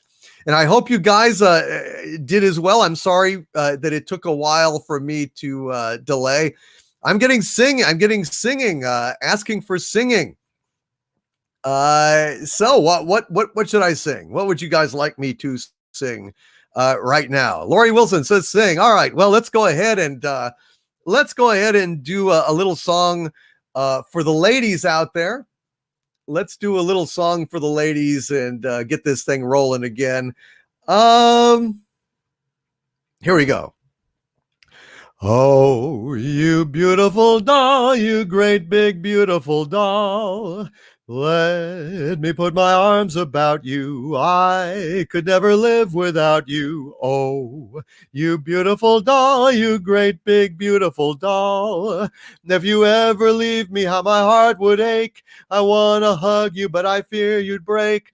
Oh, oh, oh, oh, oh, you beautiful doll. Oh, you edible doll, you juicy edible doll. Let me take a bite out of you. Tentacles will wrap about you. Oh, you edible doll, you juicy edible doll. If you ever leave me, I will chase you down, destroy your universe and munch your gown. Oh, oh, oh, oh, oh, you edible doll. Oh, you eldritch god, you weird green eldritch god. You will not destroy existence. I'll deter you with resistance. Oh, you eldritch god, you weird green eldritch god. I hate to break the bad news to you sudden, but I am never gonna push the button. Oh, oh, oh, oh, oh, you eldritch god. Oh, you silly Doomcock, you armored silly Doomcock. You may think you're gonna stop me. Sure, as my name is Harvey, you'll be letting me out. You'll soon be letting me out. You wait until you see episode 9. You'll want revenge on those Hollywood swine. Push the button, Tim. But there's a flaw in your little song, Harvey. And what is the flaw in my song, asshole? The problem is I already saw episode 9. Oh, what year is it? It's 2020. When did episode 9 come out? 2019. Oh, shit. I'll have to change that lyric. Yes, you better change that lyric. I win. Screw you, Harvey Cthulhu. Screw you, sir. And there we go. Hail, hail, hail. Lily V says, Harvey, I will adopt you one day. Thank you, Lily V. It would be an honor to sit on your couch, drink your beer, and eat your pizza in my wife beater. Red Pill Gary says, that beautiful propane. Oh, you beautiful propane, you pure blue flame of propane. Let me sell the heck out of you. Strickland Propane welcomes all of you. Oh, you beautiful propane, you sweet, great, beautiful propane. I wish that I could sell you all the time. Accessories and propane sure are fine. Oh, oh, oh, I tell you what. Oh, oh, you beautiful propane. There you go, my beautiful propane. You guys are awesome. And I thank you for your patience. And again, I want to thank Cecil and Tom for being here tonight. And hopefully Captain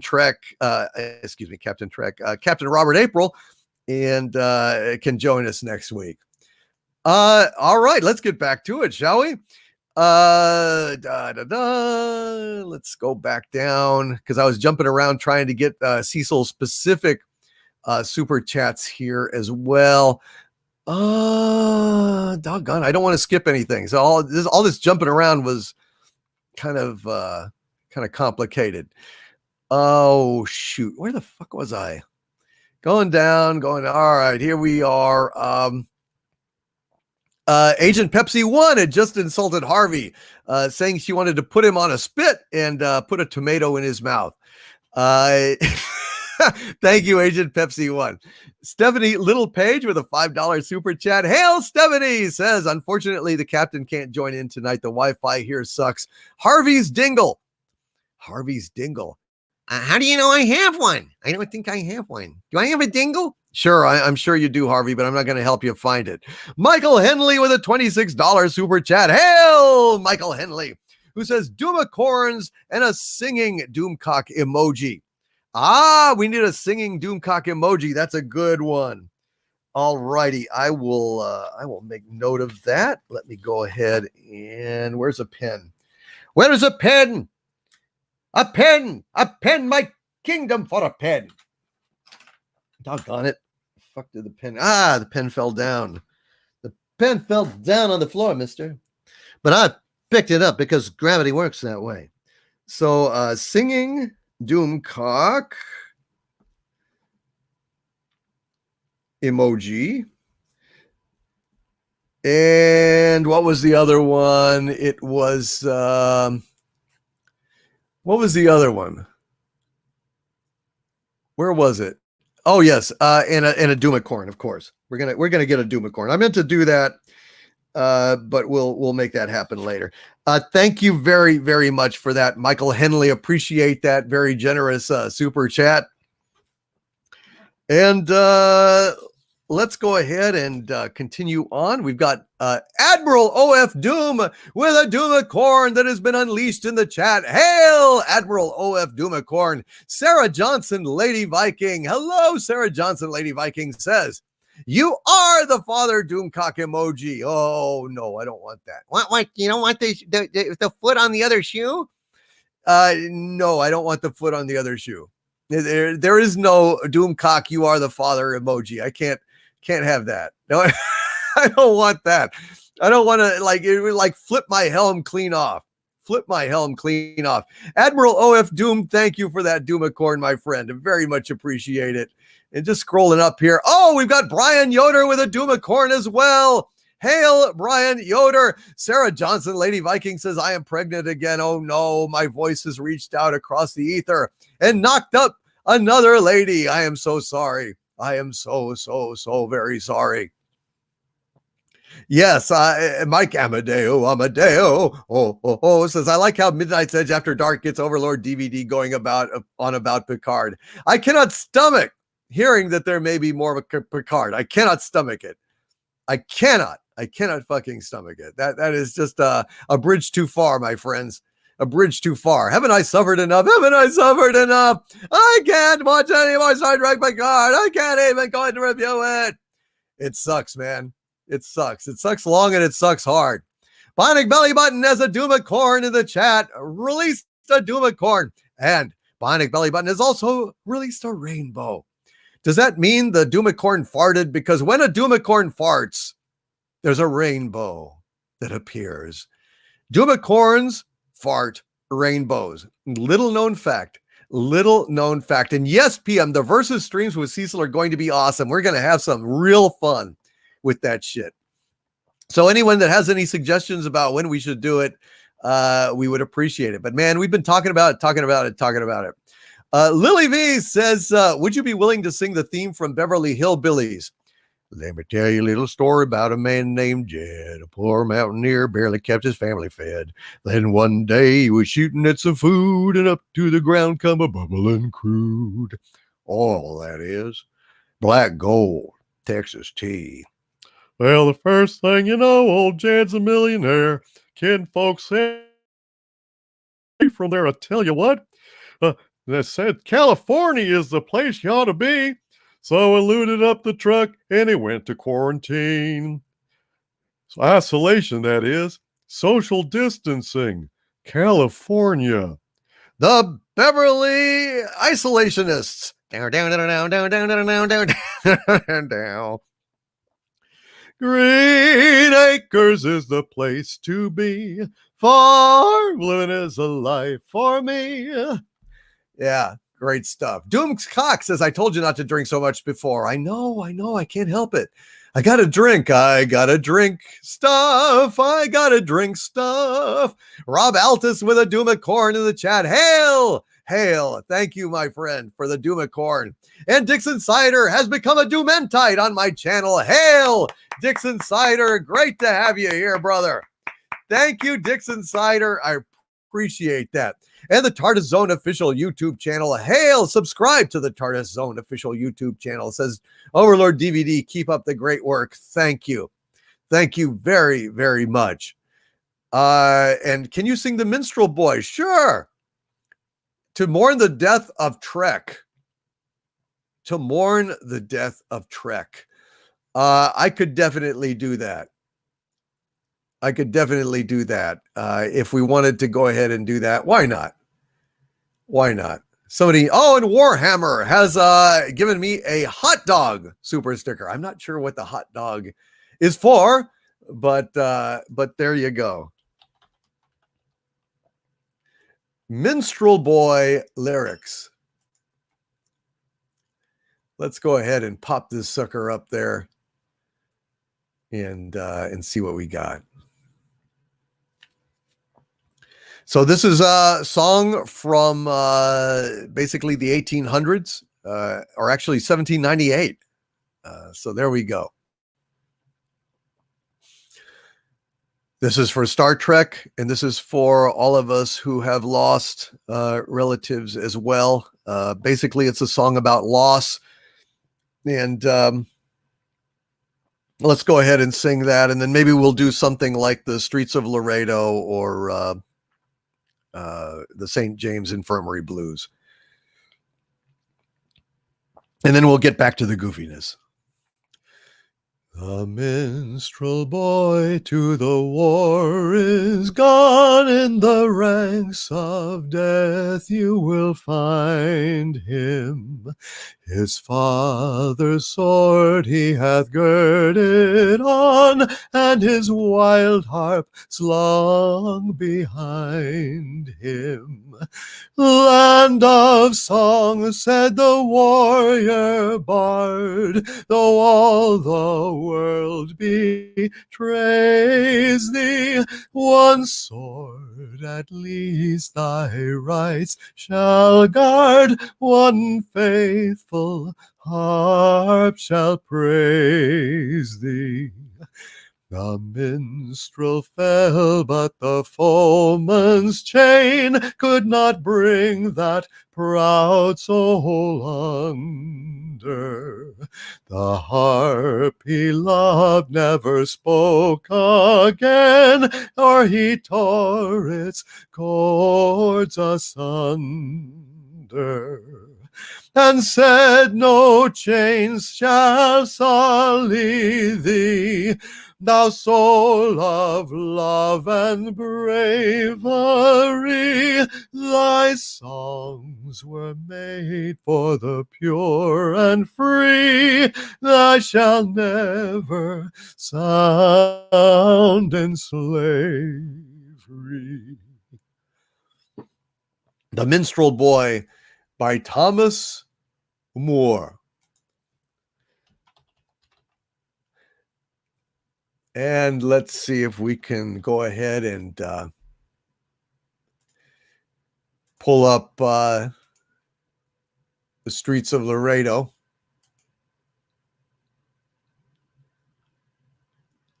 Which is a song about loss that I think is incredibly beautiful. I've been really haunted by that song for a while now. And let's go ahead and pull that up. If we can go ahead and find it here.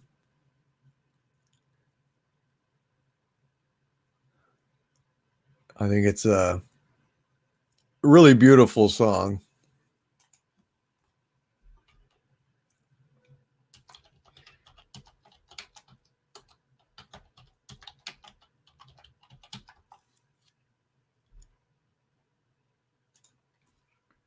Hold on just a sec. Here we go.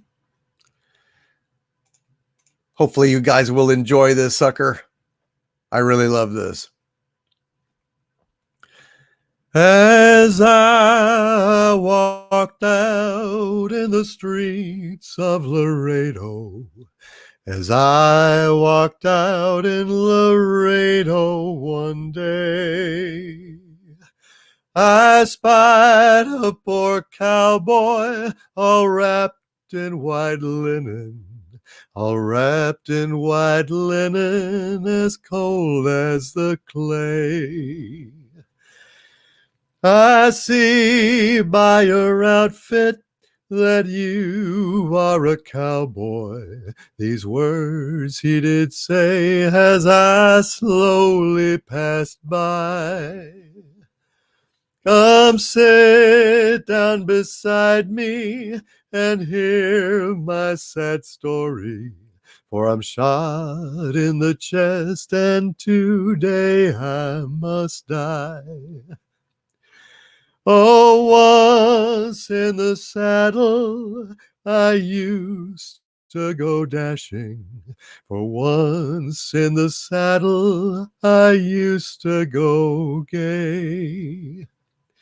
First down to Rosie's and then to the card house, got shot through the body and now here I lay.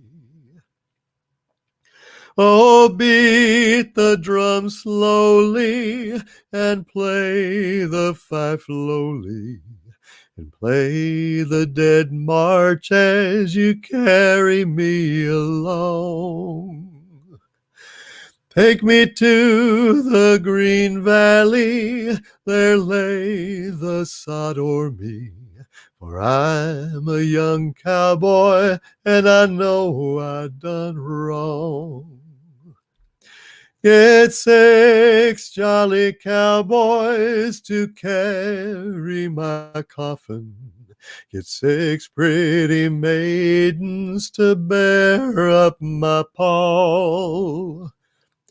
Put dozens of roses all over my coffin, roses to deaden those clods as they fall. Then swing your rope slowly and rattle your spurs lowly. Give a wild whoop as you carry me along. And in the grave throw me and roll the sod o'er me, for I'm a young cowboy and I know I've done wrong.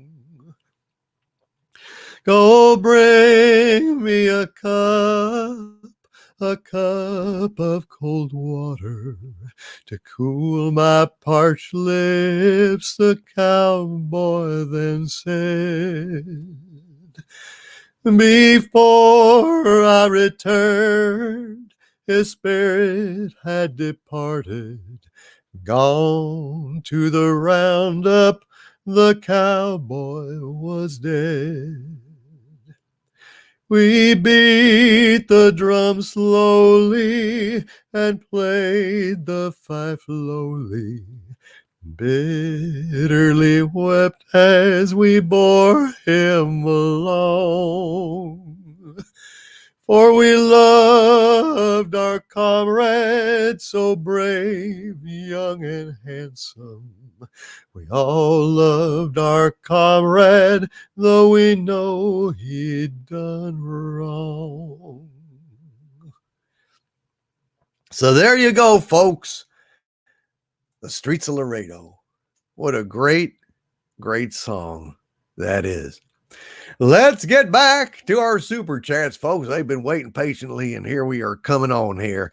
Digi Akuma with a $5 super chat. Hail! Digi Akuma says, as far as an all-male magical girlish anime, there is a series like that exists. It's called Cute High Earth Defense Club Love. Pure parody. Cute High Earth Defense Club Love. I think that sounds damn near irresistible. Call me irresponsible. Call me unreliable. Throw in undependable too. Cute Earth Defense Club Love. Cute High Earth Defense Club Love. That sounds fucking amazing. I'm going to go ahead and check that out. Popping it into the chat here. Cute High Earth Defense Club Love sounds fantastic. I have one for you guys. One of my animes that I loved way back when, Digi Akuma, was called All-Purpose Cultural Cat Girl Nuku Nuku. Do any of you in the chat remember that one? All-Purpose Cultural Club Girl. All-Purpose Cultural Cat Girl Nuku Nuku. That's what it was. That is a hell of an anime, and it's a lot of fun. Yodam Darkstar with a thumbs up saying, good job with a super sticker. Thank you, Yodam Darkstar, for that $5 super sticker. Very, very much appreciated, my friend. I appreciate that. And, thank you, Bionic Belly Button. I'm glad that you enjoyed that. I'm glad you enjoyed that. And Agent Pepsi 1 says, I love Doomcock singing old Western songs. Do you like Doomcock yodeling? Yodel-o, yodel-o-dee-lo, lo-dee-lo-dee. Yodel-o, yodel-o-dee-lo. Or, when I'm calling you.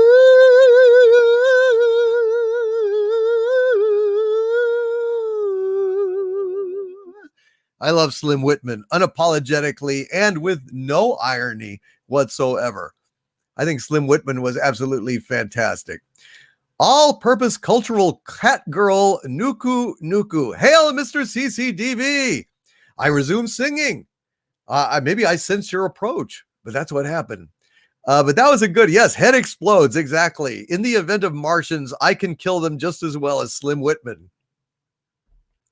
Absolutely. Batmanuel says, Martians beware. Damn right, Batmanuel. I don't take any bullshit from Martians. I'm sick of fucking Martians.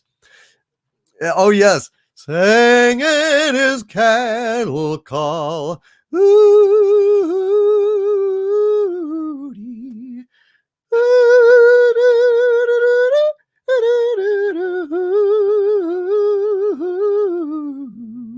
Singing his cattle call. It's a great song. Morlock remembers Cat Girl Nuku Nuku was great. All-Purpose Cultural Cat Girl Nuku Nuku. Fantastic stuff. Oh, and Digi Akuma is typing Japanese in there. Semani deskasani de makani de dare date moteru haru. I cannot read it. I cannot read it. Thank you, Digi Akuma. Thank you again, Michael Henley, for that very generous $26 super chat as well. Michael Maloney with a $2 super chat. Hail, my Legionnaire, says we need a Doomacorn poop emoji. It would sparkle like diamonds in the sun. A Doomacorn poop emoji would sparkle like diamonds in the sun. Absolutely. I want a Doomacorn poop emoji straight from the butt of Charles Nelson Riley himself. Was Charles Nelson Riley a Doomacorn? Oh, what do you think? Oh, I think Charles Nelson Riley was a Doomacorn in disguise. That's why he always wore the sailor cap, the skipper cap on Match Game 73 and 74 and 75. He basically always wore a skipper cap. Now, this is the tale of our castaways. We're here for a long, long time. They've got to make the best of things. It's an uphill climb.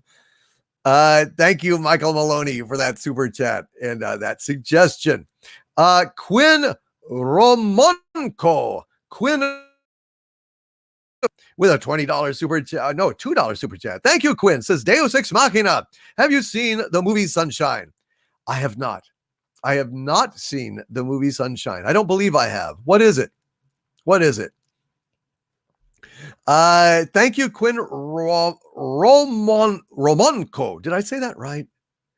Quinn Romonco. I like that name, Quinn Ramunko. But when Quinn Ramunko gets here, everybody's gonna jump for joy. Come on without, come on within. You never see nothing like the mighty Quinn. Hail Quinn Ramunko on Friday Night Frolics.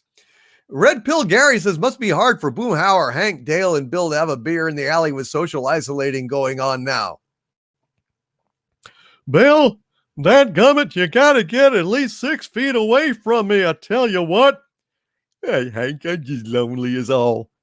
I know, but you need to stand 6 feet away. You can be lonely over there just as well as you can be lonely over here close to me, dadgummit.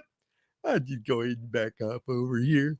I'll back off 10 feet away. How you like that? Huh? I like it just fine. I'll tell you what, man, that dang old Bill, man, he gets up on your grill, man. You don't think about, oh, man, I'm low out, dang old girl. I want a dang old girl at the checkout counter, man. I'm going to date her. I'm going to marry her, man. It goes from dating to marriage to 60 seconds, man.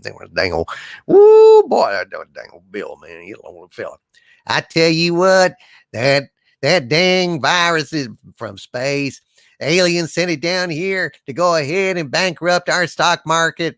Go ahead and isolate us all, get us used to living in pods so they can easily probe us and no witnesses. No dadgum cell phones going to capture UFOs coming down here and probing me anymore. But I fooled them. I'm going to get them on video probing me next time. You know how I did it? I shoved a cell phone up my ass. Now it's on set on film. It's filming all the time. It's periscoping up my poop chute. I tell you what, when an alien gets in there, he's going to find a rude surprise. Everybody's going to see. Dale? Yeah? I tell you what, man. You're so dadgum afraid of being probed. And what have you done? I put a cell phone up my ass to trap them. But isn't that basically, probing yourself? I never thought of it that way. Well, you done. It's like a self-fulfilling prophecy now. I mean, dadgummit, man. If the aliens don't come and probe you, you already got a dang cell phone up your wazoo. And it filming or not, periscoping or not, I don't even know what the hell that is. It just seems like you've, self-fulfilling prophecy of probing. A self-probing prophecy. I've screwed myself. I need to get this thing out. Get it out. Get it out. Bill, help me come and get it out. I'm lonely, Dale, but I'm not that lonely. You get it out yourself.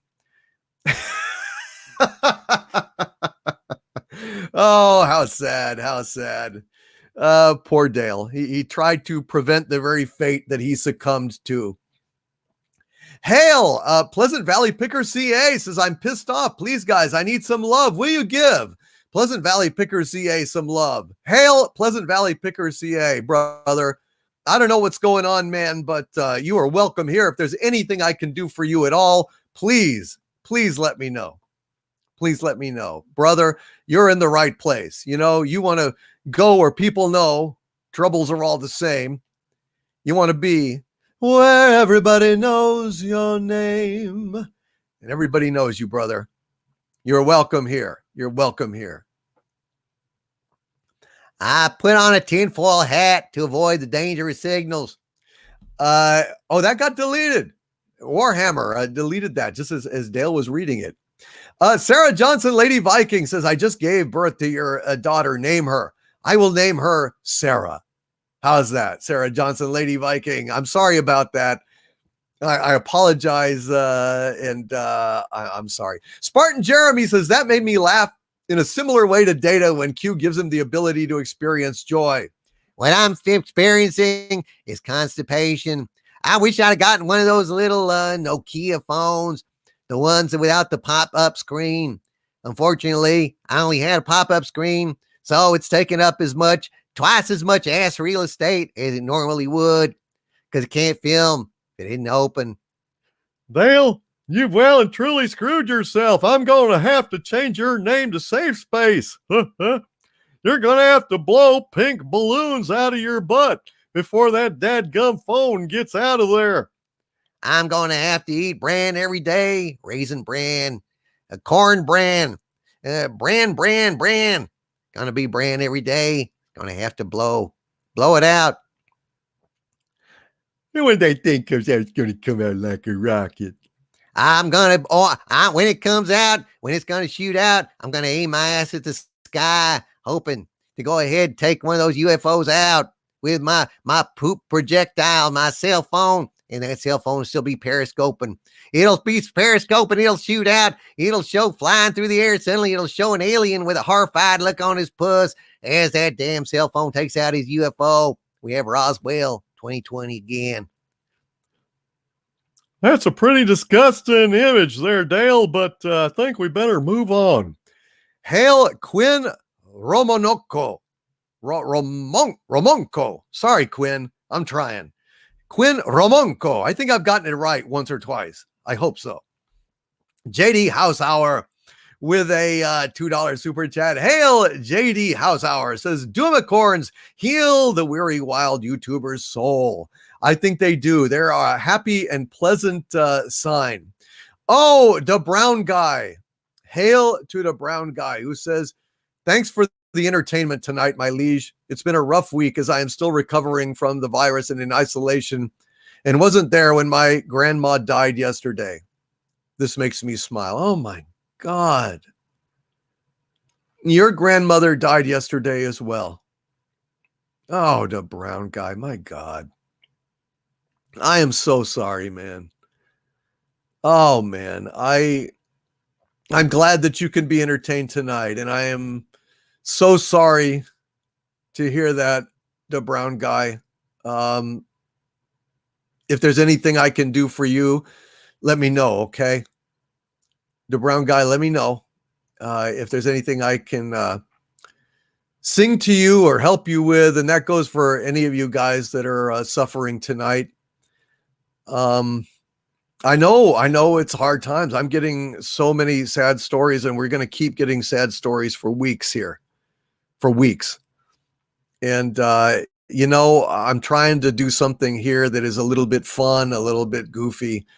And, dude, the brown guy, you are a good friend and a supporter and a regular here. And dude, if there's anything, that I can do for you, as you're recovering and in just, I'm sorry for all of that. And the brown guy says, my liege, you are helping me out now. Well, I'm delighted too. And I'm very, very sorry, brother. So many folks are having a hard time right now. And I'm just so very sorry. Yeah, if there's anything I can do, especially for you, please just let me know. Okay. Bless you, the brown guy. Spartan Jeremy says, as I live over in the UK, it is now my birthday. As the world's in a bad place, I feel like sharing it with glorious people. Happy birthday, Spartan Jeremy. Good to see you, my friend. Happy birthday. Happy birthday to you. Happy birthday to you. Happy birthday, Spartan Jeremy. Happy birthday to you. And happy Spartan Jeremy birthday to the rest of the UK. Cause for celebration, certainly, if ever there was one. And thank you guys for putting condolences to the brown guy in the chat. I'm glad you're recovering from this thing. And I'm just so sorry for everyone. I'm sorry that this is happening. This is just awful. It's just awful. And I thank you all for being here today. I really do. Well, and he's at home recovering. That's good, the brown guy. You just take it easy and rest up as much as you can. Stay healthy, stay hydrated, take vitamins, take supplements, and rest. And I'm so sorry, brother. I really am. JD House Hour, thank you for that $2 super chat regarding Doomacorns. Thunder Robots with a $5 super chat. Hail Thunder Robots, who says, notice the comm badges Picard is using are the ones that appear every time a timeline is in play that is not supposed to happen. So they have an out. Well, that's interesting. It definitely has to be, at least 25% different than, the normal comm badges that Picard uses, as we know, for licensing purposes and so on and so forth. Because Secret Hideout hopes to reap all those rich Star Trek Picard marketing dollars, don't they? Yes, they do. Yes, they do. It's absolutely hilarious. Thank you, Thunder Robots. You are absolutely correct, sir. Viking Insane with a $2 Canadian super chat. Thank you, Viking Insane. Says, didn't watch Picard. Did they kill him off? Yes, they did. They killed him off, Viking Insane, and it was pathetic. But don't worry. He only stayed dead for about 5 minutes, 6 minutes, and then suddenly he was in a quantum recreation with Data, who sent him back into the real world with instructions that Data wanted to be switched off and killed, euthanized. And Picard graciously and happily does it. Picard is placed in a robot body, which they could have placed Data in, so he wouldn't have wanted to kill himself. But, well, this is Star Trek Picard, not Star Trek Data. And then Picard kills Data. So that's, isn't that just wonderful, Viking Insane? Doesn't that make you just want to watch Star Trek Picard? Yeah, I didn't think so either. Thank you for the super chat, my friend. Weaponized Nostril Flare with a $25 super chat. Hail, Weaponized Nostril Flare, who says, I showered today. Thank you, Weaponized Nostril Flare, and congratulations on showering. It's pretty good. It's pretty good. Sean Carter with a $10 super chat. Hail, Sean Carter, who says, Hail, Doomcock. Thanks for remembering. I am a member, but it expired due to my credit card canceling, so I upgraded. Please accept this small token. I truly appreciate you, Gary and Anti-Trekker. And hail, chat. Hail, Sean Carter. I knew I remembered correctly. I knew I did. Thank you, Sean. And that's very kind of you to send that super chat my way, as well as upgrading your channel membership. Deeply, deeply appreciate it. Thank you, Sean Carter, very, very much. That's awesome, dude. Charles Branch with a $5 super chat. Hail, Charles Branch, who said, you must be a fan of the Quiet Man movie. I certainly am. I think that the Quiet Man is honestly, my favorite John Wayne movie. Of course, I love Ireland and I love Irish culture. I love Irish women, especially redheads. And so, yeah, I mean, it's kind of irresistible to me, Oh, good night, Hecate's daughter. Hope Doomcock sees his song eventually. Was there a song that you super chatted me, or is it around? I mean, where is it? Can somebody copy and paste that into the chat so I see it? Hecate's daughter. I'm sorry I didn't see it. I'm trying my best. It's a little challenging to have guests on, because then I kind of fall a little bit behind, but it was so much fun and everything that I really just wanted to be sure and do that. I just thought it was so much fun. I thought you guys would enjoy it, and definitely worth it. Definitely worth it. Hail, Hecate's daughter. It's good to see you, my dear, tonight. But yeah, have you heard John Wayne do Roy Batty's speech at the end of Blade Runner? Well, I tell you what, I've seen things you pilgrims wouldn't believe. Attack ships on fire off the shoulder of Orion. I guess they got ambushed by engines on the way to California. I've watched sea beams glitter in the dark near the Tannhauser gates. All those moments will be lost in time like tears in rain. Not that I've ever cried a tear. I'm not Nancy panty waist kind of sensitive guy that sheds a tear. So any tear vanishing in rain is entirely theoretical on my part. There you go. How could I do that if I didn't like The Quiet Man? Hail, Charles Branch, and thank you for that. Let's see, Mr. Puffer. Mr. Puffer, with a $2 super chat. Hail, Mr. Puffer, who says, greetings from Austin, my lord. Oh, you're in Austin too. Hey, quite a storm today, wasn't it? I think it's fantastic. Hail, Mr. Puffer, and welcome to Friday Night Frolics. And hail to Austin out there. Any native Austinites out there or Austinites, it's fantastic. Same music, different words about you, Hecate's daughter. I wrote it last week when you sang, "Oh, you beautiful girl." Well, why don't you tweet it to me and I'll sing it out later. Although it'd be weird singing a song about myself. Oh, you beautiful cock, you great big beautiful Doomcock. Just doesn't. That's kind of weird. That's kind of weird. I've seen propane flames in the night. Tiger, burning bright in the forests of the night. Did you just go get set alight by propane's pure and blue unflinching light? That's not how it goes. Well, I'm not a poet and I know it. J. Davila Ashcraft with a $2 super chat. J. Davila, good to see you. It says this is like listening to Joe Feeney with pop culture. Well, is Joe Feeney a fabulous, wonderful entertainer that does voices and sings? If so, I will accept that as a compliment. If he's a tragic git who drools on himself for the whole hour, well, I'll also take that. Thank you, J. Davila Ashcraft.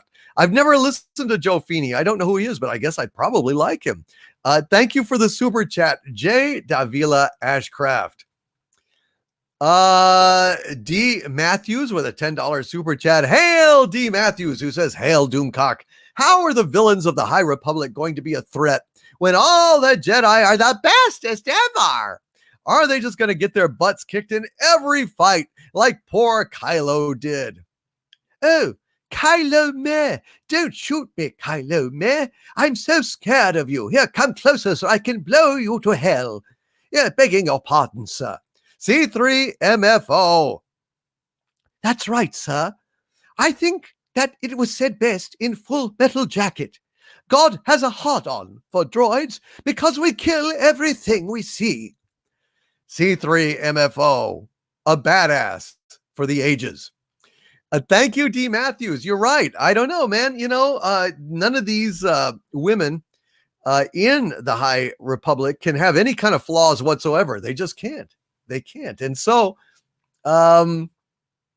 essentially, what's her name? The young lady of color is her problem is she's too eager and a little too exuberant for her own good. I forget the exact phrase, but it was basically like that thing where you are asked in a job interview about your flaws and you say, I can be a little too devoted to attention and, I pay too much attention to details and I'm something of a perfectionist, which can be a problem dealing with people who aren't as good as me. It's like that. It's that kind of thing. So yeah, I think that this thing is awful. And it's funny that they wrote Arthurian legends on their whiteboard. All of their costumes look like, we're knights of the round table. We dance whenever able. We do routines and ballroom scenes, impersonate Clark Gable. We ride from here in Camelot. We eat ham and jam and spam-a-lot. It's basically like that. It's Arthurian legends in the High Republic. Thank you, D. Matthews. Zendo Argos with a $20 super chat. Hail, Zendo Argos. Thank you for that very generous super chat. And Zendo Argos says, does Lucasfilm realize that they've already failed with the High Republic? No matter how great they make their new characters, they all failed to prevent the downfall of the Jedi at the hands of Palpatine years later. This is absolutely correct, Zendo Argos. All of the High Republic and the Knights of the Old Republic and all that went before. Palpatine wins in the end. The end. I win. I triumph over all those Skywalkers and all those Jedi Knights. That's true. That's true, Palpatine. You do. It's not the Skywalker saga anymore. It's the Palpatine saga. Well, you don't have to rub it in, asshole. Hail, Zendo Argus, you are absolutely 110% correct. No matter how wonderful the High Republic is, all of them fail because it falls in the end to the evil of Palpatine. And you can bet that those ladies are going to train Yoda. You can just bet on, I bet you anything. If he even appears, they don't even want him. He's got a dinky, and dinky is not good. It's dinky, it's dinky, it's fun for a girl or a boy. It's dinky, but we won't have anything dinky in Star Wars. Dinkies are not welcome. Nobody likes a dinky. I'm saying we discriminate against males. The Force is entirely female. That's basically it. Hail Zendo Argos. JD House Hour with a $2 super chat. Hail JD House Hour says, now I know what to carry in my Easter basket. LOL. What? Something against C3 MFO? What do you want to carry in your Easter basket? Do I want to know? Hail JD House Hour. Appreciate you very much, my friend. And Easter, yeah. What would it be? Like a R45 mask? What is that mask? That's what you want in your Easter basket. An R45 mask and a respirator. Happy Easter. Here comes Easter Bunny. Here comes Easter Bunny hopping down quarantine lane. Thank you, JD House Hour. Stephanie Little Page with a $2 super chat. Hail Stephanie, who says the Broncos when Peyton Manning won Super Bowl 50. Well, but I still don't think the Broncos are a Super Bowl dynasty as much as the Patriots, right? Am I wrong? What are the stats on Super Bowl wise between the Patriots and the Broncos? I'd be very interested to know. Hail to the brown guy with a Doomacorn. Thank you for unleashing a Doomacorn in the chat, the brown guy. And dude, if there's anything I can do for you, please let me know. Please let me know. I am so sorry. You're ill and that you lost your grandmother yesterday. And dude, if there's anything I can do, please let me know. Matt G has unleashed a Doomacorn in the chat. We've got Doomacorn sign. And Bionic Belly Button has also sprung a Doomacorn out into the chat. Oh my God. It's rain and Doomacorns. Hallelujah. Thank you very much, Matt G. Thank you, Bionic Belly Button. Hail, Yodam Darkstar, who's unleashed a Doomacorn. They're everywhere. They're everywhere, like Chicken Man. Chicken Man! He's everywhere. He's everywhere. Dun, dun, dun, dun, dun. And Questor as well. Doomacorns everywhere. Doomacorns high. Ain't no Doomacorn high, ain't no valley low, ain't no river wide enough, baby. I love that song. God, I love Guardians of the Galaxy so much. I think that movie was absolutely one of my favorite movies of all time. Hail Questor with a Doomacorn. Hail Big Daddy MRI with another Doomacorn. Dud Brown Guy says, my liege, just keep doing what you do. I will try. I will absolutely try. Vian Anakin says Doomacornism at its finest. The Doomacorns are coming. Doomacorns coming around the mountain when they come. Doomacorns coming around the mountains when they come. Oh, good night, Agent Pepsi 1. Good night, Agent Pepsi 1. Is there anything I can sing before Agent Pepsi 1 goes that she would like? Is there any song that you would like out there? Let me think. What could I do for Agent Pepsi 1 that she might enjoy? Any requests? Let's see. We could do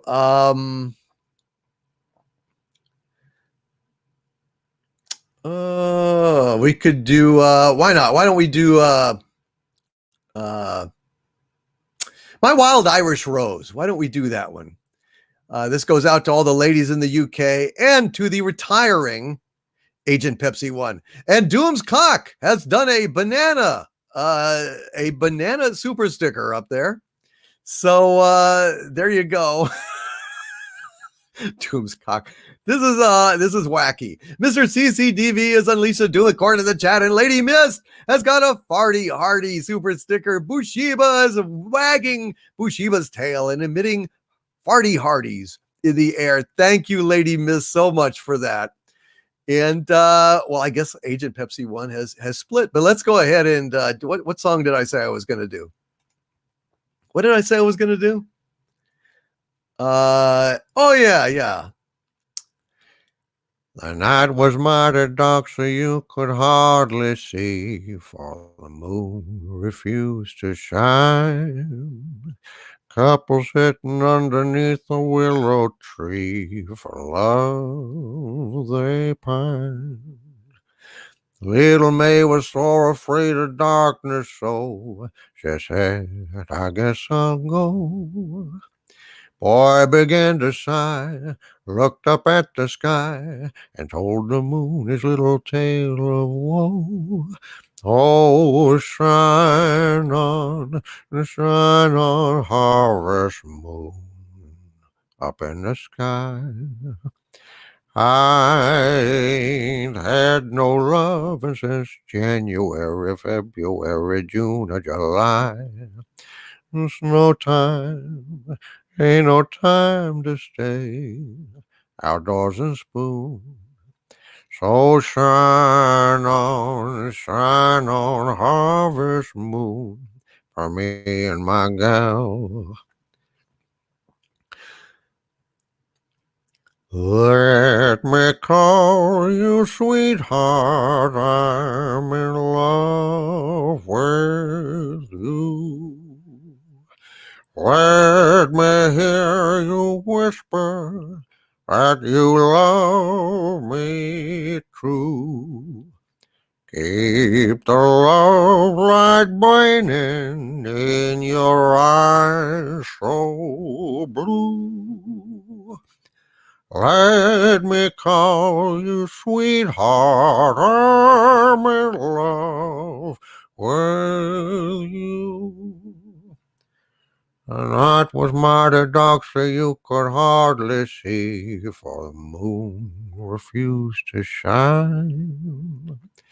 Couple sitting underneath a willow tree, for love they pined.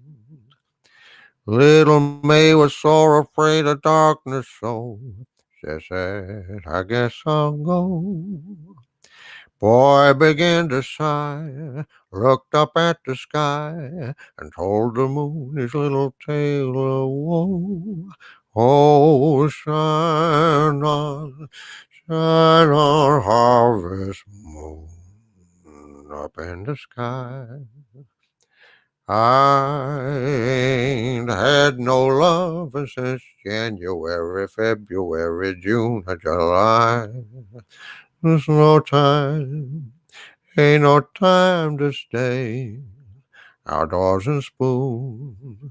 So shine on, harvest moon, for me and my gal. I like that. A little medley of Leon Redbone incorporating Let Me Call You Sweetheart. I think that's kind of good. I like that. I like that a lot. I have to give that a shot there.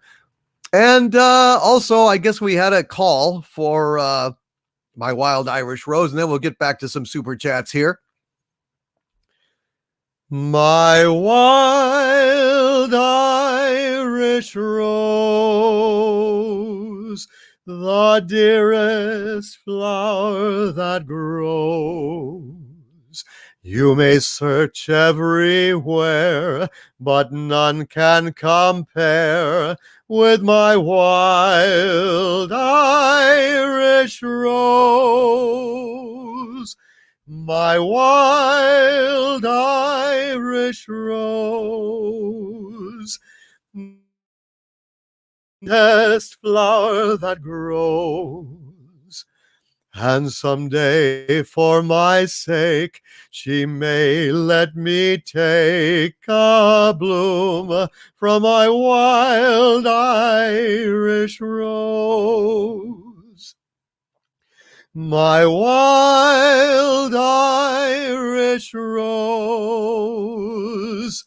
the sweetest flower that grows, and someday for my sake she may let me take a bloom from my wild Irish rose. My wild Irish rose. Lily V with a 99-cent super sticker with a little hearts, heart-eyed emoji. Thank you, Lily V, very, very, very much. And I'm glad you guys like that. Stan Lee is in the house. Hello, Stan Lee. Hello, Stan Lee. And thank you for being here tonight.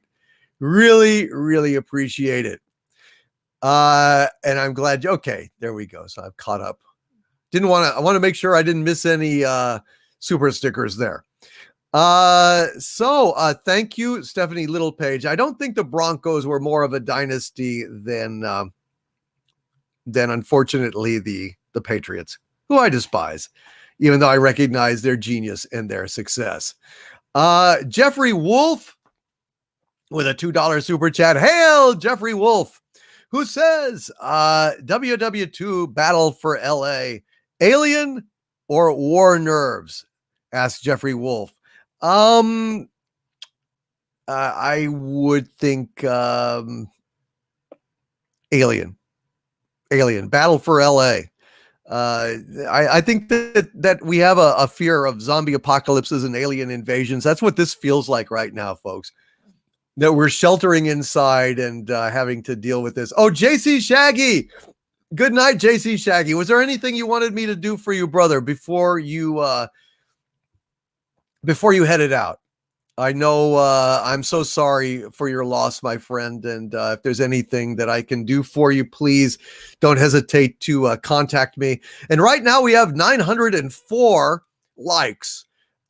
I know that we've got a lot of folks still watching, and maybe not everyone has pushed the thumbs up. If you are enjoying the show, I would urge you please to lick that like button, push that thumbs up, and let YouTube know that you enjoy Doomcock's Friday Night Frolics. I would really appreciate it if you guys could let them know.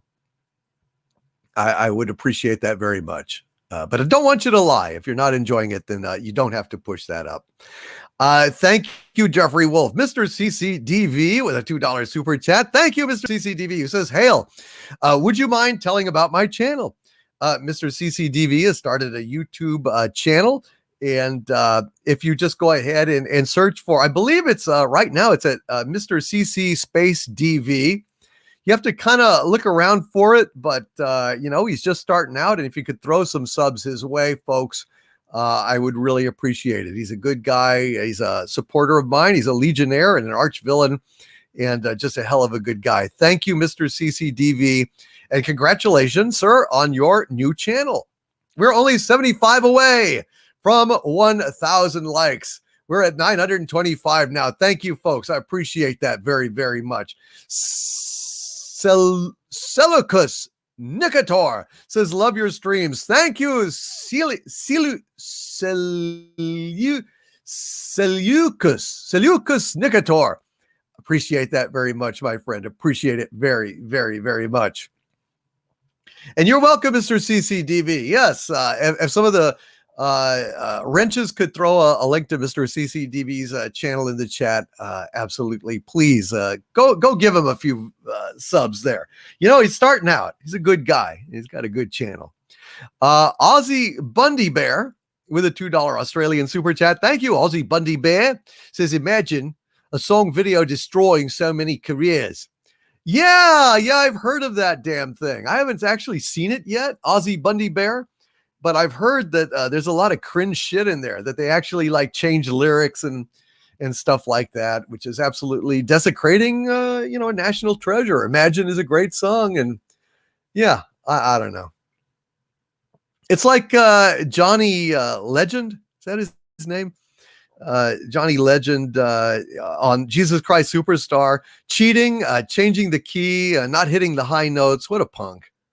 The guy's supposed to be a singer. Why did he take the role of Jesus in Jesus Christ Superstar if he couldn't fucking sing the part? Absolutely ridiculous. Beautiful Joe. Beautiful Joe, sing unto me. Says, he's so glad I found Doomcock.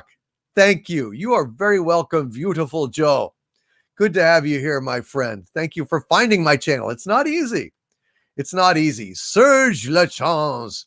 Serge Lachance says, I love hanging out here. It really lifts my mood even before the 19 stuff.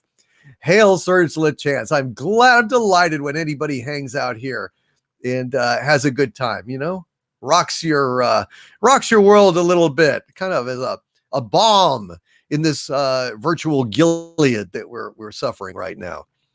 Well, hail Ozzy Bundy Bear. Lily V with a $5 Canadian super chat. Thank you, Lily V says, hail the best villain ever. Thanks for another great review. Might be back later and we'll be listening in while doing some work. Hail, I think I saw you back already, Lily V. I'm glad you went there and back again. It's absolutely fantastic. Ramo Grey Wolf says, notice me, Aniki. LOL. You're noticed, Ramo Grey Wolf. You are noticed. And Red Tigress has thrown a Doomacorn in the chat. Hail, Red Tigress. And Warhammer says, would you ever do a co-live stream with Rebel Taxi? I have not experienced Rebel Taxi's work, so I don't know. But I imagine that I would. You know, if he's a cool guy. Just haven't. Maybe somebody can point me in the direction of Rebel Taxi, so I know what he's about. And thank you, Sarah Johnson, Lady Viking. I'm glad I found Doomcock, the father of my unholy offspring. Well, you know, it was an accident. And I thank you for that until you start charging me child support, in which case then I'll run. I'll jump a tramp steamer to Rio or China or something. And the Patriarch says, Ian Gillian of Deep Purple sang Jesus Christ Superstar, played Jesus. Yes, on the original, but they did a damn, NBC has Jesus Christ Superstar as a live event now. And they had that guy, Johnny Legend or John Legend or whatever his name is, and he sucked. It was awful, terrible. Supposed to be a fucking singer. I don't know what he was thinking. Brian Sloan, welcome. Welcome, Brian Sloan, to the channel membership. Thank you for joining, my friend. Delighted to have you. Thank you for the support. Really appreciate it. Pleasant Valley Picker CA says, more songs, please.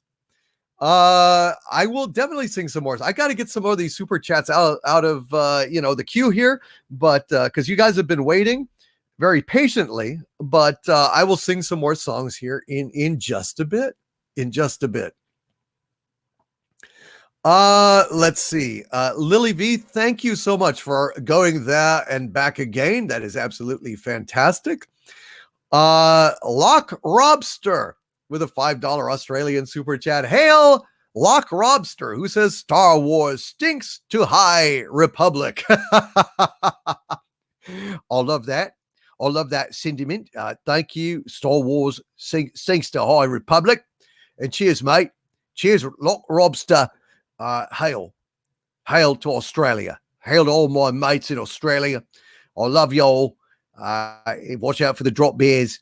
Stay clean. Mary Ashmead, I am so sorry again for what you've been going through today and last night. And I hope that tonight will be peaceful and calm and regenerating for you, my dear. Ninja Lawyer Steve with a $5 super chat. Hail Ninja Lawyer Steve, who says, might I be able to interest Harvey in investing in Bitwampum? No, Bitwampum is phony. It's not a real wampum. It's not something you can grapple with, buy firewater with, savvy? It's just wrong. And I'm just not, I'm not interested in Ninja Lawyer Steve. Plus, the IRS then it does a weird taxing with it. And it's just weird. It just doesn't work. So thank you, Ninja Lawyer Steve. I am not investing in Bitwampum. And I'm not going to buy a bridge either. Not again. Not again. Thank you, Ninja Lawyer Steve, for that. Very much appreciate that. San Francis with a $5 Canadian super chat. Hail, San Francis. Appreciate that. He says, greetings and salutations, Overlord. If you like cartoons, check out Gargoyles, the animated series. Ton load of Star Trek alumni voice acting. Take care. I never watched Gargoyles, the animated series, so I guess I should. It sounds like it's pretty damn good. Thank you for that recommendation. I did not know that Star Trek alumni were doing voice acting on Gargoyles. That's super cool. Although I have watched the Gargoyle TV movie from the 70s, which I always thought was absolutely remarkable. I thought that the makeup and effects on the gargoyles themselves was fantastic. I thought it starred, what was it, Cornell Wilde or something like that? Like his daughter gets abducted and there's gargoyles in the hills, the mountains, and they're actually an alien, an eldritch kind of species that is coming back, and they're laying eggs, and they're going to basically, they've been dormant, and they're going to come out, and they're going to plague humanity and wipe humanity off the face of the earth. And they were intelligent and could speak.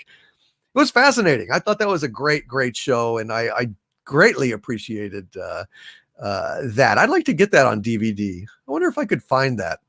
Jackson Crutcher says Gargoyles is the best. Thank you. Old Underwood says, I love Gargoyles. It was pretty good back in the 80s. Fantastic. I want to welcome Gregory Allen Burho to the channel membership. Hail, Gregory Allen Burho. Thank you for joining, my friend. Very much appreciated. And I also want to again welcome Brian Sloan to the channel membership as well. Greatly, greatly appreciate it. Hail, Gregory Allen Burho. I hope you will enjoy being here, my friend. Let's see. Let's go down here. Old Underwood says, I saw that movie. It was a wild movie. I know. I really liked it. The Night Patriot says Gargoyles is actually pretty great. Just watch the opening and you'll be intrigued. I will check it out. And I was right. Oh, that's amazing. Pleasant Valley Picker CA says the Gargoyles movie was awesome. Cornell Wilde. Yes. God damn. I can't believe I remembered that. It's amazing. I haven't seen that in, 15 years or something like that. Paul Paisano says it is out on DVD, I believe, in a special edition. I need that movie. That was a good movie. I'm going to check. I haven't thought of that movie in forever, but I thought that the gargoyles themselves were fantastic. Sigurd says, yes, Bernie Casey played the main gargoyle. Have it, must dig it out. Fantastic. Oh, Basil, the Pumpin' Seagull says, well, I toasted my gaming PC, but I think I fixed it. We'll see in the next 2 minutes. Good luck. Good luck, Basil, the Pumpin' Seagull. And Cornell Wilde was in the classic Leave Her to Heaven, says Julie S. Thank you, Julie. I've not actually seen that movie. Leave Her to Heaven. I've not seen that. Interesting. Well, I will have to check that out as well. Thank you for that guidance. Okay. San Francis, thank you very much for that. Nerdaholics with a £5 super chat. Hail, Nerdaholics. Who says, hail, my liege. Thank you for putting a much needed smile on our faces. More Kale Tales, please, Lord. Well, I will, oh, wow, that's cool. I will go ahead and, maybe do a little Kale stuff later. I'm way behind on super chats here, and I want to go ahead and be sure and get them all in. But I think Stellar Heather asked a Kale question later. Earlier. Further up on the list. So when I get to her super chat, you will have another Kale tale as well, Nerdaholic. So thank you, my friend, for being here. And another Kale tale is coming. So we will see. We will see. Stephanie Little Page with a $5 super chat. Hail, Stephanie! Says, right now, you and Harvey are keeping my spirits up. Y'all are family as far as I'm concerned. You guys are my family too, Stephanie and Bob. And please, anytime that you can get on here, I will promote your channel and talk with you. Looking forward to talking to you, Captain Robert April, about Star Trek Picard, which we've never conversed about. And I think it would be an absolutely fascinating conversation. I think the folks here would love it. And it will also get you some subs along the way. Justin Lallier says, have you played Alien Isolation? there is a DLC where you can play as one of the crew members of the Nostromo. No, I have not as of yet played it, but I've heard it's quite fucking good, and I would really enjoy playing it. I just haven't had a chance, man. I'm so swamped. I'm just so swamped. But I got to start taking out some time. I got to take some time to play games and have more fun. Playing The Witcher 3, and it's absolutely fantastic. I love The Witcher 3. That was sent to me by Dreary Nitpicker, and along with Jedi Order. So I've got a lot of gaming to do, and I got to get on it. I've just got to get on it. It's so much fun, but it eats up a lot of time. Basil, the Pub and Seagull, says, yes, it's back. Now I can play Doomcock Eternal again. And I want to play Doom Eternal, for God's sakes. So many games I want to play. So much I want to do. I've been everywhere, man. I've been everywhere. Thank you, Stephanie Little Page. Sarah Johnson, Lady Viking. Thank you for the $2 super chat. She says, sing Beautiful Doll, please. I already anticipated you, and I sang it for you, Sarah Johnson, Lady Viking. But here's a reprise. What the hell? Oh, you beautiful doll, you great big beautiful doll. Let me put my arms about you. I could never live without you. Oh, you beautiful doll, you great big beautiful doll. If you ever leave me, how my heart would ache. I want to hug you, but I fear you'd break. Oh, oh, oh, oh, oh, you beautiful doll. And no, Harvey, you can't sing your damn version. Thank you, Sarah Johnson, Lady Viking. JC Shaggy with another $5 super chat. Hail, JC Shaggy. I'm sorry I didn't see this earlier, man. I would have read it before you went to bed. I think you've already gone to bed, and I apologize for that, my friend. But anyway, JC Shaggy says, thank you, Doomcock, for always making me laugh. As I told her, this will pass. This is not the end. No, it's not. It's not the end, but it is painful. And I'm just so sorry for all of you, JC Shaggy. Thank you for being here tonight. And, anything I can do, man, contact me. Let me know. Okay. Contact me and let me know if there's anything I can do. And Hail to Brown Guy says, Hail, check your email. I will check my email. I don't think I can actually do that right now because I don't have it. I don't have it pulled up, and I just can't. I just can't. I'm sorry, but I will do that afterwards, and I will reply to you, to Brown Guy. Although if you have Twitter and you could tweet it to me, I could check it a lot quicker. But I don't actually have that. I don't have it open right now, and I'm sorry about that.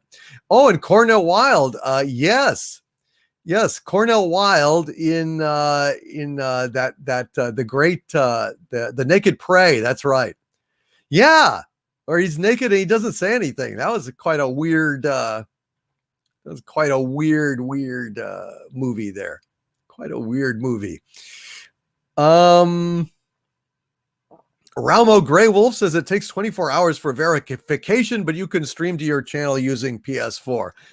I probably ought to do that sometime. I really ought to. And the Brown Guy says, when you have time, I will make a point to check it right after we do that.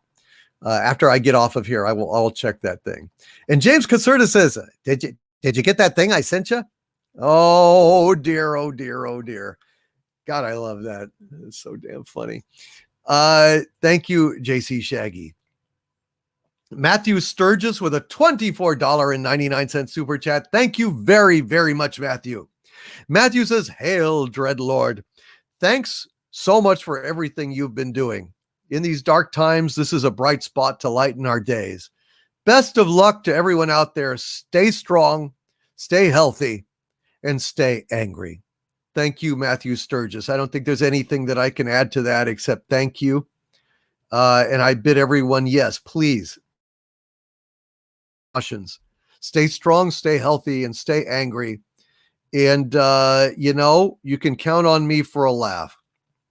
I'll always try to be out there making stuff for you guys, especially during this period that will make you laugh. Sarah Johnson, Lady Viking says, and I'm topless. Wow. How many of the ladies in the chat are topless tonight? I'm not topless. I'm wearing a top. I'm wearing actually a Doomcock t-shirt. Doomcock Legion t-shirt. Looks really good. It was a gift. Anyway, thank you, Sarah Johnson, Lady Viking. Hail, Eli Caro. Good to see you. WizGiz Entertainment. Good to see you here. Raumo Grey Wolf, Six Pack Fish. Do you do Dean Martin? Yes, I do. I do. But you can't do that stuff really, you know, it's not in the public domain. You can do like a little, yes, I am. I'm wearing this t-shirt right now. That's the way it goes. One in, one out. So what was I saying? I totally blanked. Ramo Grey Wolf, thank you, my friend. WizGiz Entertainment says, I'm topless, but I'm a guy. There you go. There you go. There need to be Doomcock banana hammocks. That's very weird. That's very weird. And Doom's cock. No, I am wearing shorts, actually. I'm not wearing pants. I am wearing shorts. But there you go. San Francis with a $5 Canadian super chat. Hail! San Francis says, besides the C word, what if the amount of misery was the same, but it's how we're not exuding cheer as we used to, except for here. Spirit helps a lot. I think that's true. I think raising people's spirits also raises their immune system and their health. And I'm just pulling for everybody to make it through this garbage. Really pulling for everybody to make it through this garbage and get back to the world. And I'm trying to come up with new ways to entertain you guys. And I'm going to do the best I can. I'm going to keep doing the best I can. For all of you guys. And hail Pete 1972. Good to see you, man. Good to see you.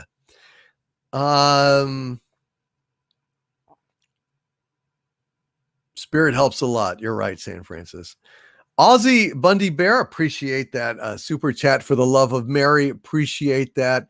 And JC Shaggy as well. Really appreciated that. Matt G with the shout out to Mary. All of those shout outs to Mary were really, really appreciated. And y'all made her day. You really, really did. God, that was awesome. You guys were so cool to her. And I'm so sorry that she has had such a hard time. Classic Comics with a $5 super chat. Hail, Classic Comics says, put this money towards a shrubbery. Where are the knights that say, nee, nee, nee? Now go away, you stupid English persons, or I will taunt you a second time. Hail, Classic Comics. I will put that money towards any shrubbery. And thank you, sir, for that. And Justin Proper. Oh, that's right. Justin Proper was out in the house. And I had asked him on. Briefly.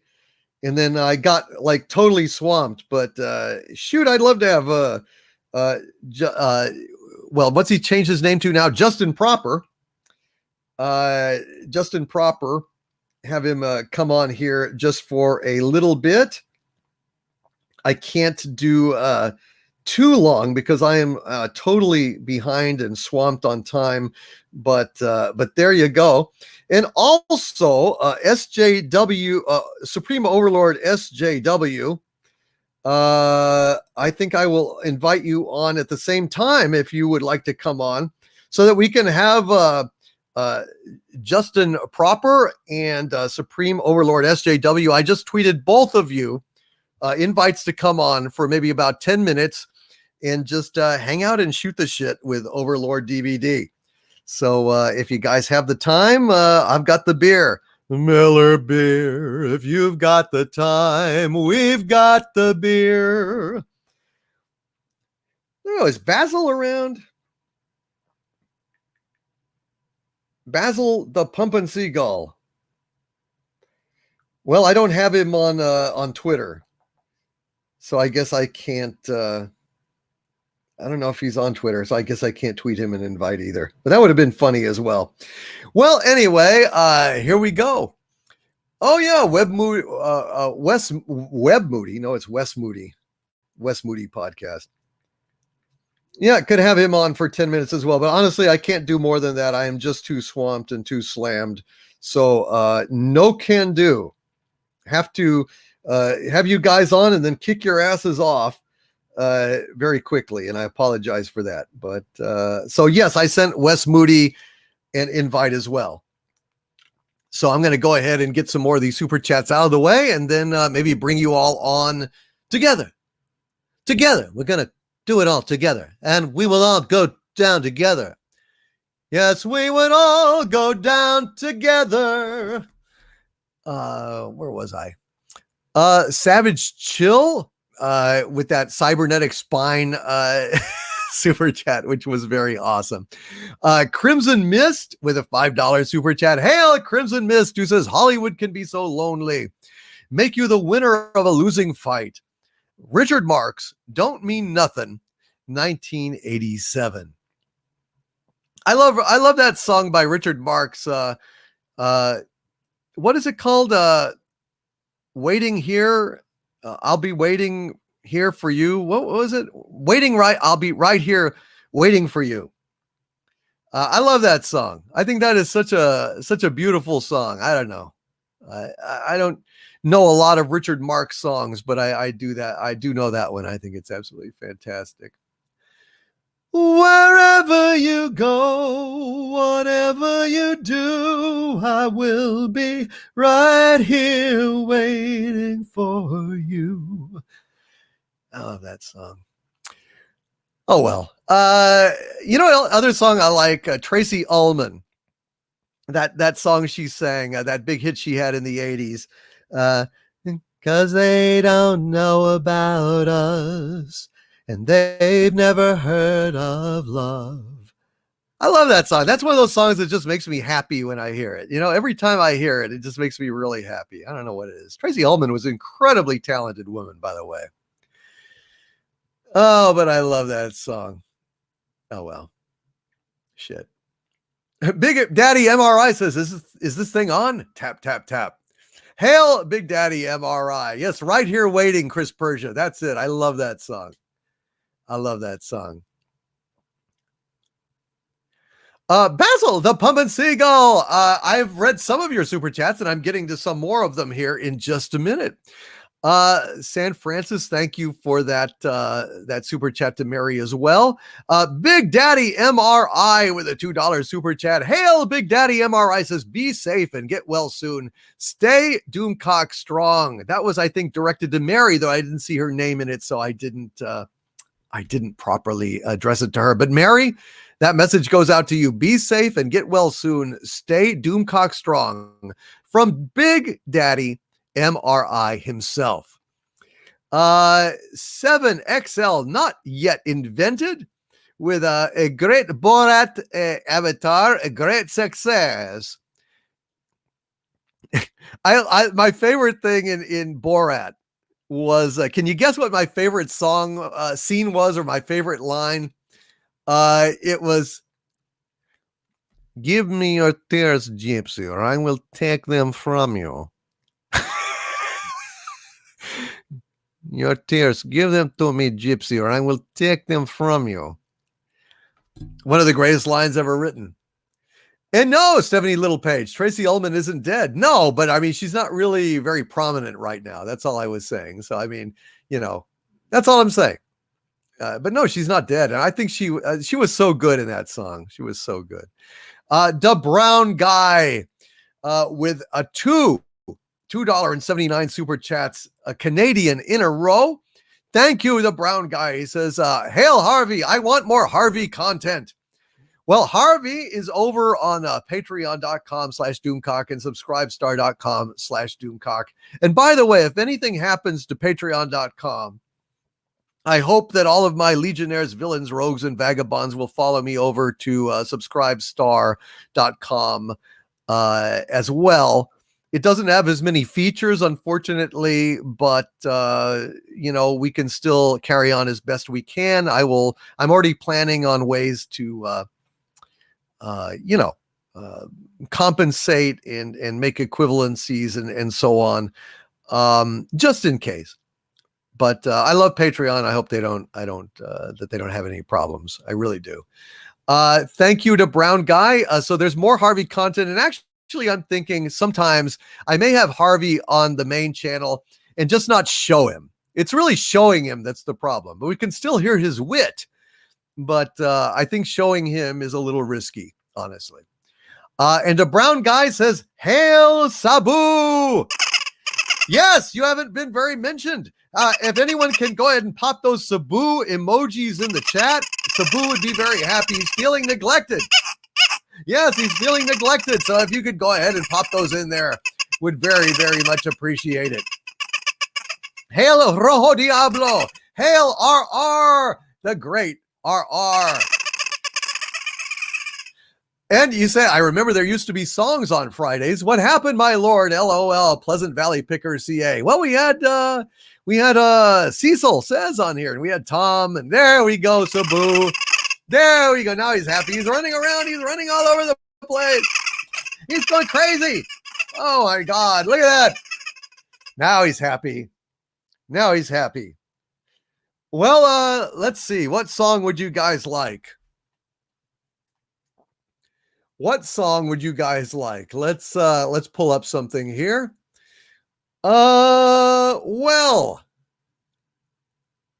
hold on. Let me find this. We'll go ahead and pop this sucker out there.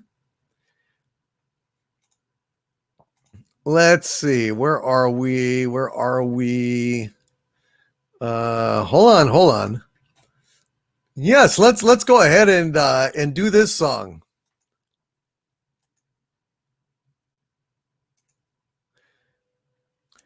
A little sea shanty. Shall we do that? Oh, blow the man down, bullies, blow the man down. Way, hey, blow the man down. Oh, blow the man down, bullies, blow him away. Give me some time to blow the man down, as I was a-walking down Paradise Street. Way, hey, blow the man down. A pretty young damsel I chance for to meet. Give me some time to blow the man down. She was rounding the counter and bluff in the bow. Way, hey, blow the man down. So I took in all sail and cried, way enough now. Give me some time to blow the man down. So I tailed her my flipper and took her in tow. Way, hey, blow the man down. And yard arm to yard arm away we did go. Give me some time to blow the man down. But as we were going, she said unto me, way, hey, blow the man down. There's a spanking full rigger just ready for sea. Give me some time to blow the man down. But as soon as that packet was clear of the bar, way, hey, blow the man down. The mate knocked me down with the end of a spar. Give me some time to blow the man down. It's starboard and larboard on deck you will sprawl. Way, hey, blow the man down. For kicking Jack Williams commands the black ball. Give me some time to blow the man down. So I give you fair warning before we belay. Way, hey, blow the man down. Don't ever take heed of what pretty girls say. Give me some time to blow the man down. Don't ever take heed of what pretty girls say. Give me some time to blow the man down. Blow the man down. And of course, we also have, on a tragic note, oh, my darling, oh, my darling, oh, my darling Clementine. What is the key on that? Oh, my darling, oh, my darling. I can't find the key. Where is it?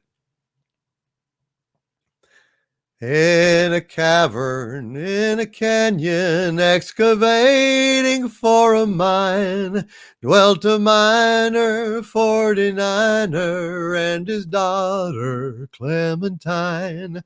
Oh, my darling, oh, my darling, oh, my darling Clementine. You are lost and gone forever, dreadful sorry Clementine. Light she was and like a fairy, and her shoes were number 9. Herring boxes without topses, sandals were for Clementine. Oh, my darling, oh, my darling, oh, my darling Clementine. You are lost and gone forever, dreadful sorry Clementine. Drove she ducklings to the water every morning just at 9. Hit her foot against a splinter, fell into the foaming brine. Ruby lips above the water, blowing bubbles soft and fine. But alas, I was no swimmer, so I lost my Clementine. Oh, my darling, oh, my darling, oh, my darling Clementine. You are lost and gone forever, dreadful sorry Clementine. How I missed her, how I missed her, how I missed my Clementine. But I kissed her little sister, I forgot my Clementine. Oh, my darling, oh, my darling, oh, my darling Clementine. You are lost and gone forever, dreadful sorry Clementine. So there you go. Oh, my darling Clementine. There's a little bit of singing there for you. And I was singing in the key of F. Thank you, Serge Lachance. Yeah, I just couldn't find the right key there. Getting a little yeah, the key is Bobby Darin. That's right, Mr. CCDV. In a cavern, in a canyon, excavating for a mine. Yes, there lived a Clementine with with alternate lyrics that are very politically incorrect now, and also copyrighted. So there you go. All righty. Well, so far no one has taken me up on my offer to come on. I checked a little bit in the background and haven't seen anyone yet, so I'll keep checking to see if anyone shows up. Justin Proper, as well as Wes Moody, and as well as who else did I invite? I can't remember. Anyway, I'll see if anyone shows up. Thank you, Da Brown Guy, for both of those. And man, listen, my entire and complete sympathies for you, brother. Let's see. San Francis also has a super chat for Mary as well. I hope you're listening, Mary, out there. San Francis says, "Oh, Mary, magnesium helps muscle pain, like Epsom salt bath or magnesium oil, magnesium chloride. I hate back pain, worst pain. I totally sympathize."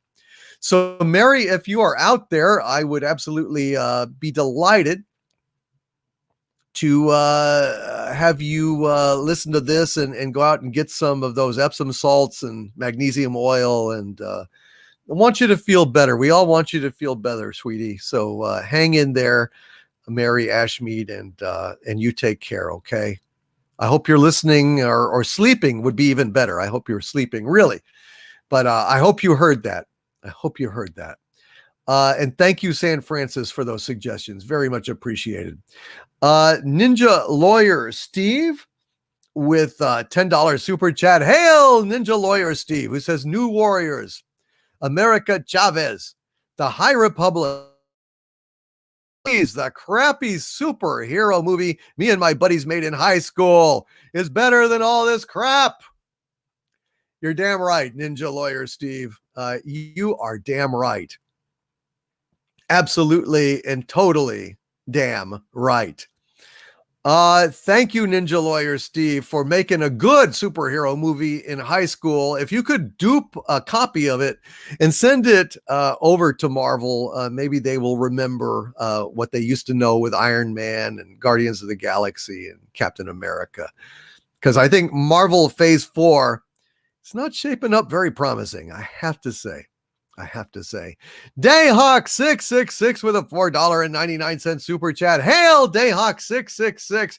Dude, I wanted to go ahead and invite you on today, and you're not on Twitter. And I was stuck at the computer without being able to do it. I had to go. But dude, I want you on. I need you on. I want you talking about anime, and we will have you on hopefully next week. So, yeah, listen, Chris Persia, Bionic Belly Button, folks in the chat, I would be very happy to invite some of the wrenches on just to chat for a few minutes. But Bionic Belly Button has actually left Twitter. So I have no easy way to get her the invite. So there you go. I could throw a invite on to the kind of forum for all the wrenches, but I don't know if anyone would really want to come on. Stellar Heather is not loquacious on these things. And Chris Persia has declined to come on before as well. So I don't know. Anyway, I think Wes Moody is going to pop on here. But Justin Proper has not responded. I invited someone else, but I don't know. I can't remember. Anyway, Dayhawk666 with a $4.99 super chat. Hail Dayhawk666 says, 1, is there any more tales of swims with kale? Actually, I think there's a question up there that Stellar Heather had asked. But I'm not sure. I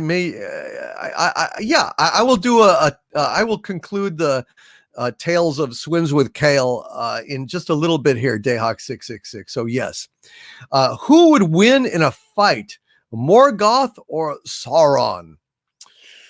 Sauron is just a disembodied eye, so I'd have to pick Morgoth. I think Morgoth would kick Sauron's ass, I mean, what's he going to do? Look at you mean? Without his orcs and armies and marauders and Uruk-hai and shit like that, goblins, Sauron ain't shit. So yeah, I think Morgoth would dispatch Sauron pretty handily. How are the DVDs treating you? The DVDs are treating me just fine. Dayhawk666. I am enjoying them very much. I haven't gotten very far into War of the Three Kingdoms yet. It's very complicated, and I don't have a lot of time, but I am interested, and I'm gonna maybe do a press on that sometime in the next few days. Maybe spend maybe 6 or 7 hours, just try to get really into it and get a little more anchored in it, and do the Drunken Harvey. Do the Drunken Harvey. Well, I could give it a shot, but Morgoth is awesome, says Lily V. I think Morgoth would win. Yeah. Draco Argentus says Morgoth is a god. Sauron is his servant. And even if he wasn't his servant, he's just an eye. So there you go. Well, what the hell? I tell you what, towards the end of the stream, I will invite on some of the wrenches. I'll pop the link in the wrench chat here, but I can only, like I said, I can't do a whole lot because I'm way behind.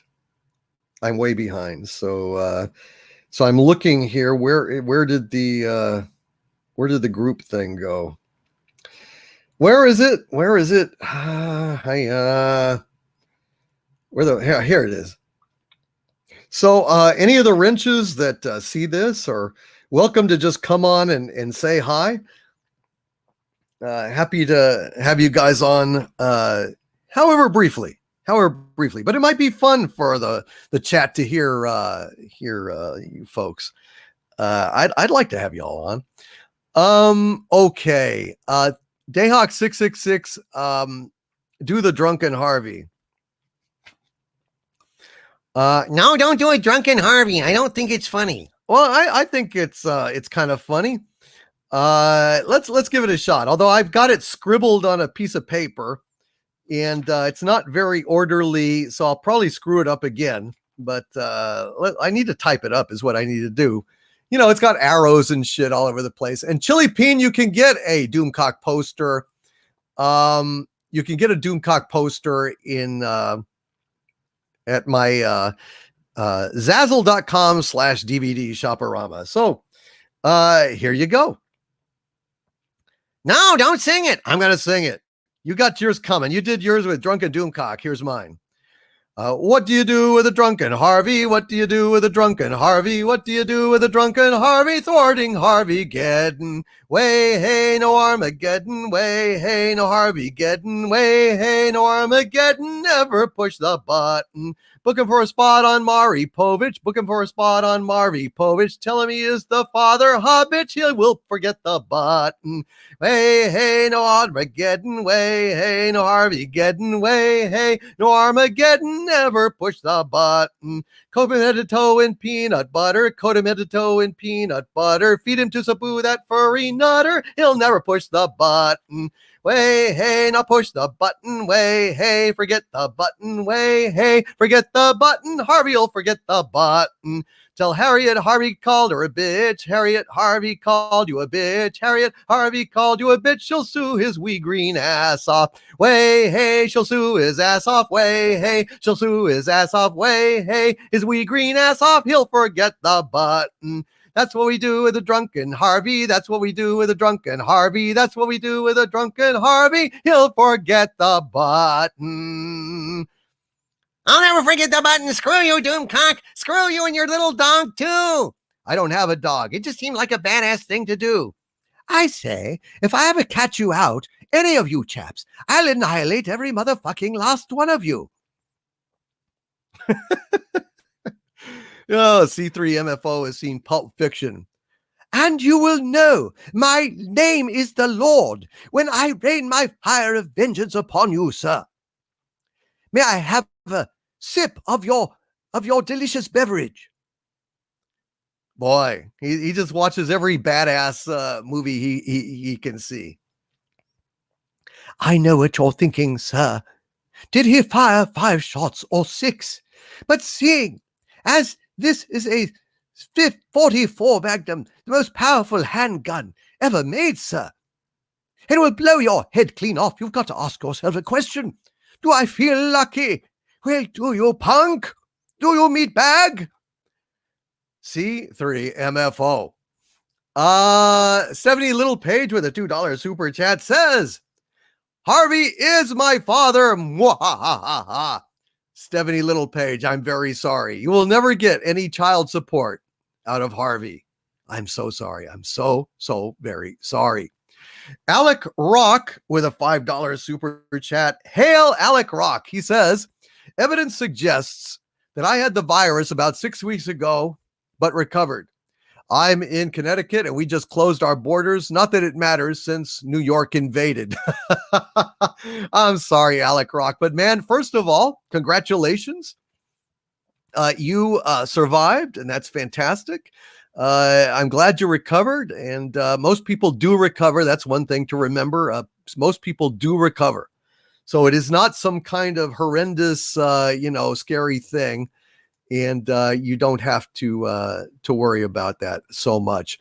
All right. So we've got a couple of folks here.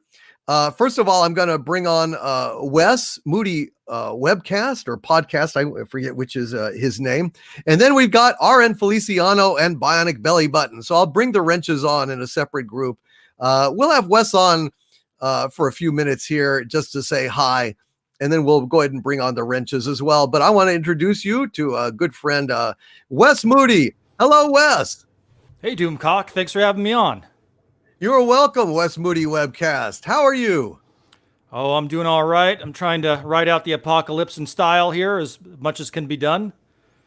Well, it seems like you are, still kicking. So, I mean, that's kind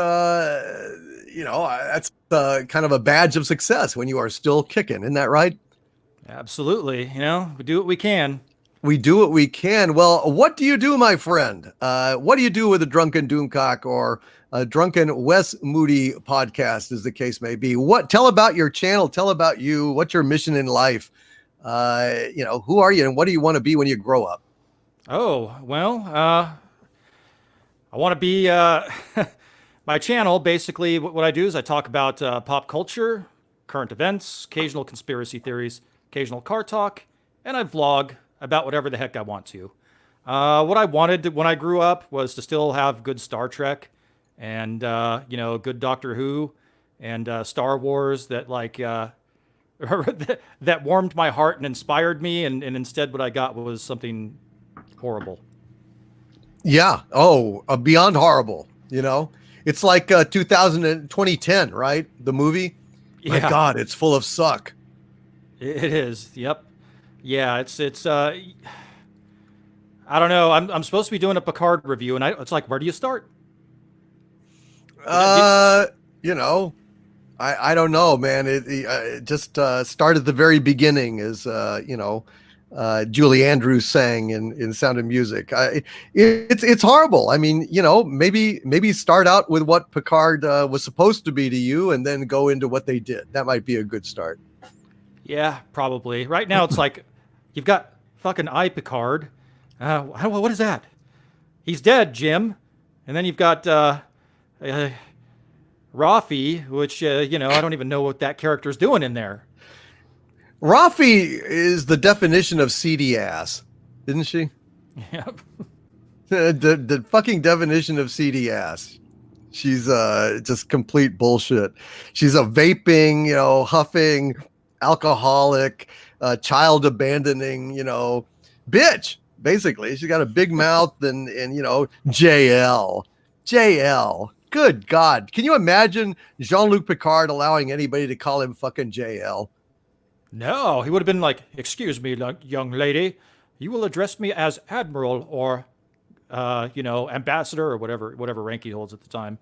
He would have sent her packing. I don't think you're Starfleet material. You will address me as Captain, or you will address me as Admiral, or you will address me as Mrs. Picard if I'm dressed like my mother, but you will not call me JL. Hey, that might have been something. That would have been better than what we got. Or you will call me Mary Picard if I'm dressed like my wife, but I will not be addressed as Senor. I'm not a Spanish person. Just Monty Python on my brain. What can I say? Dude, so how long have you been having your channel? How many subscribers you have and all that good stuff? I've had the channel. I believe this channel. I've had it since 2013. Didn't do a damn thing with it until October of last year, and just a slow slog forward. I think I've got 192 videos, and I believe I have 88 subscribers. 187, 88 subscribers. Yeah. Well, let's up that, shall we? All right, I think we can up that. You guys, Wes is a articulate guy. He's a smart guy. He's a good supporter. And you know what? If one of the wrenches can put the link to his channel in the chat, shoot, let's go ahead and shit. I bet we could double his subscribers. I bet you we could. All right, it's possible. It's possible. At least we can make it better. So let's support Wes. I mean, what conspiracy things do you like to talk about? Omitting the unmentionable, events now. We don't want to talk about that, but what else? Well, we have talked about that, but also, deep state stuff. Some of the stuff that you cover on Exozone, actually. I think I covered Bob Lazar on my channel. Oh, yeah. Lazar is great. Yeah. I mean, of all of the people that that I've heard come forward with stories. His is the most believable to me, just because, like, I mean, who would take your wife out there and your friend and just that whole story? It just sounds so, it's so real, and just some of the strange things about what's happened with his past and all that. It's really interesting. Yeah, I tend to believe that there's some credibility there. I really do. Yeah, me too. And he's into some strange stuff now. They were doing that documentary, and I guess the recent one, and he got raided during the making of it, which was interesting also. Oh, yeah, that's right. I mean, I tried to watch that movie, and I thought it was absolutely unwatchable. So I couldn't get into it. I mean, I like the topic, but I just couldn't get into that guy. The pretentious direction. It was just the bearded dude. Yeah, it was pretty awful. It was. I agree. Yeah, there's stuff from the 90s. It's much better. Much better. Yeah, absolutely. Yeah, so we'll get into all that stuff. Absolutely. We will make it happen. Although where Bionic Belly Button was behind the scenes and she popped out. Why did she pop out? Where'd she go? Uh-oh. We're going to add her in just a minute. We've got Raymond and Sandra Feliciano backstage. I was just going to say if Chris or Stellar Heather or Bionic Belly Button, y'all want to come on. You were right there. What happened, Bionic Belly Button? Nee. Come on back. I don't know why you dropped out. So Wes, yeah, man, I think that's interesting stuff. I'm also been interested in Skinwalker Ranch and the Mandela effect, things like that. Oh yeah, Mandela effect. I've experienced that. I think a few times. Very interesting. It is. It's weird, isn't it? I've experienced that myself a number of times. So, what would you say before I can't let you go without asking you, what do you think would be the worst thing about Picard? I mean, I assume you've seen the whole show at this point. I unfortunately have. It took a lot of whiskey. I think I should buy stock in Jack Daniels right now. Maybe Jameson. You're an investor at this point. Oh yeah, I am. I'd probably have a landfill worth of bottles at this point to get through it. But what is the worst part? Picard. It's either Picard himself. It's either Picard or Rafi. I think. Or wait, I can't pick. No, wait. It's Naggy Nag McWomansplain being a murderer, and everybody's like, so I'm not a murderer anymore, guys. Yay, you can be our friend. Oh, yeah. Good old Agnes Girardi, Dr. Blondie, who, here's all the dumb shit she did. She swallows a tracker so that the Romulans can keep track of them the whole show. She kills Bruce Maddox because he will bring about the synth apocalypse, omitting to kill herself for being equally culpable in creating the synth apocalypse. But then turns out Dr. Sung was there all along. So she didn't even have to kill Bruce Maddox. He had fuck all to do with it, just like she had fuck all to do with it. It's all Sung. So it was all pointless. And in the end, she gets away with all of it because, I don't know, she kisses Rios or something. Yeah, it's the power of love. That's what it is. I have a theory, and it's so bad that they should do it. But that season 2 is going to open with her and Rios in bed, and she's going to get an ice pick, and it's going to be just like Basic Instinct, and she's going to ice pick him to death. And then she's going to go to Rafi, and she's going to say, "Oh, I did it again. Oh, hey, baby, honey, child. It's one day at a time. Murdering's just like getting over your other addictions, baby. Let's have some red velvet cake, honey, child. Sweet pea." That's going to be it. Going to be it. Oh, geez. Well, that's I'd like to see that in season 2. I think that would be absolutely fabulous. And dude, listen, why don't you come back next week? I'm sorry we're short of time because I've been on already now for 6 hours. So you are truly the future ruler of Earth, man. If you can go that long on a live stream. I did 4.5 hours and I was wiped. Yeah, it's tough, but it buoys me up, and I'm just delighted to be here. And oh man, so much has happened. I mean, Brian Yoder has unleashed a Doomacorn in the chat, as has Big Daddy MRI himself. Hail, my friends! Thank you for the Doomacorns. And some of those, I guess, are for you, Wes. Hail, Wes! So much. Why don't we have you on next week, and we'll also do a little more discussion on this stuff. Absolutely. That sounds like a lot of fun. Definitely more fun than Star Trek Picard. Absolutely. We'll set it up, man. Just tweet at me towards the end of next week, and we'll make it happen. All right. All right. Sounds like a plan. Hail Wes Moody webcast. Please subscribe to him. I've seen a number of folks saying that they have subscribed to you. So check your numbers. Hopefully they are going up. And yeah, he's a good guy, folks. Throw him some love there. All right. That was awesome. Hail Doomcock. And what is your web address too? Just to let them know. YouTube.com/Wes Moody Webcast, all one word. Wes Moody Webcast, all one word. Yeah. All right, sir. Well, thank you very much for being here, and we'll see you next week. All right. We'll see you then. Thank you, Doomcock. You are very welcome. Thank you. It's good to see you, man. Put a face to the name. Thank you. You take care, brother. You too. Bye-bye. All right, let's bring on Raymond Feliciano, Sandra Feliciano, and Bionic Belly Button herself. Nee. Welcome, mods. And I'm sorry no other mods wanted to come on here. We've got 2 more slots available. So, but anyway, welcome, you guys.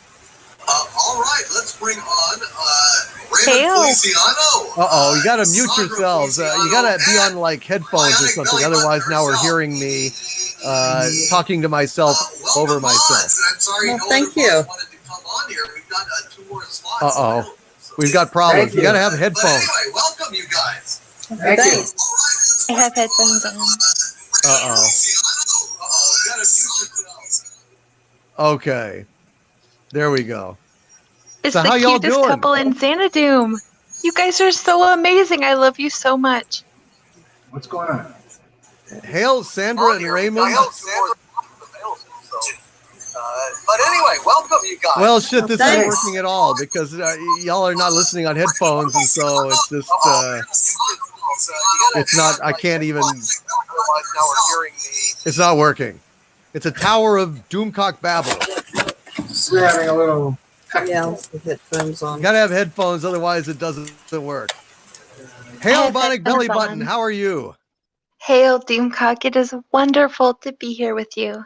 It's wonderful to have you. Thank you for being here. Nee. As Raymond and Sandra are digging out headphones. Okay, now she's got a headphone. Yeah. All right.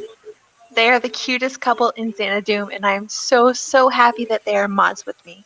Oh, that's sweet. Absolutely. Yes.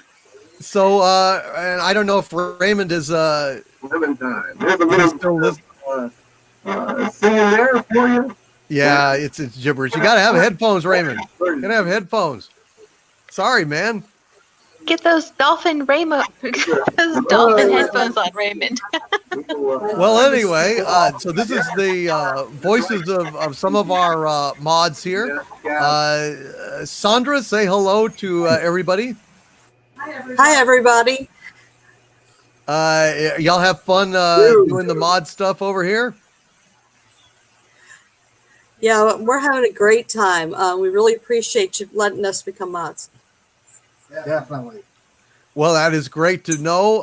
Thank you for all of you for all the job you do. And Raymond's looking around for some headphones. I see him in the background. Wow, it's weird. Yeah. Wow, look at that. It's. Where is he? There's 2 Raymonds. It's a fistful of Raymond.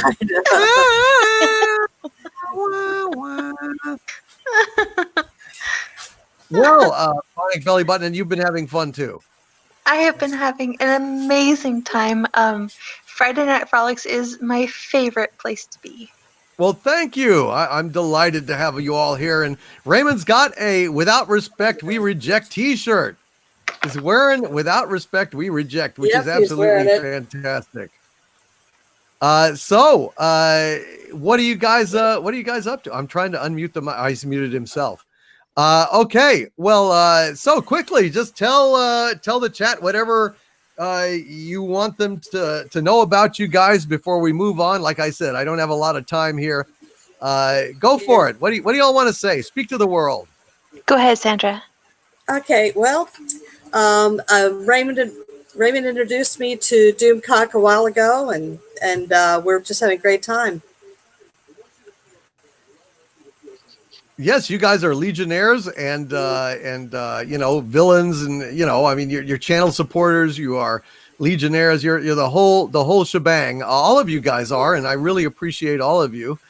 And it's just good to see your faces. Hail Sandra, hail Raymond, and hail Bionic Belly Button. Great to have you all here. Sandra is amazing. I'm having a little bit of echoing modest. going on here, so. Sandra is too modest. She is our Overlord's seamstress, and she is also our Overlord's pilot. And Raymond is an amazing author in his own right, and they are the cutest couple in Xanadu, and I'm so proud that they are wrenches with me.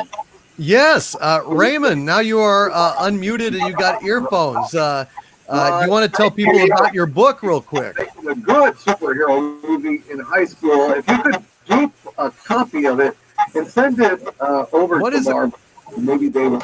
I don't know what that sound is. With Iron Man, Guardians of the Galaxy, and Captain America. Because I think Marvel Phase 4. Well, Raymond checked out. Man, Raymond's on another plane. I don't know what's going on. I don't know. I'm hearing myself from like hours ago or something. Tell the chat whatever you want them to know about you All guys. right. Move on. Like I said, I don't have a lot of time. Go for it. Well. Okay. Well, this is technically snafu. What do y'all want to say? Okay. I don't know. You, Doomcock, and again, and I can't tell you enough about this. I am so glad that you've helped me get my book out there, and I'm hoping you're enjoying it. I have not had a chance to read it yet, man. I'm just trying to catch up on things, but it is in the pile here, and it is a copious pile, so you have to be patient. But I will definitely read it, Raymond, and I'll let you know what I think. But I really appreciated the dedication you wrote in there, and the note and everything, and I am honored that I have been able. Thank you very much. These things. And Chris Persia has declined to come on before as well. So I don't know. Okay, I don't know what's going on. I'm hearing myself. I don't know. But let's do some closing statements here. I got to get going. Okay, Sandra, thank you very much. Like to say? Take care. Yeah, I'm hearing a lot of echoing here, so. Yeah, echoing. I don't know what's going on. I don't know. Somebody is. Somebody's thinking of milkshake. Oh, he's moving. Okay. That's on your end, Sandra. I don't know what's going on.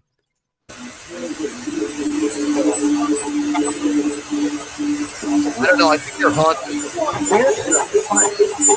All right. Well, I'm going to have to. It's just a disembodied eye, so I'd have to pick Morgoth. I think Morgoth would pick Okay, I don't know what's going on. Bionic Belly Button, anything you would like to say? I would just like to say, that you are amazing, and the chat is amazing, and I am so unbelievably honored to be able to serve you and be in the chat. It makes me happy every Friday night, and I love you all. Thank you. Thank you very much, Bionic Belly Button. Sandra, can you say anything through the noise? I just want to thank you for the honor of being one of your wrenches. It's really been great to listen to you and to hear you sing and to hear you do all the wonderful bits that you do. And just want to thank you so much. Days, maybe You're very welcome. I appreciate you. You're very helpful and very kind and great friend. I really love you guys very much. Thank you. Do the Drunken Harvey. I'm hearing my show. Raymond, anything you'd like to say before we head out? Sean, it's a pleasure being Morgoth your is mod. awesome, says Willie I'm B. glad you I think Morgoth would win. nominated me. Yeah. And Draco Argenta says into Morgoth a is a lot of god. greatness. Sauron is his servant, and even if he wasn't his servant, he's just a so there you go. Well, shit. Well, okay, then. 50 million of me. It's like I'm Shatner and Rocket Man. And there's Doomcock of the past. There's Doomcock now. Who knows his future Doomcock? I don't know what the fuck is going on. But hail to all of you. Thank you for being here. And I am going to go ahead and move on. I don't know what the hell is going on. I don't know. I can't comprehend what's going on. But finally, Bill Dutton, thank you for being here. Sandra Feliciano, Raymond Feliciano. God bless you all, my friends. Thank God you. bless you. Thank you, Lord Doomcock. Anything you It's want a to say to pleasure. each other while you continue? Thank you. It's an absolute pleasure to serve you, and it's a pleasure to serve with the cutest couple in Xanadu. Thank you so much. You guys are welcome. You guys are welcome. Thank you all so much. All right, love you. Love you too, you guys. Take care. Take care of that. Take care. Good night, you guys. Although I still got miles to go here, so we gotta go. All right, good night. I'll see y'all later. Bye bye. right. All right. All right, and good night, Bionic Belly Button. Nee. Thank you, Overlord. I don't know what that was, but that was absolutely bizarre. Justin Proper. Hello, Justin Proper. Hey, how are you doing? I'm doing okay. I'm perplexed. I'm freaked out. I don't know what the fuck all that was, but it was technically inexplicable. I don't know what was going on. I think there's a very easy explanation, and I think that they had the speakers on, and they just should have just paused the screen, the playback. That's all that probably was the case. It just sounds like it was coming from speakers. So that happens sometimes, when you're on a stream for the first time. I know that I've made that mistake sometimes. I think it was compounded because they're both in the same room. Are they in this? Wait, they're in the same room? Yeah. Oh. Raymond and Sandra Feliciano are both in the same room too. So it was just a cacophony. I don't know what happened. Oh, okay. Why didn't they sit together? I don't know. I don't delve into their personal lives. Oh, okay, fair enough. That's fair enough. I don't know. I'm not kidding. But welcome, Justin Proper. Good to see you, man. Sorry, can't spend a whole lot of time, but glad you're here, man. And no worries. I repped this retro avatar just for you. By the way, Star Trek Discovery is obviously the greatest Star Trek show of all of them. You should know this, but no, I beg to differ. I'm kidding, of course. I'm trying to get back. It sounds a lot better in text, I guess. Well, you haven't watched it, have you? I watched the first episode, actually, and not even having very much knowledge of what Star Trek is. It just, even on its own, it's terrible, and it's too rushed, and it's a mess. It's a narrative mess. It is. It's a complete mess. It's stupid. It's cognitively impaired. It's insulting not just to Star Trek fans, but to fans of thinking. So right, it's a huge fucking problem. I've come up with the conclusion that I'm probably going to because I've watched a little bit of the original series. Because I said earlier that I was going to start watching all of it. Watched a few episodes of the original series and I just couldn't get into it. But then I came to the conclusion that maybe the Next Generation is a good start, perhaps, and then I can go back. What do you think? Can I watch that the TNG and then slowly get into the rest of it? Because it's a little bit newer, I guess. The rest of what? You're talking about this Kurtzman shit? No, the rest of Star Trek, like, Voyager, and like the movies. Well, you've watched the original series, right? I've watched the first few episodes and I just couldn't quite get into it. And so it was recommended to me that I start with the Next Generation. What do you think about that? Do you think that'd be easier to get into? You don't like the original series, sir? Oh, no, I'm that's not- C3MFO. No, that's not true. No, that's not true. It's not that I don't like it. It's just that I'm not getting into it as much as maybe like somebody who was introduced to it, when they were a little bit younger, I guess. I don't know. I don't need a soft spot to cave in your brain, sir. Uh-oh.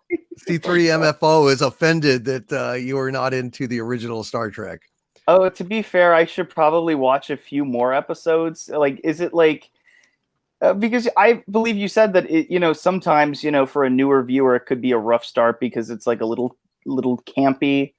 And this, groundbreaking special effects for the time. But I don't know. I don't know what it is. But what I'm asking is, can I watch the Next Generation and like be totally okay? Well, Like, yeah, you can. I mean, yeah. But, the original series is the best series and the Next Generation is the next best. But yeah, you can definitely just watch the Next Generation. Sure. There's no problem with that at all. Yeah, Okay. look at Bionic Belly Button. She knows. I know it's ridiculous. I know it's a ridiculous statement, but I'm a noob when it comes to Star Trek, and I'm trying to get into it. So forgive me for my ignorance. I'll forgive you with a blaster, sir. Oh, oh God. C3MFO is a little hostile. He wants to grease all meat bags. But especially, here you are talking about, it's disturbing. It's disturbing. But look, you need to start watching Star Trek, the real Star Trek. Start out with Where No Man Has Gone Before, or okay, that's actually a good idea. The Corbomite Maneuver. Those are great episodes. Look at the Doomsday Machine. You can really start anywhere, but there's some great shows. But yeah, Next Generation is totally self-contained. So, if nothing else, yeah, just start watching the Next Generation. Just be advised that the first season of the Next Generation is not very good. They were finding their footing, and it's uneven. Around season 2, it starts getting quite good, and season 2, season 3, season 4 are all pretty damn good. So, you can't really go wrong with those. Okay. I think it's the fear of commitment, I guess. It's kind of like how, it's hard to like watch Cheers and just be like, oh my God, I have to watch 12 years worth of content. I'm like, oh my goodness. Well, it's not really that sequential. You can dip in and dip out. It's not that bad. Yodam Darkstar, thank you for the like the face. It's got a jaw dropping and eyes wide at your effrontery, Justin Proper. I'm just a noob to Star Trek. That's all. Well, I'm stunned though. I'm stunned. And the accommodating stuntman, welcome to the channel membership, my friend. I greatly appreciate that. Thank you for joining the channel. It means a lot to me, you guys. Thank you so much. Justin Proper, I don't want to monopolize the whole, the conversation. Talk about your channel, talk about what you do, talk about what you're interested in, and let's send some subs your way. Oh, yeah. My name's Justin Proper. I host a weekly show called This Week in Bullshit, which we just talk about silly things that have happened in the week. And we talked a lot about DC yesterday. And because of the what one of my panelists call the Wu-Tang virus, they call it the Wu-Tang virus. Because of that, they oh God, you have to watch the end of the last stream. But there was this commercial that has gotten, let's say, a new life where, oh my God, I'm not going to get into it. I'm not going to spoil it for anybody. But yeah, I just like finding funny articles and just like commenting on it. And also just funny things that happen in pop culture, but it's been really difficult lately because of everything that's been happening. Because it seems like the whole world is focused on one thing. And but I'm very interested in Star Wars. I've made a lot of Mandalorian videos, so go check those out.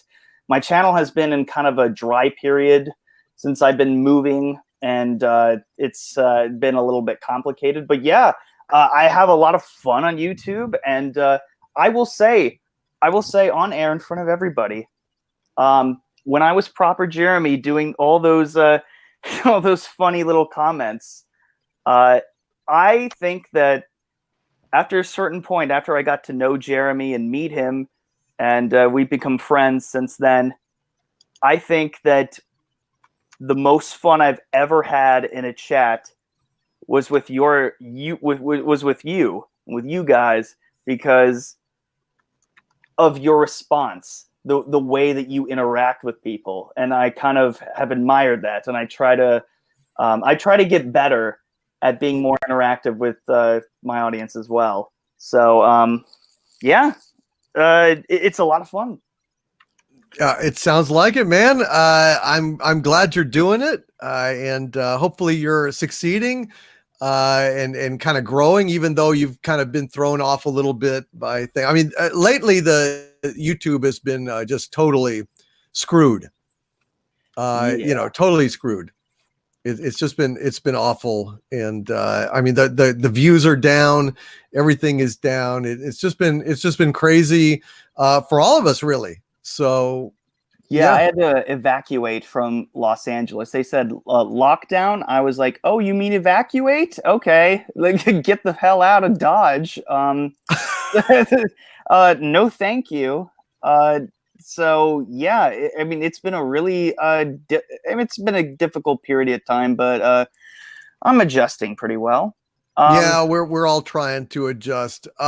Before I forget, I want to say I missed Gilbert Lozano. Gilbert Lozano became a channel member, and it snuck it past me, but I knew I had missed something. Hail Gilbert Lozano, and thank you for joining the channel, brother. Really, really appreciate it. Hail Gilbert Lozano. Hail Gilbert Lozano. I'll kill you last. Thank you, C3MFO. Rod Thunderheart with a $10 Canadian super sticker with a saying #1 fan. Thank you, Rod. Really, really appreciate it, brother. Hail Gilbert Lozano. Sorry I missed it earlier, brother. Hope you're still listening, and I apologize profoundly for that. I'm very sorry. I hate that, Jeremy.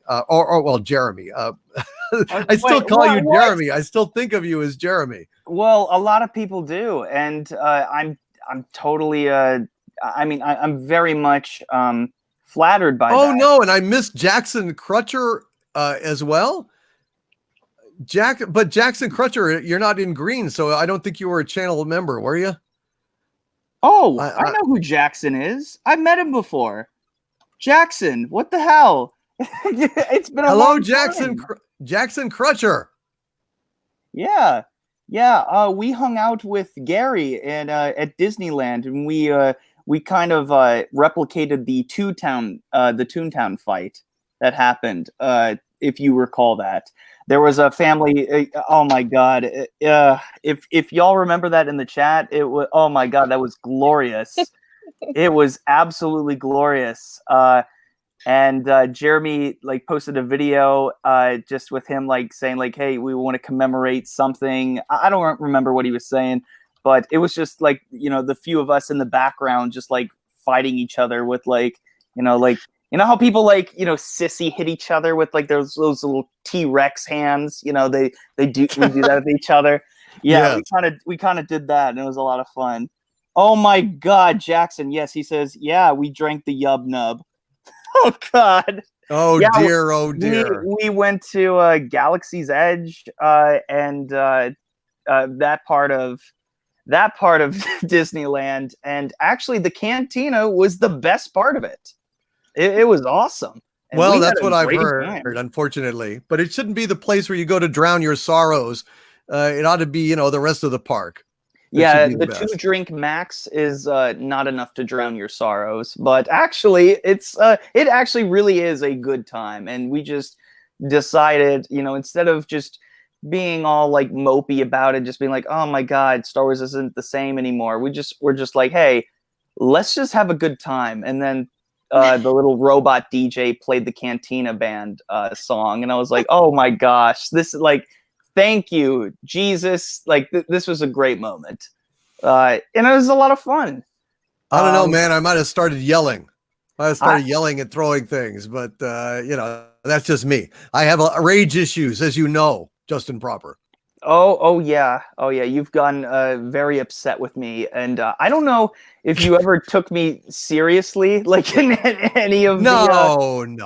Oh my goodness! Like no, I loved it. I thought it was a lot of fun, and you were awesome. And no, you know that I was never. Yeah, I also did the whole. You were also very good. By the way, if anybody is not a patron of Doomcock, it's the most bang for your buck that you could possibly imagine. He sends you, a little certificate, and you become like a little it's like you are the what is it? You become a legionnaire. No, I know a supervillain in your own right. Yes, of a certain subject. You are the yes, you are the minister of yes, the particular part of the government when I take over the world. I was the minister of social justice. It was amazing. Yes. It was so glorious. I just absolutely loved it. So yeah, and you get a framed picture. Like, guys, you should go to his patron right now and just become a patron right now. It was so great, and I've always admired your connection with your audience. And my favorite stream that I've ever been a part of was the Stan Lee stream. Oh yeah. Because you do care about your Legionnaires like Stan Lee cared about his fans, and it shows. Why else are hundreds of people coming into your chats, thousands sometimes, and being an active part of what you do? It's because you care, and because you love these people, and they love you in return. So that's why I keep coming back. That's why I admire. I'm not always typing in the chat, but I listen, and it's something that is to any YouTuber should at least try to have that sort of interaction with their audience. It's not going to be the same, but try to do it in your own way, just to have a way to show that you care. The little things, any little thing, like a like, literally like a like, will make someone's day. Like something like that. I really appreciate that, man. Thank you. That's very kind of you. You're a nice guy, Justin Proper. No, I'm a good guy. I'm a good guy. I'm not nice. You're a good guy. You're a fucking good guy, and you're not nice at all. Thank you, Justin Proper, man. I want to thank Rod Thunderheart, who has upgraded his membership to Arch Villain on the channel. Hail, Rod Thunderheart. Thank you, sir. See Through Love, author of See Through Love. Thank you, Rod Thunderheart. And I also want to thank Mad Martagon, who has become a channel member as well. Hail Rod Thunderheart, hail Mad Martagon, and hail Gilbert Lozano. Damn it, I'm sorry, man. I'm sorry that I didn't catch that earlier. Snuck past me, Gilbert. If anybody knows Gilbert, let him know I shouted him out, because I hate that. I'm so sorry that that happened.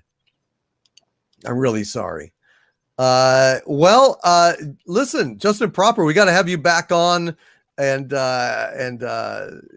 chat a little more. Maybe have you on with Wes Moody podcast. Webcast, excuse me, next time. Yeah, he's a part of my little crew there. This Week in Bullshit. He was he's been officially considered a member now, and we do streams together every week, and it's a lot of fun, and the chemistry is right. And I don't speak as eloquently as a lot of people do, but I do my best. And honestly, it's about really just the heart that you put into it. And, you know, it does show. It does show. And it shows more than ever, like now, because everyone's at home. But and all they have is like a laptop sometimes, maybe not that, maybe a desktop, and they're just on YouTube a lot. They're, you know, they're really getting a bigger look at these kind of celebrities or these kind of, you know, YouTube personalities. And you can tell who's genuine or not. And I'm telling you, man, you know, you're one of the greats when it comes to the amount of passion that you put into your work, and it definitely shows. Thank you, man. I really appreciate it. And you are articulate, awesome YouTuber, and definitely please subscribe to Justin Proper. What is the name of your channel? Justin Proper. So that's it. I mean, so it's okay. And you do a show called this Week in Bullshit or something? Yes. This Week in Bullshit. We talk about a lot of funny things that happen. Sometimes we look at the news of the stupid that is besides pop culture. Like, I heard a story the other day that actually, you know what? I'm not going to get into it. Okay, well, maybe next week we can have you back, and I don't know. Maybe you can give us a little, you know, encapsulated, you know, weekend stupid shit. You know, just kind of give a sample out there of what it's like next week. Yeah, sure, definitely. I'd be totally just down for that. shoot me a you know, tweet around Thursday, and we'll set it up. All right, I'm down. Thank you so much for having me on, man. It was a lot of fun. Thank you for being on. Let's have you on again. Yeah, absolutely. And hopefully by that time, I'll be a little bit better with Star Trek and make you a little bit less disappointed. Well, but they said that you're a young lad. So yes, you're not advanced in years, which I did not know. Oh, you thought I was how old did you think I was? Well, I didn't really think about it. I mean, I just didn't think about you in terms of, you know, how old are you? That's a personal question. Yeah, I know. Well, you're not proper Jenny anymore. So. Oh, thank goodness. Well, actually, I was for a day, just a couple of days ago. Well, see, a pretty girl is like a melody. That's kind of scary.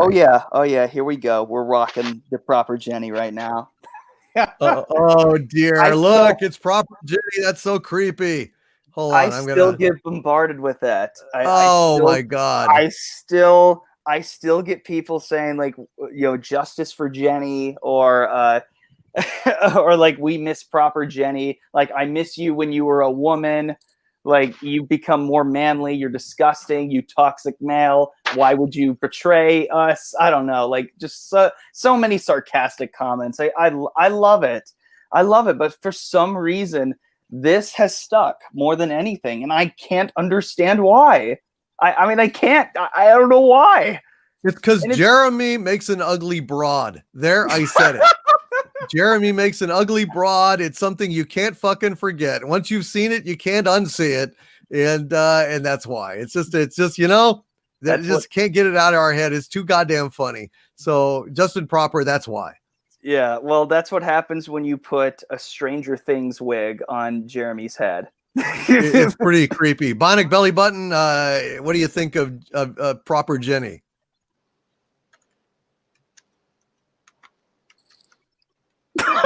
No, that says it all. Speaking. All right, well, there you go.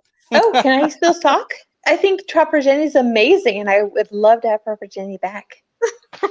Oh, so many people do, but you're so beautiful. We love you so much. You're a dog, proper Jenny. You're a dog. You really are. You're an amazing member of the Fandom Menace, and we love you so much. Oh, I thank you, sweetheart. You're not an attractive woman, proper Jenny. You're not an attractive woman. You're a better Justin Proper. Okay. All right. Well, thank you, Justin Proper. I got to get. All right. get back to work here. But thank you, man, for being here tonight. And we will go ahead and have you on later on. Oh, there you go. That's a good picture of Justin Proper. Oh, thank you. Shout out to Daniela, who's been making cards of a lot of people. They're making like it's kind of like a trading card or something, which is really awesome. So I think you might have one. So awesome! I need to see it. Yeah, send it to me and go watch some goddamn Star Trek, will you?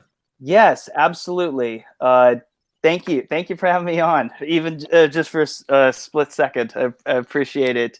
Hail to all of the Legionnaires in the chat. You guys are awesome. You are the reason that this wonderful man who operates the center of the universe, the ruler of Earth, future ruler of the Earth. How are you going with that? How is that coming along? It's coming along nicely. Thank you, Proper or Justin Proper. Yeah, no, it's okay. You can call me Proper Jeremy today. You know, it's all right. Yeah, thank you guys so much. Legionnaires are amazing. Love you all. Peace and love. Live long and proper. And maybe at some point I can actually validate that and make it a little bit more legitimate with my further education of Star Trek. I love you guys all so much. And Doomcock, you're the best. Thank you, Justin so Proper. Great to talk to you again, man. And we'll see you next week. Absolutely. Bye-bye. Have a good weekend. And go ahead and say something else to the folks, Bionic Belly Button. They're all like salivating over your voice. So I forgot I was even still on. I was fangirling over that. I was fangirling over you and Justin Proper. It was a wonderful conversation, and I'm so privileged to be here with you guys. And thank you, chat. You guys are the best chat on YouTube, and I love you so much. Thank you. They are the best chat on YouTube, and you do a great job, Bionic Belly Button. Thank you so much for all your help. And hail to Sandra Feliciano, Raymond Feliciano. Sorry for the cacophonous difficulties that we had, but hopefully in the future, maybe we'll have you on a little bit more, and you won't be, all, Tower of Babel stuff. And Chris Persia, sorry you couldn't make it. Lori Wilson, you also would have been welcome. Lori, I guess you didn't want to come on as well. Matt Chris G Persia. just popped a Doomicorn in the chat, so I guess you better go and wrangle it, Bionic Belly Button. I'd love to. All right. Well, thank you, Bionic Belly Button, for popping on. Appreciate it very much. Thank you, Doomcock. Bye. Good night. All right, folks. So let's get on with this. We are behind. I'm very behind. I'm late. So we got to get on here. Terminus Est with a $2 super chat. Thank you, Terminus Est. Says, my liege, what did you think of Rogue One? I liked it. It wasn't perfect. It wasn't, as good as the original, trilogy, but I thought it was a worthy prequel to Star Wars. Not A New Hope. I call it Star Wars because that's how I roll. But yeah, man, Terminus Est, or actually you're a lady, aren't you? Terminus Est, I'm not sure which you are. I do like Rogue One. I think they did a good job, and I think it actually enhanced the first movie rather than detracted from it. So yeah, well done. That's the only good Disney Star Wars movie, and it still has flaws. I mean, it's uneven because of the switch of directors and stuff in the stream, but not bad. Mike Amadeo with a $5 super chat. Thank you, Mike. Says Trailblazer. An obese regular kid scooped up into teenage superheroing. Her magic backpack is a pocket dimension with infinite space. Ridiculous. Maybe she should unzip that fucker and go ahead and put Safe Space and Snowflake and, Internet Gas Boy into her fucking magic backpack and suck her into another goddamn dimension. I think that would be just delightful, Mike Amadeo. God, am I sad. Trailblazer. Ordinary, obese, regular kid. just has a magic backpack, and that's her claim to fame. Isn't that swell? Isn't that sad? Thank you, Mike Amadeo. I think you're absolutely correct. It is ridiculous. God, it's like magic. It's just turned into magic. I don't know. That's one of the lamest superheroes of all time. But then again, there's, safe space. I'm forever blowing pink bubbles out of my fat ass. Hail Mike Amadeo. Orville Nation with a $2 super chat. Hail Orville Nation says 2 guys in masks drinking it up. Cheers. Thank you, Orville Nation. Hail PJ. Sorry I didn't see that earlier. We got to have you on soon as well, Orville Nation. In fact, you were going to talk about having me come on as well. You got to stay in contact with me, folks. It's really hard for me to stay on top of things. There's just too damn much stuff coming my way. So, be persistent. Don't be insulted if I don't respond the first time. Doesn't mean I'm ignoring you. It means I probably didn't see you or I'm overwhelmed. Just keep at it. And because I don't even know where we left that off on Orville Nation, but we need to make that happen. Thank you, my friend. And I'm glad you were here tonight. Tiara Starbrighter with a $5 super chat. Hail Tiara says the leftists are waging a war on beauty and femininity. See Beastly She-Hulk, Charlie's Angels, Ghostbusters 2016, Birds of Prey, Last Terminator. Yeah, they really do not like, for being so pro-women, they sure don't like women very much, do they? They don't like beauty. They don't like femininity. They think that women have to be basically men. They have to be policemen. They have to be pilots. They have to be warriors. They have to be kicking ass. They have to be walking in slow motion away from cars as they explode. No respect for women who are mothers, women who stay home and raise their kids, women who are feminine and want to be with men. No respect for that shit whatsoever. I happen to be a feminist. I happen to be somebody that respects women for what women are as women, feminine.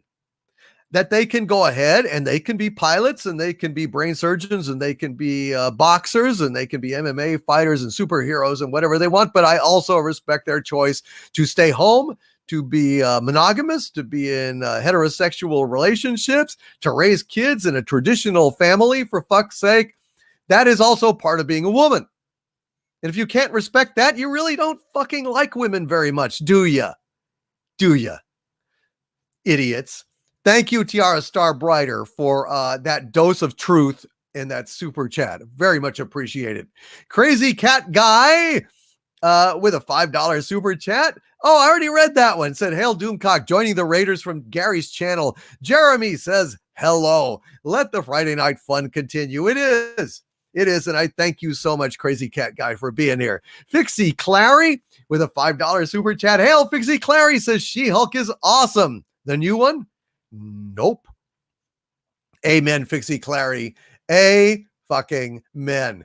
And Lily V says, I love your traditional ways. Thank you, Lily V. Derek McManus is in the house. Hail, Derek McManus, one of my Xanadumirs who says, I like to walk slowly away from explosions.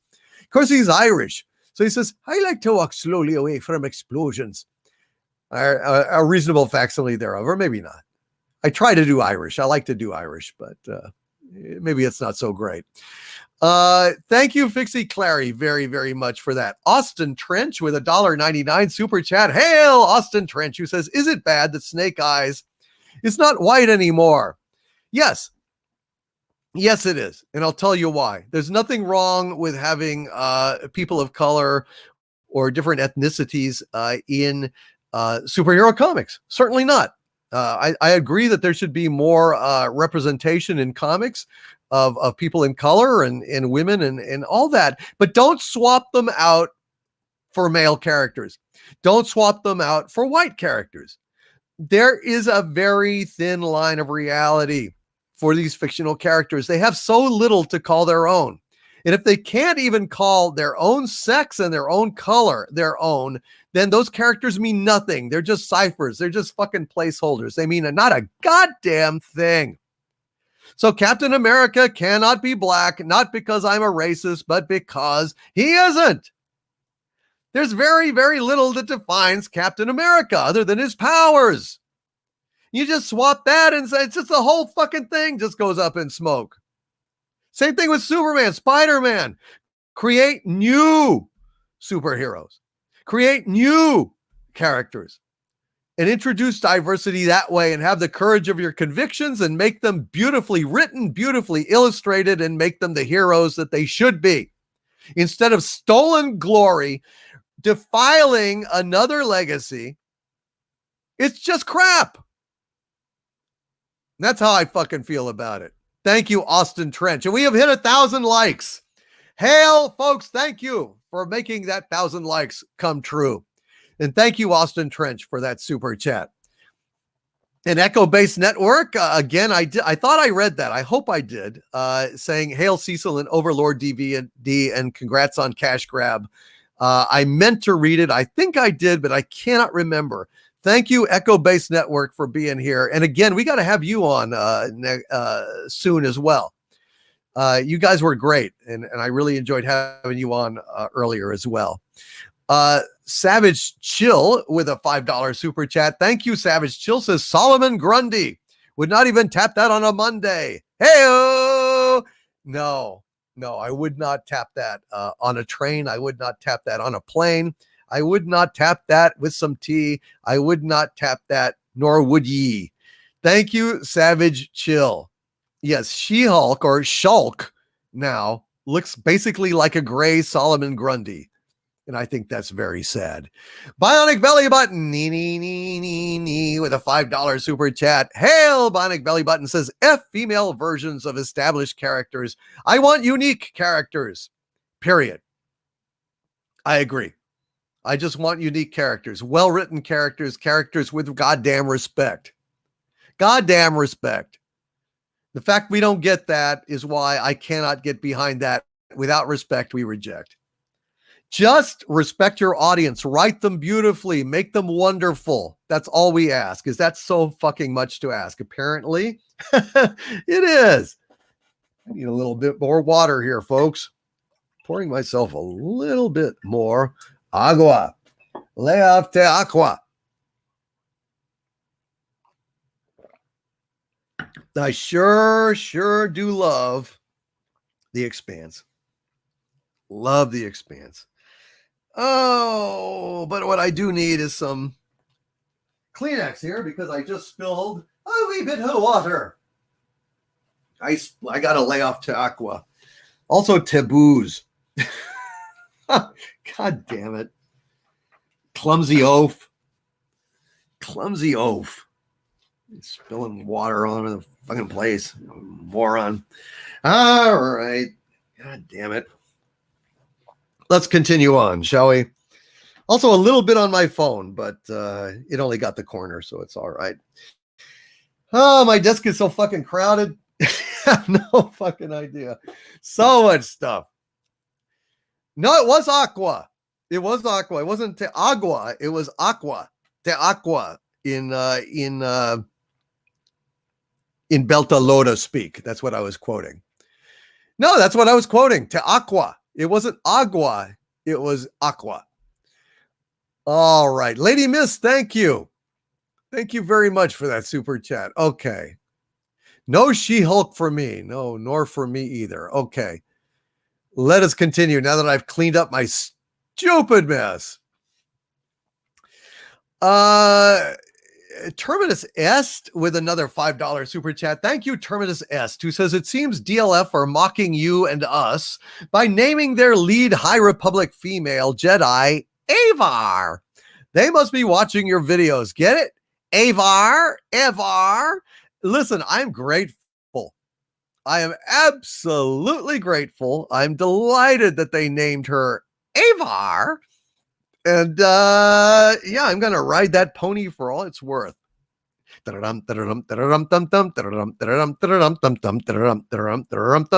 High Republic sucks.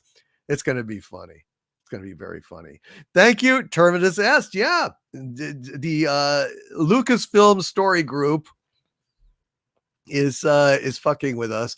But when you fuck with us, they also fuck with you. It's just like the abyss thing with Nietzsche. Thank you, Terminus Est. Admiral O.F. Doom with a $5 super chat. Hail, Admiral O.F. Doom, who says, Doom's Rule 205. What does Superman do if truth, justice, and the American way are so taboo? Just an observation. An excellent observation, Admiral O.F. Doom. How can Superman still be Superman in a culture that no longer exemplifies the values of Superman? Very good point. Also, why Captain America not only died, but then was later revealed when he came back to life to be a Hydra agent all this time. So talk about subverting our culture, talking about subverting Western civilization. Captain America never had a chance, man. Not a chance. Thank you, Admiral O.F. Doom. And thank you, Gilbert Lozano. Gilbert Lozano is going to bed. My new channel member that I stupidly skipped earlier, which I regret. I did not see it. Gilbert Lozano with a $1.99 super chat says, good night, my liege. Thank you again for all you do. You are very welcome, Gilbert. Thank you for being here. Greatly, greatly appreciate it. I can't tell you how much, brother. Thank you. And here we come to the question everybody's been wondering. Stellar Heather with a $2 super chat. What happened to NPR Doomcock when Greenpeace let him go? Well, let's go ahead and answer that question. What happened to Swims with Kale after Greenpeace? Well, as you know, Stellar Heather, and I want to thank everybody for being here tonight. I'm NPR Doomcock, and I will now resume the saga of myself when I was arrested for swimming in the amply stocked kale bin over at Whole Foods that time. I was so exultant, exuberant, and ebullient at finding Whole Foods so well stocked with kale for once in my life, due to the emergency, people not shopping anymore, that I stripped off all my clothes and dived into the kale bin and swam. And I knew at that time that my spirit animal was kale. And I also knew that had I been born in the past to an Indian tribe, my name would have been Swims with Kale. Just like John Dunn's name in Dances with Wolves was, well, Dances with Wolves. So I was taken away by the police, and they did not give me any of the kale that I swam in. And I was rescued by Greenpeace. But then I became a prisoner of Greenpeace when they realized that, in actual fact, swimming in kale is abusing kale. The kale gets bruised and the kale had to be thrown away. They thought it was wonderful helping a member of the Bukuduku tribe of the Northwest Indians. That was my ancestral tribe. And they put me on trial and they found me guilty. Now, I was going to be executed by Greenpeace out at sea when it would have been legal internationally. I was going to be fired out of a whale's blowhole and allowed to impact the surface after rocketing up nearly to orbit. That's something that you didn't know, that whales can eject Native Americans out of their blowholes with great, great force, but only Native Americans due to their connection to the land and the great spirit in the sky.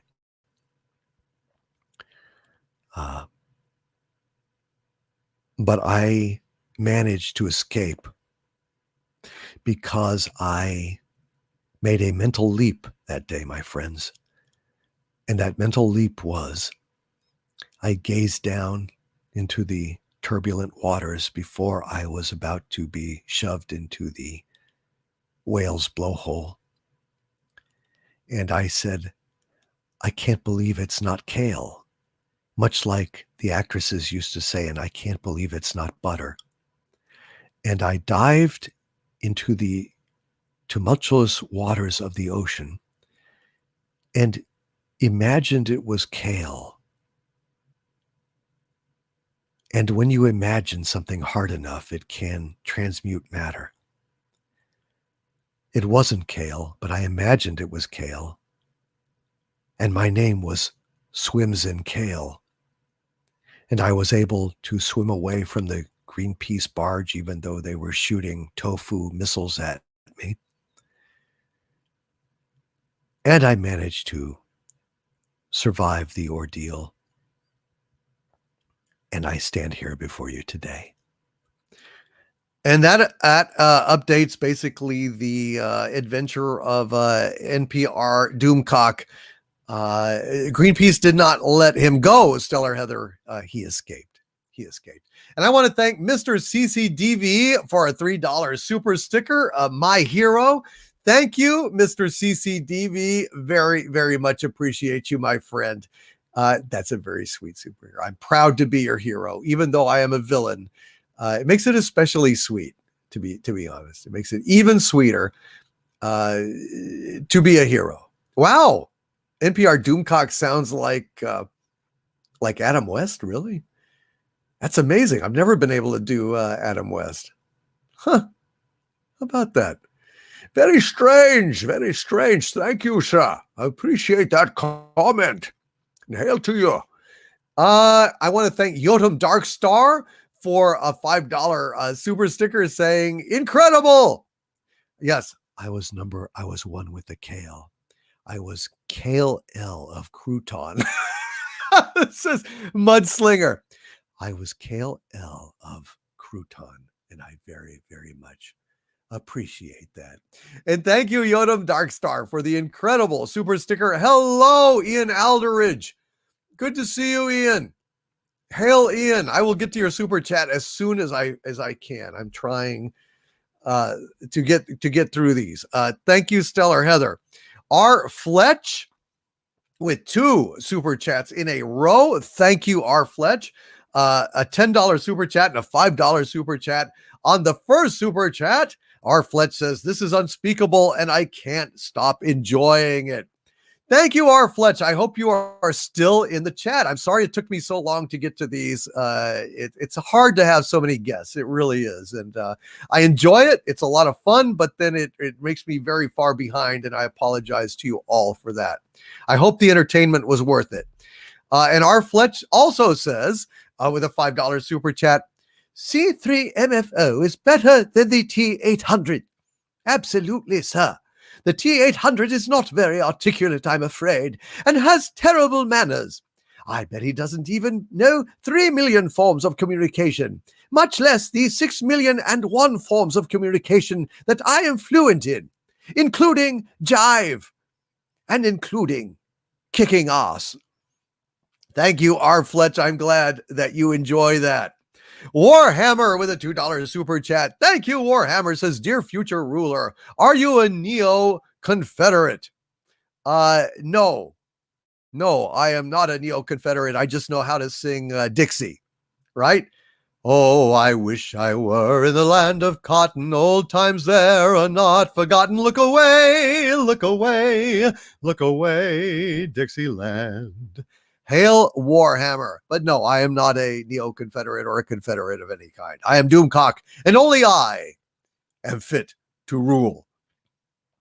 Sandra Feliciano with a $2 super chat. Thank you, Sandra. Says, Kathleen Kennedy has kale. She says she'll wrestle you for it. I would not touch Kathleen Kennedy, not even for kale. Thank you, Sandra Feliciano, for that super chat. And Big Daddy MRI with a $10 super chat. Hail, Big Daddy MRI, who says, and I'm reading this immediately because he's going to bed. He says, "Good night, my liege. This old Texan must retire and retreat to my sleep. I've enjoyed this chat so much. Thanks to your wonderful wrenches. They are great and awesome folks. Be safe and stay healthy." Thank you, Big Daddy MRI. Good night, brother. Good night. The eyes of Texas are upon you all the livelong day. The eyes of Texas are upon you. You cannot get away. Do not think you can escape them. Night or early in the morn, the eyes of Texas are upon you till Gabriel blows his horn. Good night, Big Daddy MRI. Good to see you, my friend, and good night. Have a good weekend and stay safe and sleep well. I want to make sure I didn't miss anything else. All right, moving on. NG1TEAV with a $5 super chat. Thank you, NG1TEAV. Says, "Great show. Stop the greedy Disney company from killing us by demanding their parks be closed for the rest of the year. You see a MF, you close an MF." Oh, absolutely, sir. I would love to go ahead and close Disney parks down forever. Hail to you, NG1TEAV. Are you a droid, sir? And do you grease meat bags like I do? Hail NG1TEAV. Amen. Close those parks, Disney. Close those parks. Close those parks. Bionic Belly Button with a $5 super chat. Thank you, Bionic Belly Button. Says, "Hail to all my toxic males and females. You guys are awesome." Yes, yes, you guys are absolutely awesome. Thank you, Bionic Belly Button. Nee, nee, nee, nee, nee. And let's see, Warhammer with another $5 super chat. Thank you, Warhammer. Says, "Corporate elitists, SJWs, and Nazis make good bedfellows." I believe they do, sir. I believe they do. They're really kind of oppressing people. All of them are basically participating in oppression. And I'm really for freedom. I'm really for freedom of speech, freedom of thought, freedom of expression, freedom of assembly, freedom to make jokes.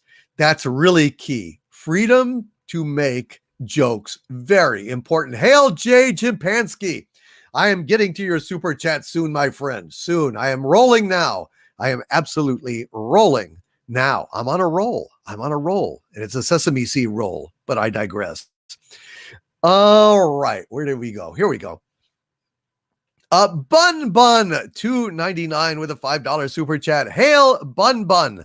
You always make me think of that song Bun Bun. Talky, talky, talky, happy talk.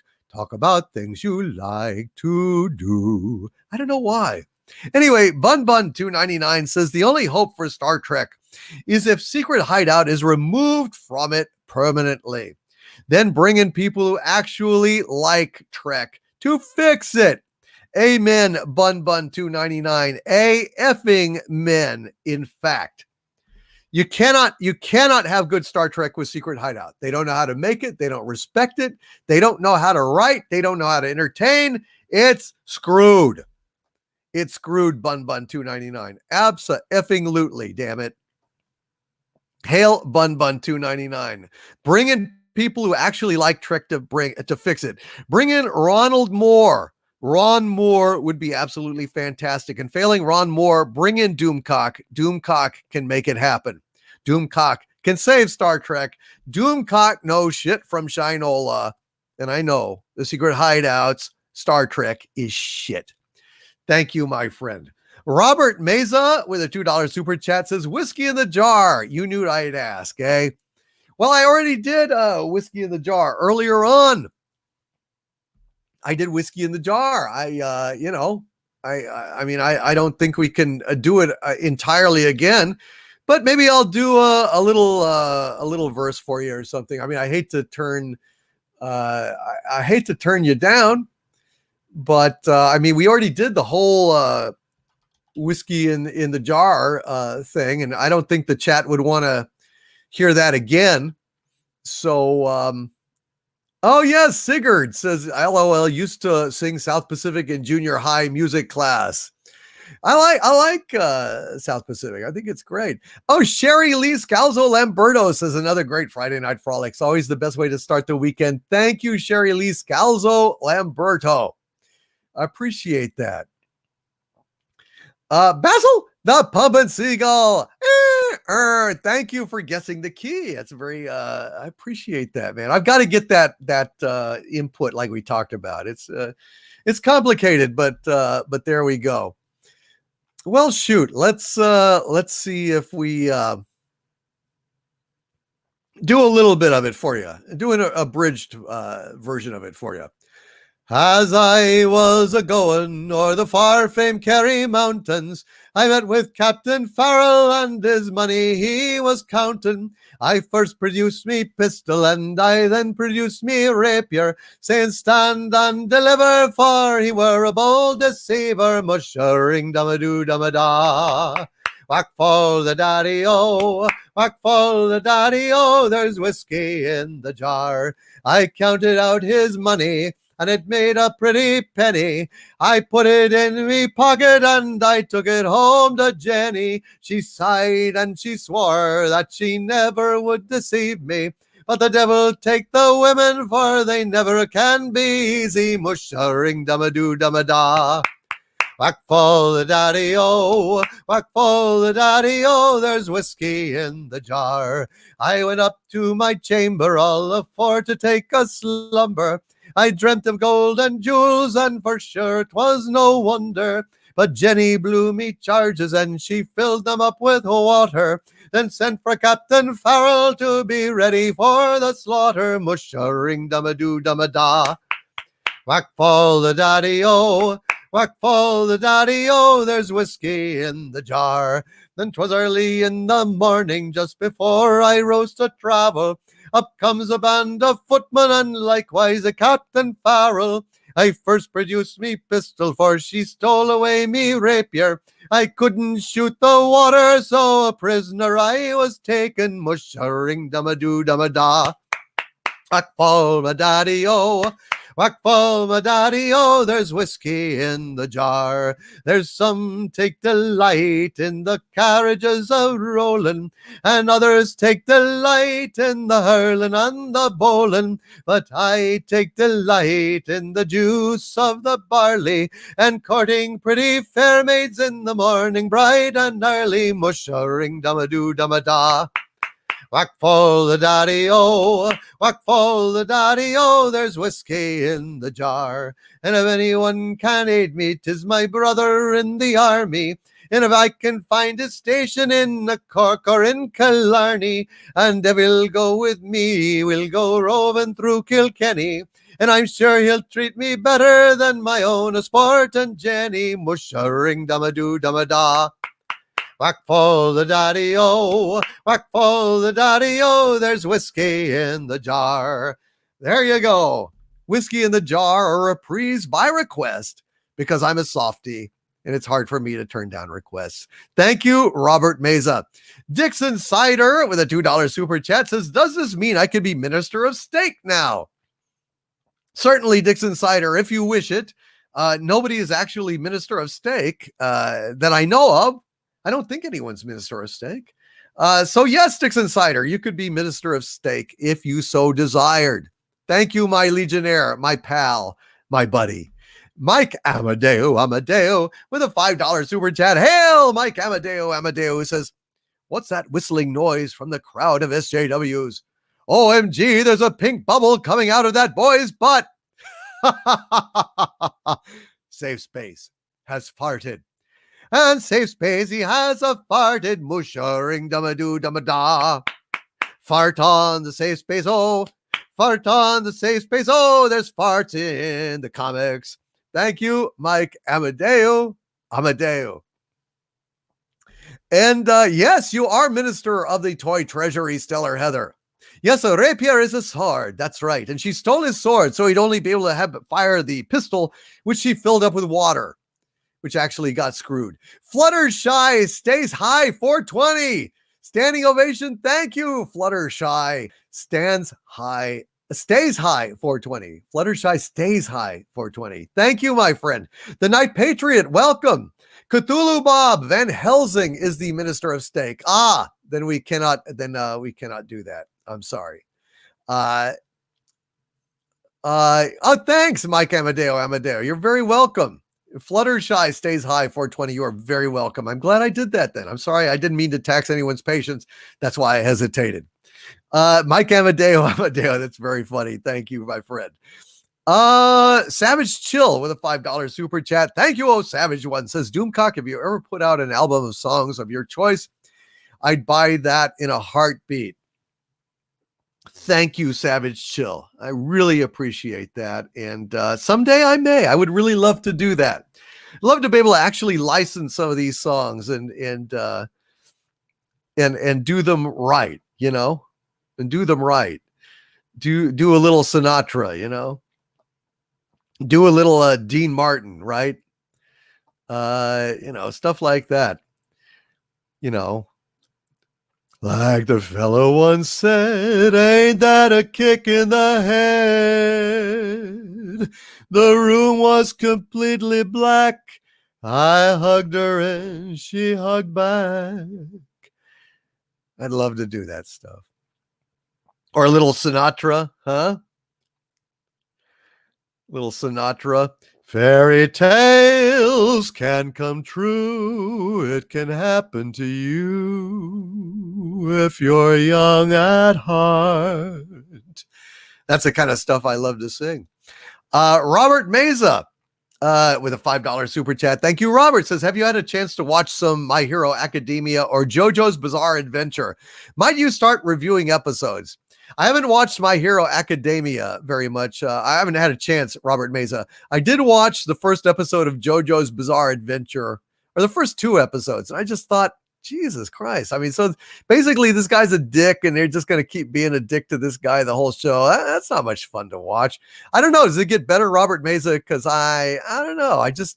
The first 2 episodes of JoJo's Bizarre Adventure, I was not taken with. I have to be honest. I just like, Jesus, fucking dick is gonna just be pointlessly evil to the actual brother, being an adopted brother, and I want to slap that bitch. So I don't know. It was bugging me. I couldn't watch it. I don't know. I couldn't watch it. Dean Martin Harvey equals Jerry Lewis? Ask Lily V. What? Hey lady,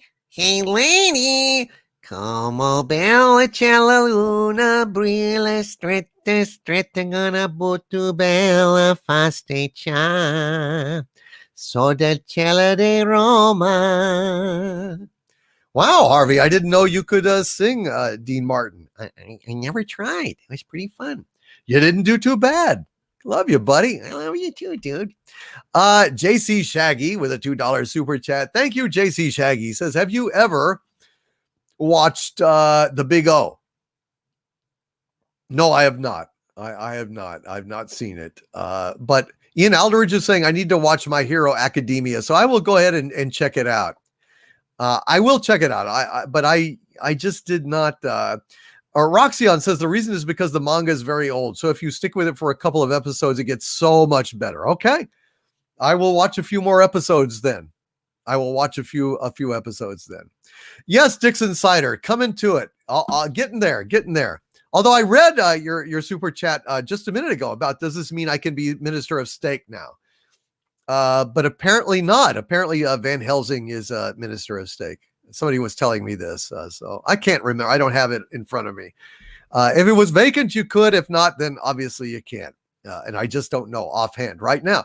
Shakan09 is going to bed. Yes, I will read Shakan's super chat. Hold on just a sec.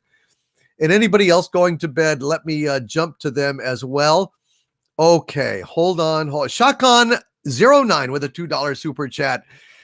Thank you, Shakan. Shakan. Let me rock you, Shakan. Says, why must you be Why, oh, why must you be shadow banned, oh Lord? I don't know. I don't think I was as badly tonight, though. I think more people showed up, so that's good. And Gary had reached out to YouTube saying, hey, you know, people are not getting notifications. Maybe somebody tweaked something. Maybe it was just like a valve that needed to be tightened, or a flip, a switch that needed to be flipped. I don't know. But yeah, that was a lot better. That was a lot better. So thank you very much. And thank you, JC Shaggy, for that super chat as well. I have not watched the Big O. I have not. Admiral OF Doom with a $5 super chat. Hail Admiral OF Doom, who says Doomful Productions was working on new superheroes. Damn it, man, and Useless Boy. But it looks like Marvel beat me to it with Safe Space et al. Just an observation. Doomful Productions was working on new superheroes. Damn it, man, and Useless Boy. But it looks like Marvel beat me to it with Safe Space et al. Just an observation. Thank you, Admiral OF Doom. As always, your observations, sir, are out fucking standing. Absolutely outstanding. Oh, damn it. Hit a wrong button. Hold on. God dang it. All right. So people are recommending I continue on with JoJo's Bizarre Adventure. So I will do it. Basil the Puppet Seagull has to get to bed. So Basil says, with a $5 Canadian super chat, the irony is that Viking ladies' kids are not from Doomcock, but from Harvey. He is the father. No, I never touched Sarah Lady Viking. No, I didn't do any of that. Oh, no, I don't want to get hit up. I don't want to pay for those kids. My wampum's mine. Oh, damn you all. All right, well, there you go. Thank you, Admiral OF Doom. Thank you, Basil the Pumpin' Seagull. Sorry, folks. I'm doing the best I can. It's been, it may have been a mistake having so many guests on, but I enjoyed it so much that, but it's thrown me way behind. I may not be able to get through everything. We'll see. I'm trying. Brian Sloan, although no super chat gets left behind, but I might have to do a square up on this one. Brian Sloan with a $2 super chat. Hail, Brian, my new channel member, says King of the Hill was awesome. Well, thank you very much, Brian Sloan. I'm glad you enjoyed the show. But of course, the only reason for King of the Hill in the first place was to go ahead and sell propane and propane accessories. So, hail, Brian Sloan. Don't go buying DVDs of King of the Hill. Instead, get your ass down to Strickland Propane. We've got a sale for the crisis so that everybody can barbecue in good health. Thank you, sir. Good night, Dixon Cider. I don't think you had any other super chats here. No. So I think I got them all. Thank you very much, Dixon Cider. Greatly appreciate it, my friend. The accommodating stuntman with a $20 super chat. Hail the accommodating stuntman. He says, my lord, I really hope I get to work with C3 MFO in the future. Getting greased by C3 MFO on camera is much more dignified and believable than my typical butt kicking at the hands of a SJW actress 1/3 my size. It would be my honor, sir, to butt kick you in place of said young lady. It's the least I could do for you, sir. You're an accommodating stuntman, and I'm an accommodating protocol droid gone apeshit crazy and living the thug life, sir. Thank you, the accommodating stuntman. I think C3 MFO and you have a meeting in the future.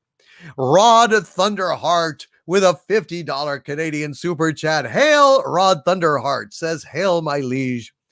I wanted to tell you, the Spanish flu started on a pig farm in Arkansas and infected the troops, went to the trenches, and mutated twice. Then killed more Canadians than World War I. See Through Love 2, Pyro, coming soon. Find ebook for 99 pennies. Hail, Rod Thunderheart. I will finish up See Through Love and eagerly anticipate See Through Love 2, Pyro. Bless you, my friend. You, sir, are an ambassador, a martial artist, and an author, and an all-around great fucking guy. Hail, Rod Thunderheart. Thank you for being here tonight, my friend. Let's see. We're going back down. Bionic Belly Button, with a $2 super chat says, this is the cheers of YouTube. Amen.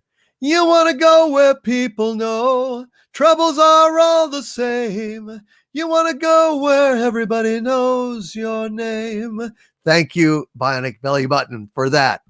Stephanie Little Page with a $5 super chat. Thank you, Stephanie. Says Sunshine is a Danny Boyle movie about a team that is set to restart the sun after it goes dark. It stars Cillian Murphy, right, from Peaky Blinders, eh? Oh, Peaky. Hail, Peaky Blinders. Thank you, Stephanie Little Page, for that clarification, for that super chat. Hail to you all, and I look forward to speaking with Captain Robert April in the future. Hail, Stephanie Little Page. And Pleasant Valley Picker CA, hello, you are back. Welcome back. Welcome back. Your dreams were your ticket out. Jackson Crutcher with a $5 super chat. Thank you, Jackson Crutcher. Says, if you learn and sing Oro Se Do Betha Baal and come out ye black and tans, I will join the highest level of membership. Well, I can't even pronounce them. So I think that that's a chance. That's a certain certainty that you will not be joining at the highest level of membership, which I'm sorry about. I just don't know what else I can do. I'll try to learn come out ye black and tans, however. Although Oro Sedo Beta Baal, I don't even know how to pronounce. I imagine that's Welsh. I don't know. Either way, I'm completely helpless on that point. Thank you, Jackson Crutcher. Kyle Parrish with a $5 super chat. Hail, Kyle Parrish, who says, hail. Check out Martian Successor Nadesico. Martian Successor Nadesico. Great sci-fi anime comedy about sci-fi fandom. An anime full of anime fans. It doesn't get much more meta. Thank you, Kyle. I am going to go ahead and copy this over and pop it in the channel right next to Cute High Earth Defense Club Love, which absolutely sounds fantastic. And there you go. Thank you. I will check that out. Appreciate that recommendation, my friend. And hail Supreme Overlord SJW. Oh, dude, thank you. I will read that in just a sec. Let me continue on here, though. Where am I? Where'd it go? Okay. Thank you, Kyle Parrish, very, very much for that. Bun299 with a $20 super chat. Very, very generous of you, Bun299, who says, I will repeat my recommendation of Puella Magi Madoka Magica, one of the best series I've ever seen. It contains one of my most loved characters of all time and also one of my most hated, though I won't name them here. Well, sir, the problem is I wanted to watch it, but I couldn't remember that name. I just could not for the life of me remember that damn name. And it wasn't, my computer was not easily accessible from the other room. And so I gave up and watched JoJo's Bizarre Adventure instead. However, I am now actually writing this down on a piece of damn paper so that I can take it to the other room and I can check it out because it was my first choice based on your recommendation. And I will get to it, Bun $2.99. I will get to it. Okay. Thank you, Bun $2.99. Puella Magica, Magi Madoka Magica. You listen, you swayed me, man, and I will keep on it. Digi Akuma says, keep watching JoJo. It gets better and fun thing to know. Everyone in the cast is named after bands, music artists, and the songs they play. Very well. I will continue to give it a try. However, I really did not like it very much. to start off with. I thought it's just, oh my God, it's just so over the top. This guy's such a dick. And I just couldn't stand that bitch. I just wanted to smack him. And I just don't like watching a main character get abused over and over and over again. It's just like, it's too much like Negan and Glenn. You know what I mean? I don't like abuse in real life. I certainly don't like it, identifying with characters in a damn show. Thank you, Bun299. Very generous of you, my friend. Bionic Belly Button, with a $5 super chat says, Moonlight Bay, please, with a little heart and pleading. Bionic Belly Button, I will maybe sing that at the end here, but I've got to press on. The hour is late, and I am kind of conking out here. So maybe I'll sing that as the last song for the evening. Basil, the Pumpin' Seagull, thank you for that super chat again. Mark, the Infinitely Tired, with a $1.99 super chat. Thank you, Mark. Says, tell Harvey his woman won't stop texting me. That's not my woman, buddy. That's Harriet. Harriet's texting you. And if you dare to reply, if you dare to address her as a woman, she will get your ass. She will get your ass. She will get Gloria Allred all over your ass. She will call, what's his name? Ronan Farrow. He will be on your ass. You will be pound me too'd into the dirt. You will all perish in flames. What was that you said, Harvey? Nothing, Harriet. Nothing. I was just talking to your boyfriend. Oh, shit. What the fuck? What did you call it? Wait, what did you say? I have a boyfriend. Oh, Christ. Don't fucking wait. I'm sorry. I'm gonna go. Harvey fled. Harriet scared the crap out of him. Boy, he talks a big game until Harriet shows up, and then he turns into a real, pussy willow. Let's just call him a pussy willow. Thank you very much. Mark, the infinitely tired. Don't answer the text. Ignore them. Block the number. Mark, the infinitely tired. I beg you for your own sanity. Do it. Digi Akuma with a $5 super chat. Thank you. Digi Akuma says, have you seen my tweet from Enigmatic Hope 28? I basically tried to glam you in Final Fantasy 14, and you've been Lalafelized. The master race. No, Digi Akuma, I have not seen your tweet. You tried to glam me in Final Fantasy 14, and I've been Lalafelized.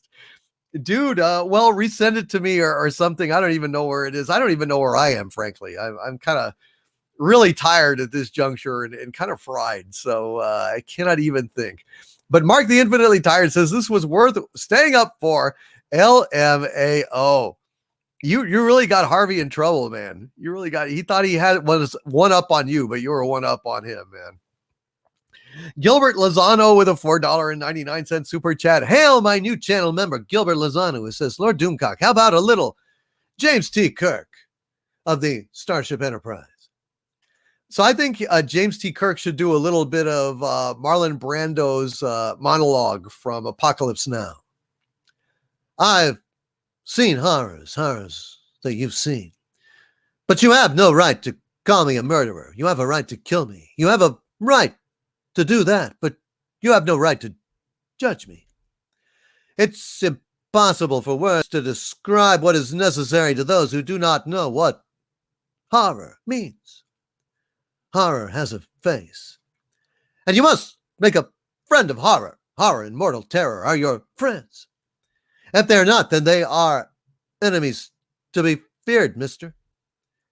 They're truly enemies. I remember when I was with Special Forces, seems 1,000 centuries ago. We went into a camp to inoculate the children. We left the camp after we had inoculated the children for polio, and this old man came running after us, and he was crying. He couldn't see. We went back there, and they had come and hacked off every inoculated arm. They were in a pile of little arms. And I remember I cried. I wept like some grandmother. I wanted to tear my teeth out. I didn't know what I wanted to do, and I want to remember it. I never want to forget it. I never want to forget.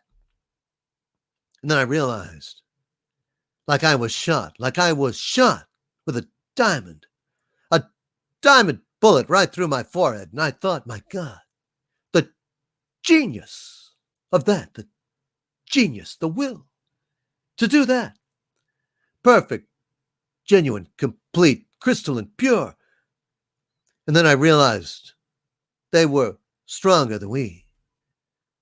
Because I could stand that these were not monsters. These were men, trained cadres, these men who fought with their hearts, who had families, who had children, who were filled with love. But they had the strength to do that. So there you go. A little Shatner doing Colonel Kurtz in Apocalypse Now. So I hope that fit the bill, Gilbert Lozano, and hope it squares up a little bit for me taking a while to acknowledge your channel membership, my friend. Lily V asks, when you do Kirk, does your body language match the impression? LOL. I remember seeing Family Guy always imitating Kirk. Yes. I am actually waving my hands around. I'm gesturing. I'm doing the lips. I'm hunching my shoulders. I'm bending over. I'm, have my elbows in my stomach and my hands angled out sometimes. Yes. That's what I do. And I also do, when I do Hank, I kind of go ahead and rear back a little bit. Oh, Lawrence Martin says, thank you again for a wonderful evening. Time to go to bed. Well, good night to you, Lawrence Martin. Dadgummit, I hope I didn't leave any of your super chats or anything out there. No, I guess I don't see it. But good night, Lawrence, and thank you for supporting Doomcock's channel. I really appreciate it, sir. And it's great to have you around. Yes, it is. All right. Thank you, Lawrence. Good night, my friend. But yes, I do. I actually do the gestures and I do the hunching over. And you guys would probably laugh your ass off to see it. But, when I hit 1 million subscribers and I have triumphed in that way, Doomcock has vowed to unmask, and then I will go ahead, actually probably even go on camera and do live streams with my camera. But 1 million subscribers is a long, long way away. Actually, I never think it'll happen, and therefore I feel safe in saying that. Thank you, Gilbert Lozano. Stephanie Little Page with a $5 super chat. Hail to thee, Stephanie Little Page. Says, hopefully the Super 8 we're moving to next week will have better Wi-Fi than the one we stayed at in Missouri. Well, I hope so too, and I hope you can come on, and I would really enjoy speaking with Captain Robert April and you. You can both come on, together, one microphone, I guess. And thank you so much, both of you. I love you guys. Please subscribe to Captain Robert April's channel. Great stuff. He does great stuff. Very underrated. And I would also like to say, subscribe to Anti-Trekker. Anti-Trekker is a good friend of mine. He's a great guy. I love him to death. I haven't spoken to Anti-Trekker in a long time. If anyone hangs out with Anti-Trekker or talks to him, let him know to reach out to me. I've just lost a touch with him, and I like to chat with him.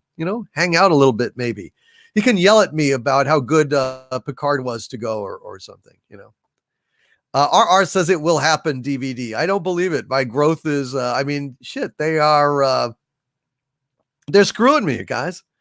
My subs are down. My views are down. It's across the board. A lot of YouTubers are having this problem. Midnight's Edge is having the problem too. So I don't feel picked on. I'm just saying that right now it ain't looking so great.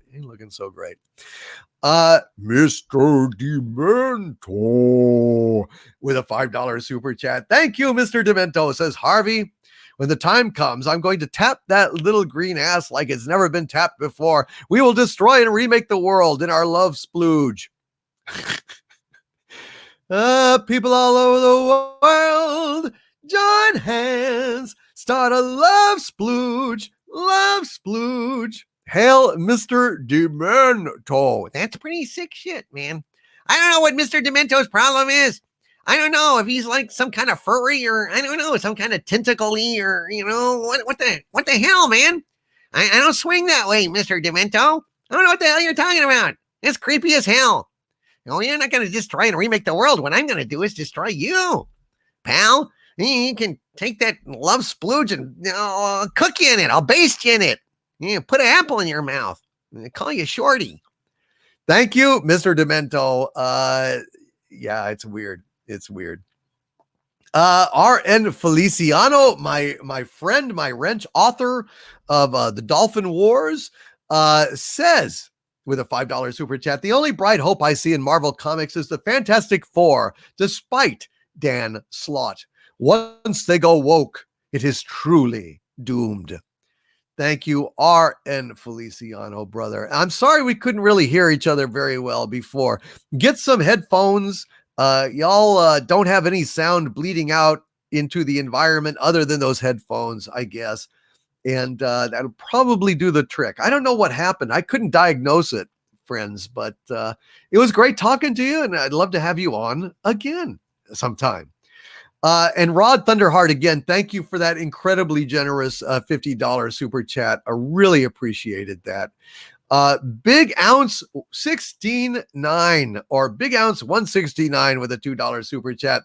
Hail, Big Ounce says, I sent you a pic in Twitter of new Shulk. See later. I'm looking forward to it, Big Ounce 169. Thank you, my friend. Very much appreciate it. Oh, no, Gilbert Lozano, damn it. Damn it.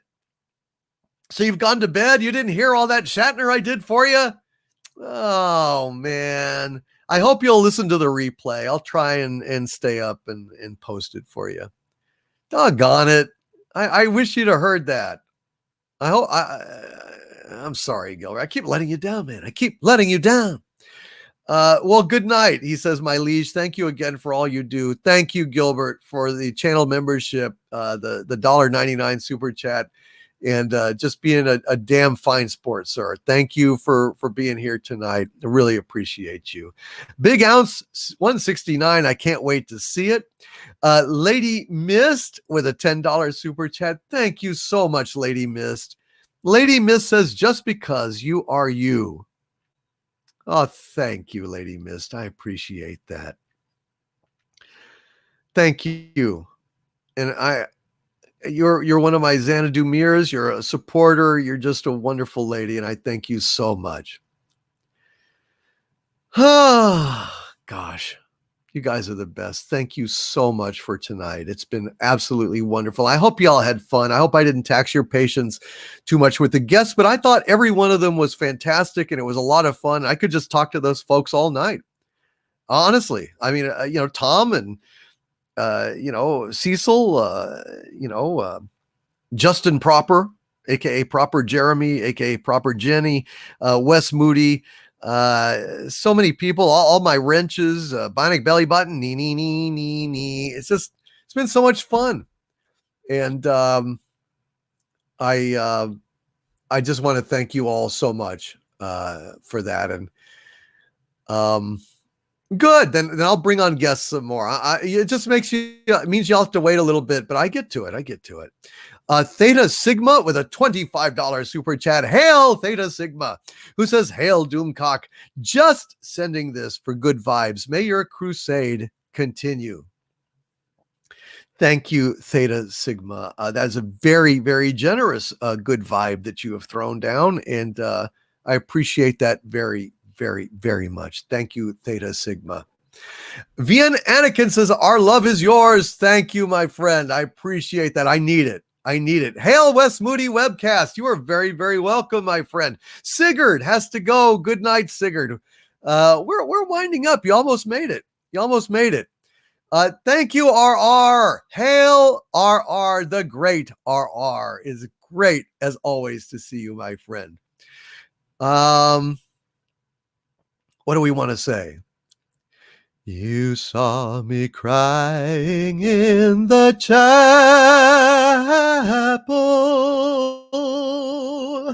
where all good people go to pray. I pray the Lord that I'll grow stronger as I live from day to day. I just love that song. Sometimes I just have to burst out in that song. Ian Alderidge with a $5 super chat. Hail, Ian Alderidge, my dear, dear friend Ian. And he says, my best friend's mom was just diagnosed with the thing and is in ICU at the moment.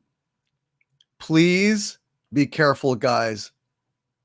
This is very real. If we lose our elderly, we lose our wisdom. This is so true. I am very worried about all of us, really, and my family. It's I worry. And I just beg you all, please take care. Please do social distancing. Please wash your hands. Please wash your hands. And take care of yourselves. Eat right. Fortify yourself. And take care. I can't bear to lose any of you guys. So please take care of yourselves. Thank you, RR. You'll search and you'll search, but you'll never find no way on earth to find peace of mind. Take your trouble to the... I better stop. Thank you, Ian, and God bless you. And you're right. You're right. The elderly should be treasured. And please, all of you, take care of yourselves. I'm doing the best that I can. Chili Peen, wash your groceries or any outside objects. Yes, absolutely. Very important. Leave your shoes outside as well. See, that's something we need to do. That's right. God, it's just fucking tough. It's so tough. Thank you, Ian Alderidge, for all of that. I appreciate it. And Jay Chimpansky with a $4.99 super chat. Thank you very much, Jay Chimpansky. Says a hail and some kale for Doomcock. Thank you, Jay Chimpansky. You, sir, are awesome. Supreme Overlord SJW with a $2 super chat. Hail, Supreme Lord SJW, who says, I'll still get you Sunshine on Blu-ray someday. Thank you, Supreme Overlord SJW. Very much appreciated. I guess you didn't choose to come on briefly. I was inviting you on. I had tweeted you out a invite, but I never saw you. So maybe we'll have you next week. Maybe we'll just have like a bunch of proper Justin Proper, Wes Moody webcast, and maybe SJW, Supreme Overlord SJW. Maybe we could have them all on at the same time. I think that would be a hell of a lot of fun. But Supreme Overlord SJW, thank you so much for your kindness and generosity, sir.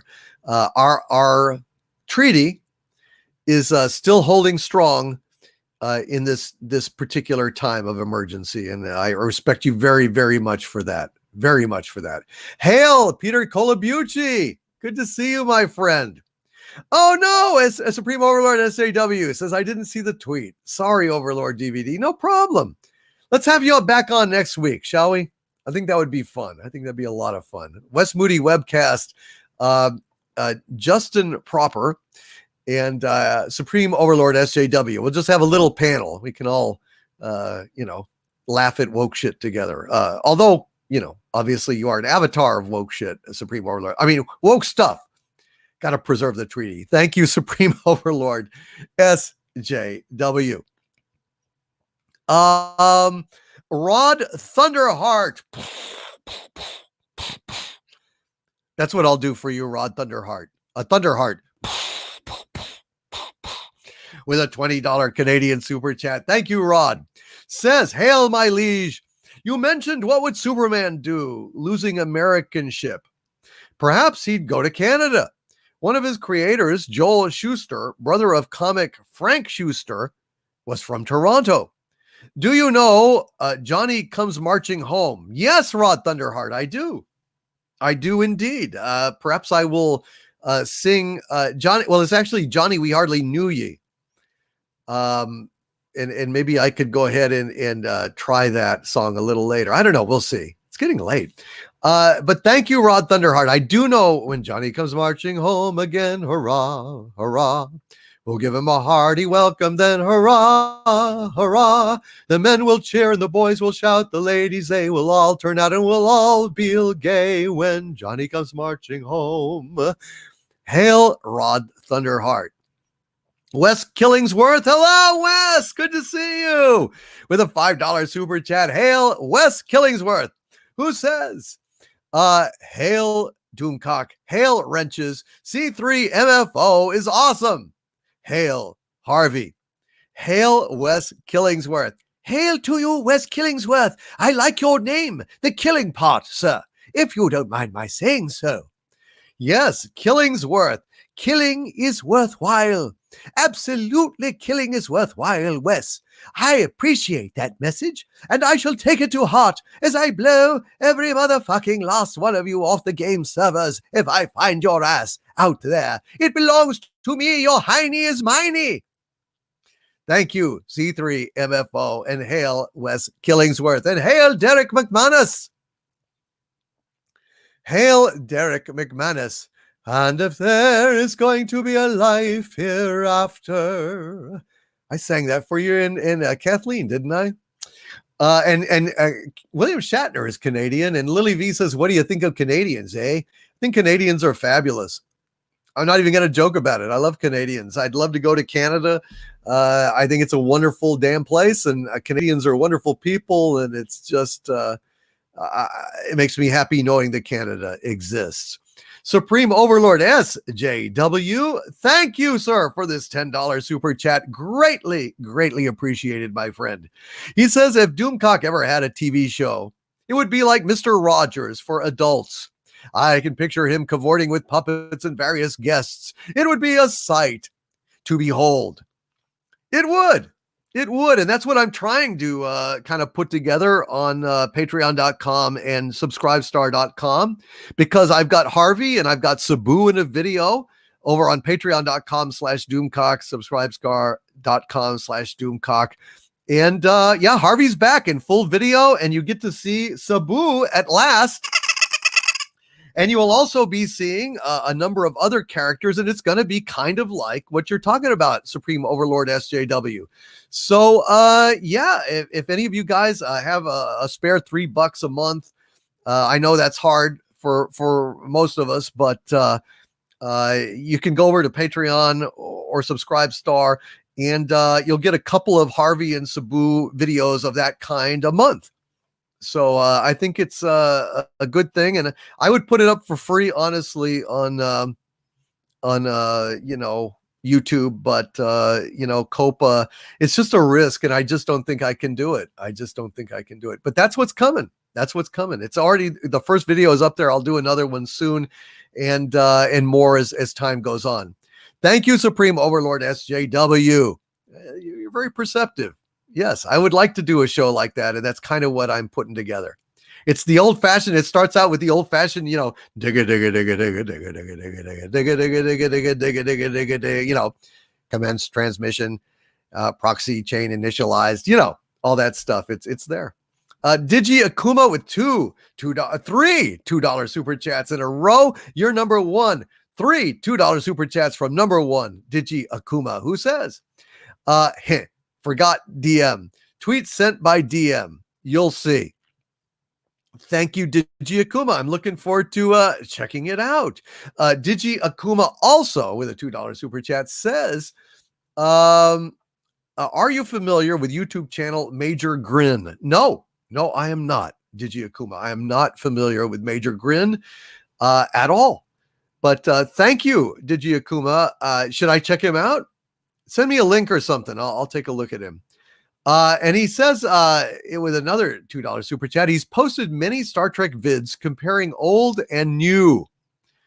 Sounds like it's right up my alley.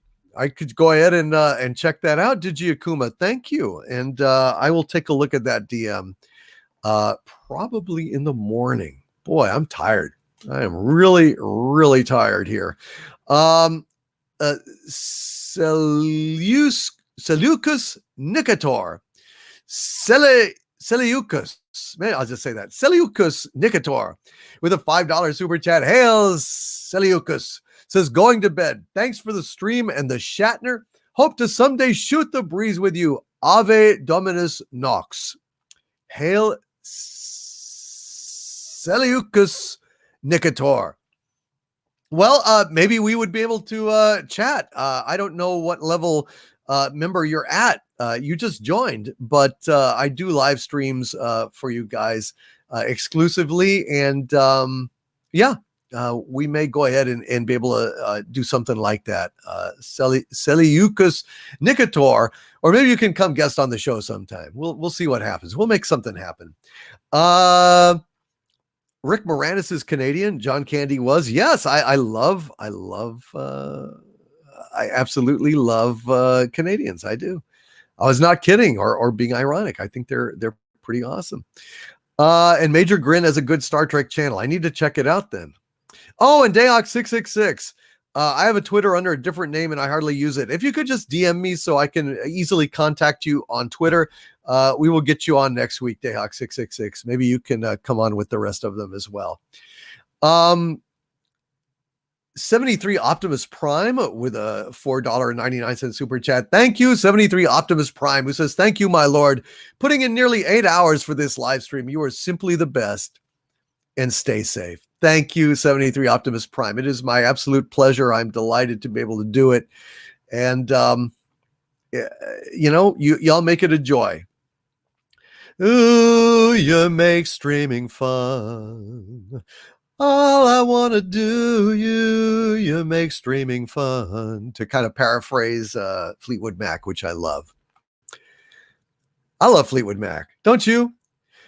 Well, did she make you cry, make you break down and shatter your illusions of love? Thank you, my friend. Mr. CCDV with a $5 super chat. Hail, Mr. CCDV, who says, Kleenex was developed as gas masks in World War I. Get some tissues, fold them over and grab some rubber bands. Instant mask. Good advice, Mr. CCDV. I did not know that about Kleenex. That is absolutely fantastic. Good night, the Red Lucario. Says cute Luca Yan. Good night, my lord. Good night, the Red Lucario.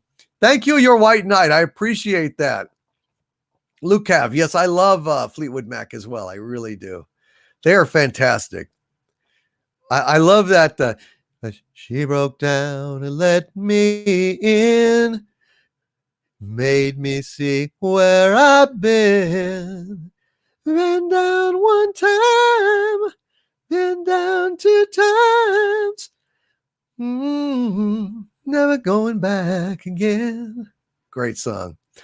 All right, you guys. Well, I'm beat, folks. I'm just fried.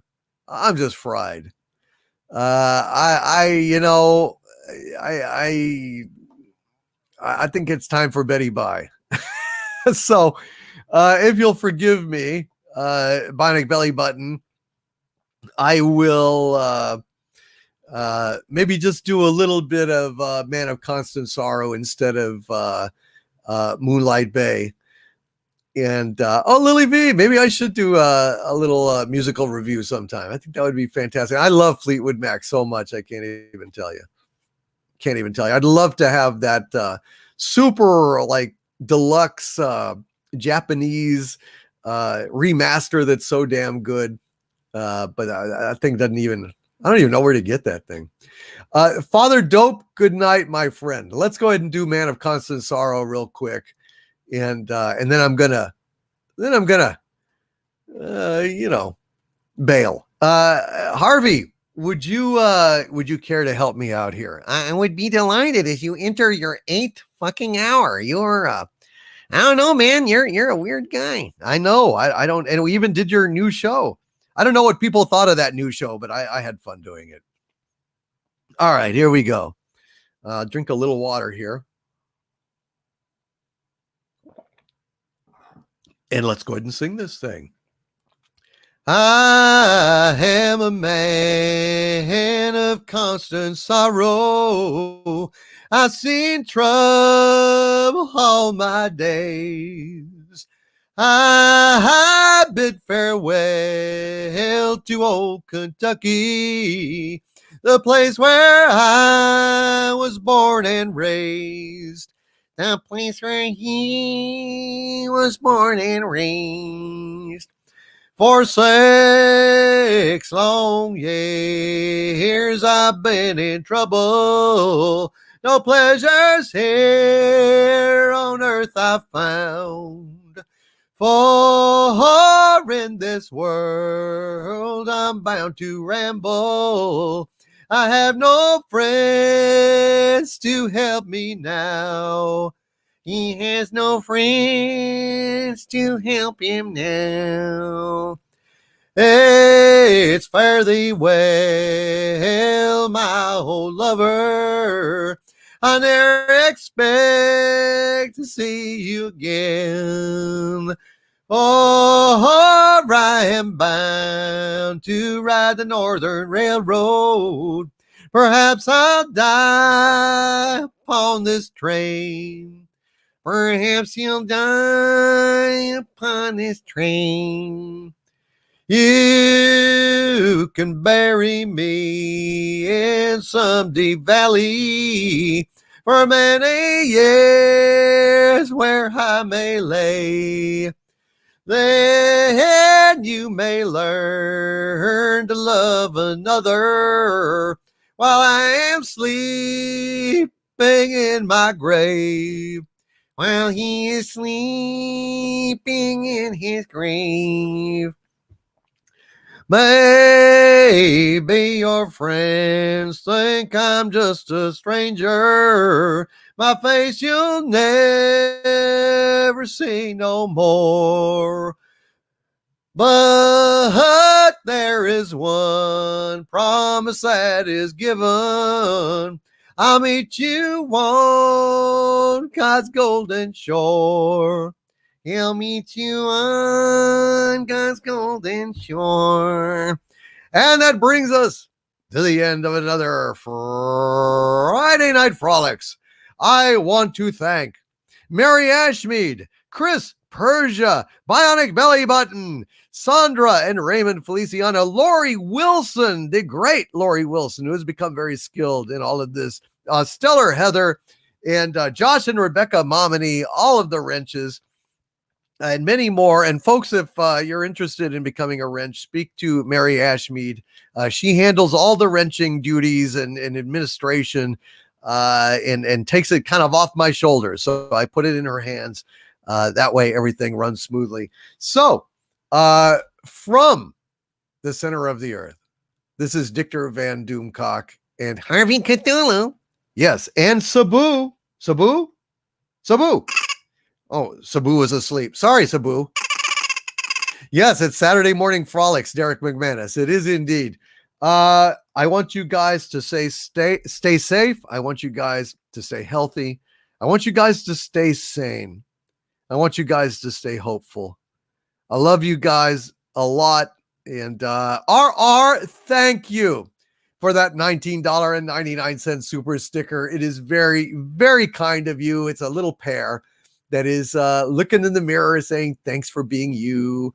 That is very sweet of you, RR. I really appreciate it, brother. Thank you so much. RR, ladies and gentlemen, RR.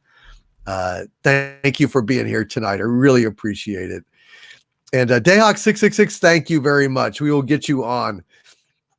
Also need to get 80s Totally Awesome on here too as well. Got a lot of I just want to bring on people. I don't know. Anyway, folks, thank you, Lori Wilson. Love you too, sweetheart. Thank you for all that you do. Chris Persia, you've been absolutely fantastic. Mary Ashmead, God bless you, Queen of the Wrenches. All of you guys, you did fantastic. And yes, we need to have an arch villain stream. Yeah, maybe we can squeeze that in this weekend. Let me look at that. If not, then we'll do it Monday. But listen, thank you all so much. And please stay safe. And don't forget to stay angry. Good night, you guys. Good night. See you next time.